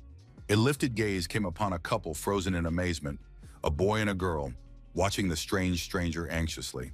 Concerned passersby tried to ascertain the stranger's condition in their own language, making sympathetic gestures. The language barrier became obvious when an exhausted Callum tried to respond in English, eliciting only perplexed looks from the locals. The confused mage ran his trembling fingers through his tangled hair, trying to calm his dizziness and realize where his chaotic teleportation had thrown him. The silhouette of the Eiffel Tower, rising majestically against the twilight Parisian sky, instantly dispelled any doubts about the location. At the same time, the Nightlands agents, like an alarmed beehive, were relaying reports of Callum Wells' movements, while one of them, cutting through the air, patrolled the skies above the city. The flying agent, having received his long-awaited authorization to use deadly force, felt adrenaline rushing through his veins in anticipation of the hunt. The dark figure of the pursuer froze in midair above the twinkling lights of Paris, his predatory gaze methodically scanning every alley and street. A smug grin curved the agent's lips as he compared his ability to fly to his victim's teleportation. Word hung in the cool evening air that the panicked flight had left Callum no time to cover up traces of magical energy, which was to Sen's advantage. The former curator began to concentrate the magic in his palm with grim satisfaction, feeling the ancient power pulsing beneath his skin. His open palm revealed a glowing symbol of fire and wind, shimmering with an ominous light against the darkening sky above the city. Magical energy, like an invisible hurricane, began to spread through the streets of the city, penetrating through walls and barriers. The stalker's voice sounded with chilling certainty as his magic enveloped the city like an invisible net, sifting through thousands of auras in search of the right one. Magical streams snaked through every gutter, leaving no chance of concealment in the underground utilities. Even the dirtiest trash cans have not escaped the attention of the all-pervasive magic of a hunter seeking his prey. Through the ventilation system, the magical tentacle finally found the warlock in the restroom of a restaurant where he had run in an attempt to escape. The protagonist, not feeling mortal danger, calmly headed for the exit, adjusting his clothes and planning his next move. Agent Sen had already taken the perfect position to attack, his face radiating hatred and his body tense like a string in readiness for a lightning strike. Behind the restaurant window lurked the ominous figure of a former mentor whose fingers were already weaving the pattern of a deadly spell. Inexpressible horror distorted the young man's features as he recognized his former handler. Fear paralyzed his body and his mind desperately searched for a way to escape. The moment the guy froze in a daze, Sen unleashed a concentrated blob of blazing magic, rushing towards his target with inexorable precision. Green magical smoke erupted from all the exits of the building, accompanied by a powerful explosion that colored the air in emerald hues. Just 5 minutes earlier, the protagonist had been standing in a restaurant restroom, trying to clean up thoughts of his mysterious displacement to France with cold water. The reflection in the mirror stared back at him with mute reproach as he lifted his damp hair, trying to comprehend the chain of fateful events. The thought of the deadly danger of a direct collision pulsed through his mind, and memory obligingly brought up a picture of a recent miraculous escape from a gunshot. Comparing the situation to a chess game, he realized his recent defeats and the need to change his battle tactics. The solution matured instantly, to find a new foothold and develop an unconventional plan of action that could take the enemy by surprise. Thoughts of immediate escape from the country took over his mind as he finally ventured out of the relatively safe haven of the restroom. Time seemed to stand still when he saw the agent outside the window. Deadly magic was already flying in his direction, paralyzing his body with chilling terror. At the critical moment, the mind worked lightning fast. There was no time to flee. The only chance was an instant counterattack using his own magic.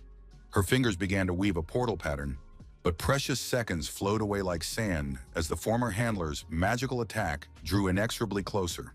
A plan formed lightning fast in his mind to redirect some of the enemy's attack, protecting vital organs from imminent impact. The second portal appeared behind him with incredible speed. Time flowed like sand through his fingers. The calculation was accurate. The residual energy from the redirected impact should have pushed his body to safety. A deafening explosion shook the air, and the force of the recoil hurled the protagonist through the escape portal he had created. The final stage of the plan unfolded as the former handler waited impatiently for the green smoke from the explosion to dissipate. Fury distorted the features of the agent's face as he summoned the search magic again, still confident in his superiority. A mocking voice boomed out, shouting insults at the inexperienced Callum. The triumph on Sen's face was replaced by unconcealed hatred as his gaze fell on the lone bearing on the ground. A furious scream shook the air as the agent slammed the metal evidence with force, realizing that the prey had slipped away again. In a quiet forest under a spreading tree, the young warlock tried to deal with the throbbing pain throughout his body. Every breath echoed with an excruciating pain in my chest, as if a heavy truck had driven over it. Despite the magical shield that absorbed the brunt of the blow, his hands were covered in deep scratches from the residual energy of the spell. Leaning against a tree, the protagonist was rethinking his attitude towards Agent Sen, realizing that he had underestimated the seriousness of the enemy. A slight smile touched his lips at the thought of how unexpected his maneuver had been to his former handler. The sunlight reflected in the metal bearing on his palm, reminding him of the mistake he had made in his panic with the unclosed portals. Resolutely clenching his fist with the metal trinket, he vowed to himself not to repeat his previous mistakes. With those words, he rose to his feet, ready to continue his journey as a fugitive, now more cautious and prepared. In the huge library, Agent Sen reported 18 casualties among mere mortals to the High Mage as he studied the ancient folios. Tyson recalled with ill-contained rage the 18 who had died due to the rash use of a forbidden spell. The agent tried to justify himself by authorizing the use of deadly force, but his voice sounded uncertain under the heavy gaze of his superiors. At the mention of a deadly spell against a fugitive, the face of the former curator of the protagonist lost all former self-confidence and turned pale. The Supreme Mage's hands clutched the agent's temples, lightning fast, causing his head to shake in an eerie rhythm. The enraged chief continued to yell about the 18 victims, while Sen tried to justify the lack of witnesses due to mass fainting. The High Magician inquired with icy calmness about the fate of the destroyed building, where firefighters and a task force were already at work. Silence hung in the air at the mention of the surveillance cameras installed outside and inside the establishment. Tyson continued to rasp, pointing out the need for a trail sweep by the GMR and BOS forces due to the incompetence of such a dumb agent. Sen, freed from his superior's grip, decided to defend his honor again and scornfully referred to the dead as ordinary mortals. Tyson pressed his fingers to the bridge of his nose and simply remained silent, trying to contain his irritation at his subordinates' blatant stupidity. In a calm but chilling tone, he began to explain the implications of revealing their existence to ordinary people, which seemed to have no way of reaching the agent's mind. There was steel in his voice as he spoke of the importance of their organization's secrecy, which was constantly being undermined by Sen's recklessness. Callum's former handler bowed his head, avoiding his superior's gaze, and quietly uttered an apology, finally realizing the gravity of his actions. The High Mage's contemptuous gesture quashed any attempt at apology as he abruptly turned away from the negligent subordinate. Tyson's last look, full of rage and frustration, demanded only one thing: concrete results from the delinquent agent. The former handler started talking about the fugitive's amazing ability to slip out of their hands, trying to change the subject somehow. There was an involuntary admiration in his voice for the extraordinary abilities of the newly minted Space Mage, acquired only a couple of months ago, which were beyond the realm of possibility. The High Magician, returning to the bookshelf, thoughtfully agreed with Callum Wells' singularity, but there was a hidden meaning in his words. Memories of the tattoo on the fugitive's wrist contradicted the known fact that the spatial aspect had no combat potential. The mystery was getting deeper. This mage had somehow successfully resisted agents, fae, and even powerful vampires. The GMR agent's surprise bordered on disbelief. The test results seemed incredible, contradicting all known laws of magic.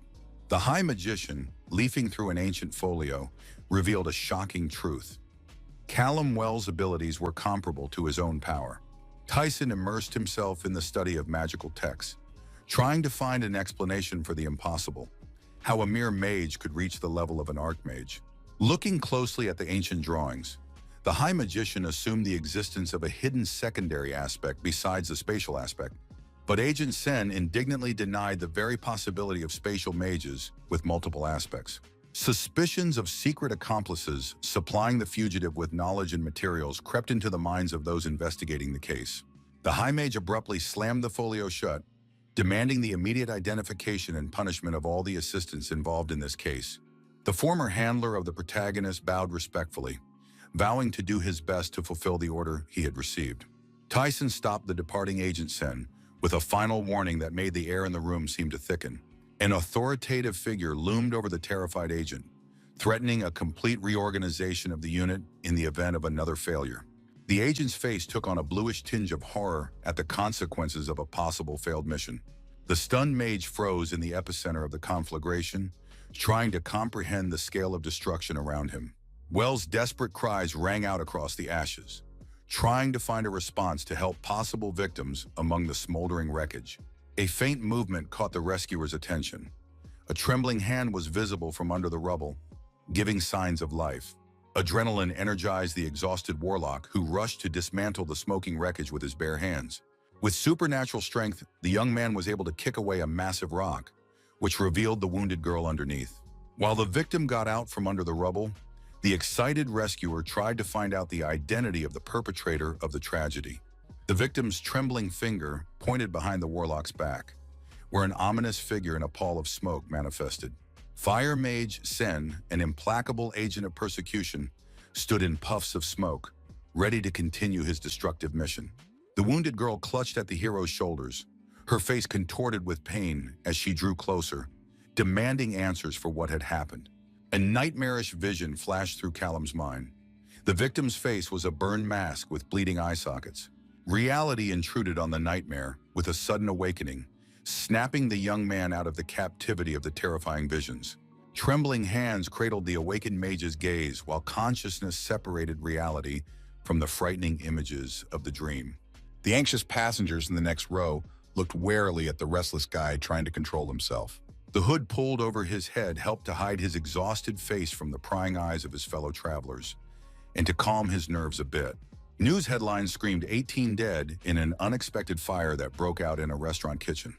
A small light of magic danced on the palm of the hero's hand, reminding him of his indirect guilt in the deaths of innocents. Clenched in furious desperation, his fist extinguished the magical flames while the weight of guilt pressed down on the mage's tormented conscience.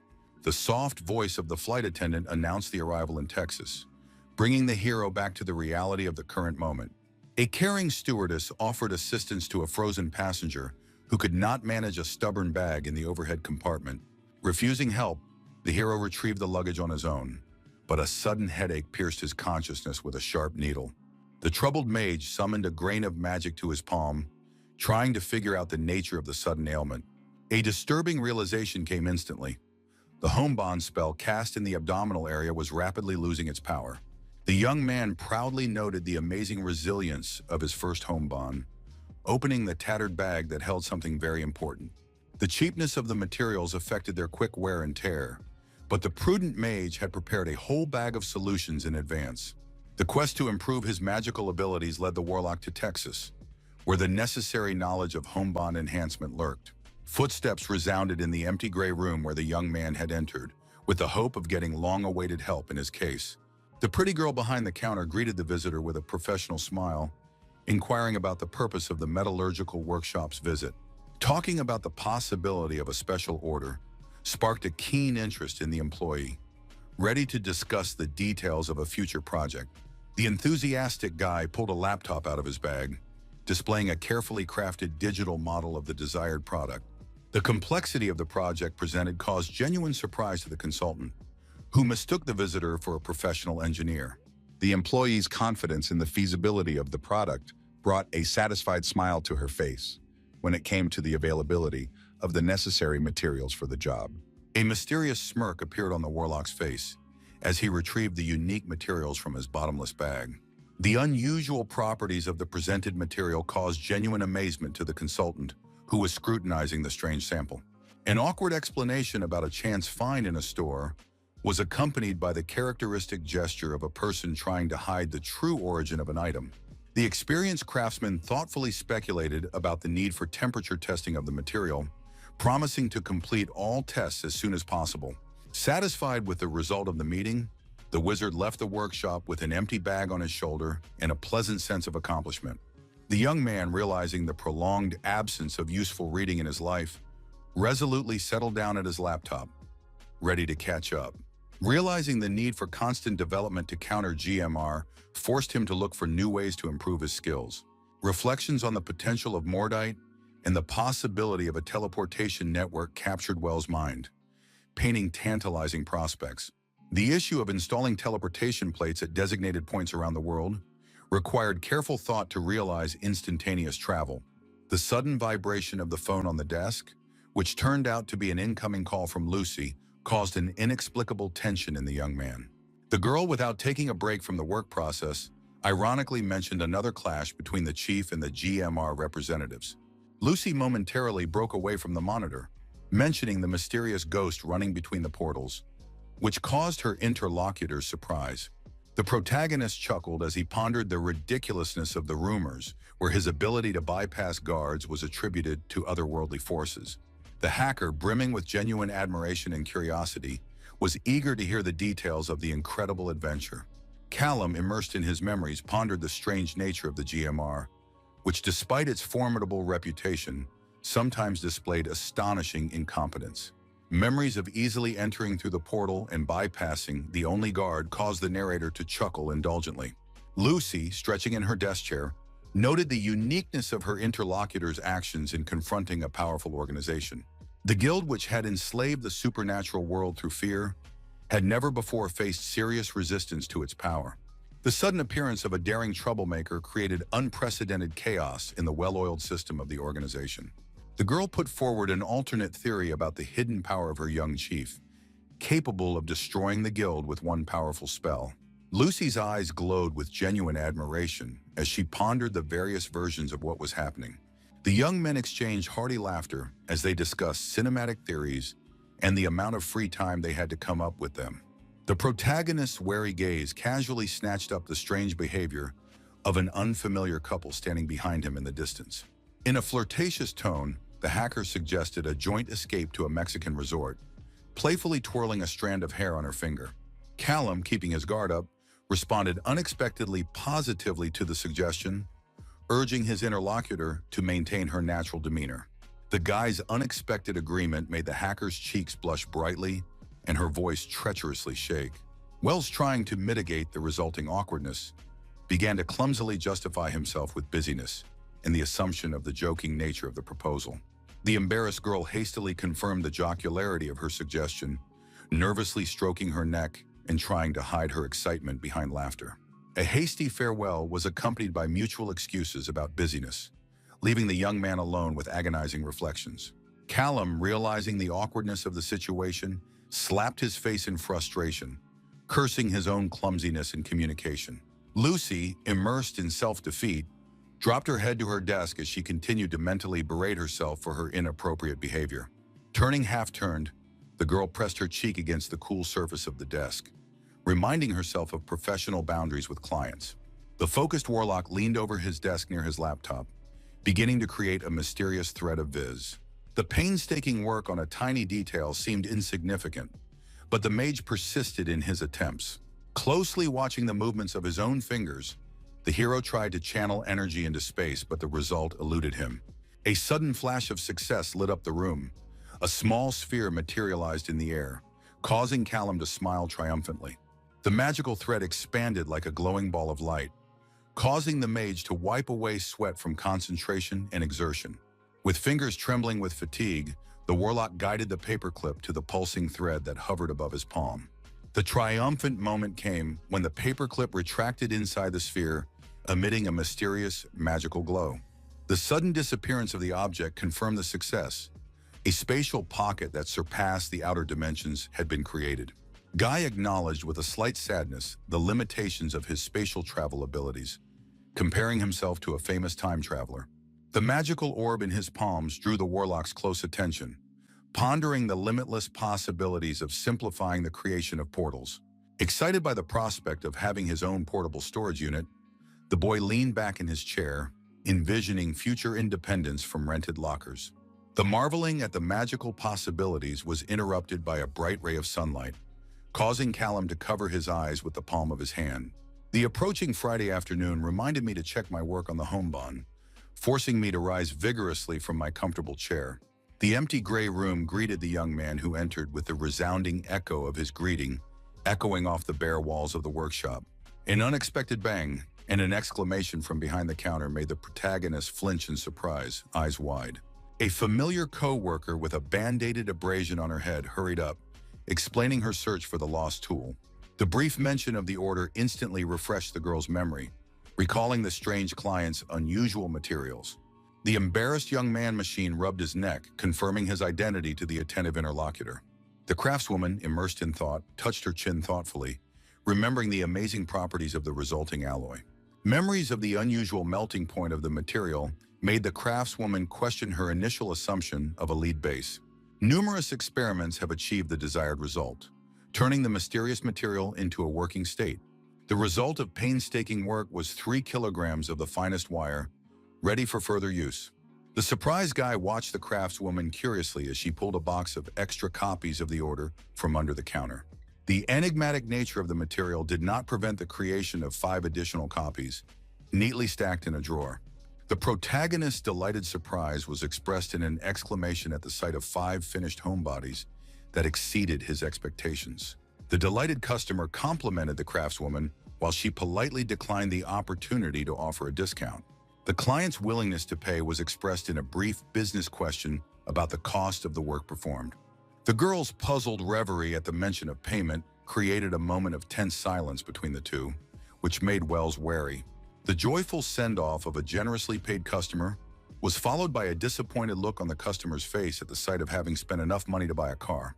Coming to terms with his financial loss, the young man remembered the need for an important call, pulling out his phone on the street. The awkward silence with Lucy after the last conversation was weighing heavily on the protagonist's mind. Overcoming his inner embarrassment, the young man resolutely dialed the hacker's number, hoping to keep his composure. A familiar pattern caught the girl's fingers swiftly moving across the keyboard among the many monitors, until a phone call interrupted her concentration. The hacker's attempt to keep her greeting casual betrayed her obvious embarrassment and excitement. The ridiculous caveat repeated by her interlocutor made Lucy stiffen in the realization of another awkwardness in communication. Desperate attempts to correct the caveat turned into a helpless stream of excuses, ending in an almost childish gesture of despair. The unexpected laughter of the interlocutor diffused the tense atmosphere, and he admitted his own excitement, which allowed the conversation to continue more casually. The interlocutor's pleading request for an end to the agonizing situation was accompanied by a dramatic drop of her head onto the desktop. The protagonist resolutely restarted the conversation with a simple greeting, eager to diffuse the tense atmosphere and forget the previous awkwardness. A joking suggestion of dismissal came from the lips of a girl feigning despair as she continued to lay her head on the table. The unexpected business proposal made the interlocutor straighten up sharply, showing undisguised curiosity about possible cooperation. The enthusiastic description of the GMR Network Independent Home Bond sounded like a promising business proposition in response to her interested question. The experienced hacker thoughtfully assessed the seriousness of the offer, mentally calculating the risks of trading magical artifacts on the black market. The protagonist indicated an approximate value of $1 million, emphasizing the difficulty of finding a reliable buyer for such a dangerous commodity. Lucy Harper grimly reminded us of the harsh consequences of possessing an unregistered home bond for buyers, including lengthy prison sentences. An ominous hint of the possibility of capital punishment by beheading hung heavy in the air as a warning. The prudent mage offered to back off the risky plan, not forgetting to mention the generous reward if the circumstances were right. The embarrassed girl noted the chief's special ability to dispose herself, immediately regretting what she had said. Desperate attempts to correct the awkward disclaimer were accompanied by irritated fist bumps on the table at the realization of his own clumsiness. The warlock delicately ended the conversation, eager to spare her interlocutor any further agonizing moments. The frozen image of the completed call drew the confused hacker's gaze for a few seconds. An emotional outburst of embarrassment and annoyance caused a flushed Lucy to grab her hair with a desperate cry. A tense discussion in the main office of the Magical Regulation Guild expressed bewilderment at the criminal's ability to avoid detection. Agent Jean made a timid attempt to justify himself to his angry superiors by mentioning the trail he had found.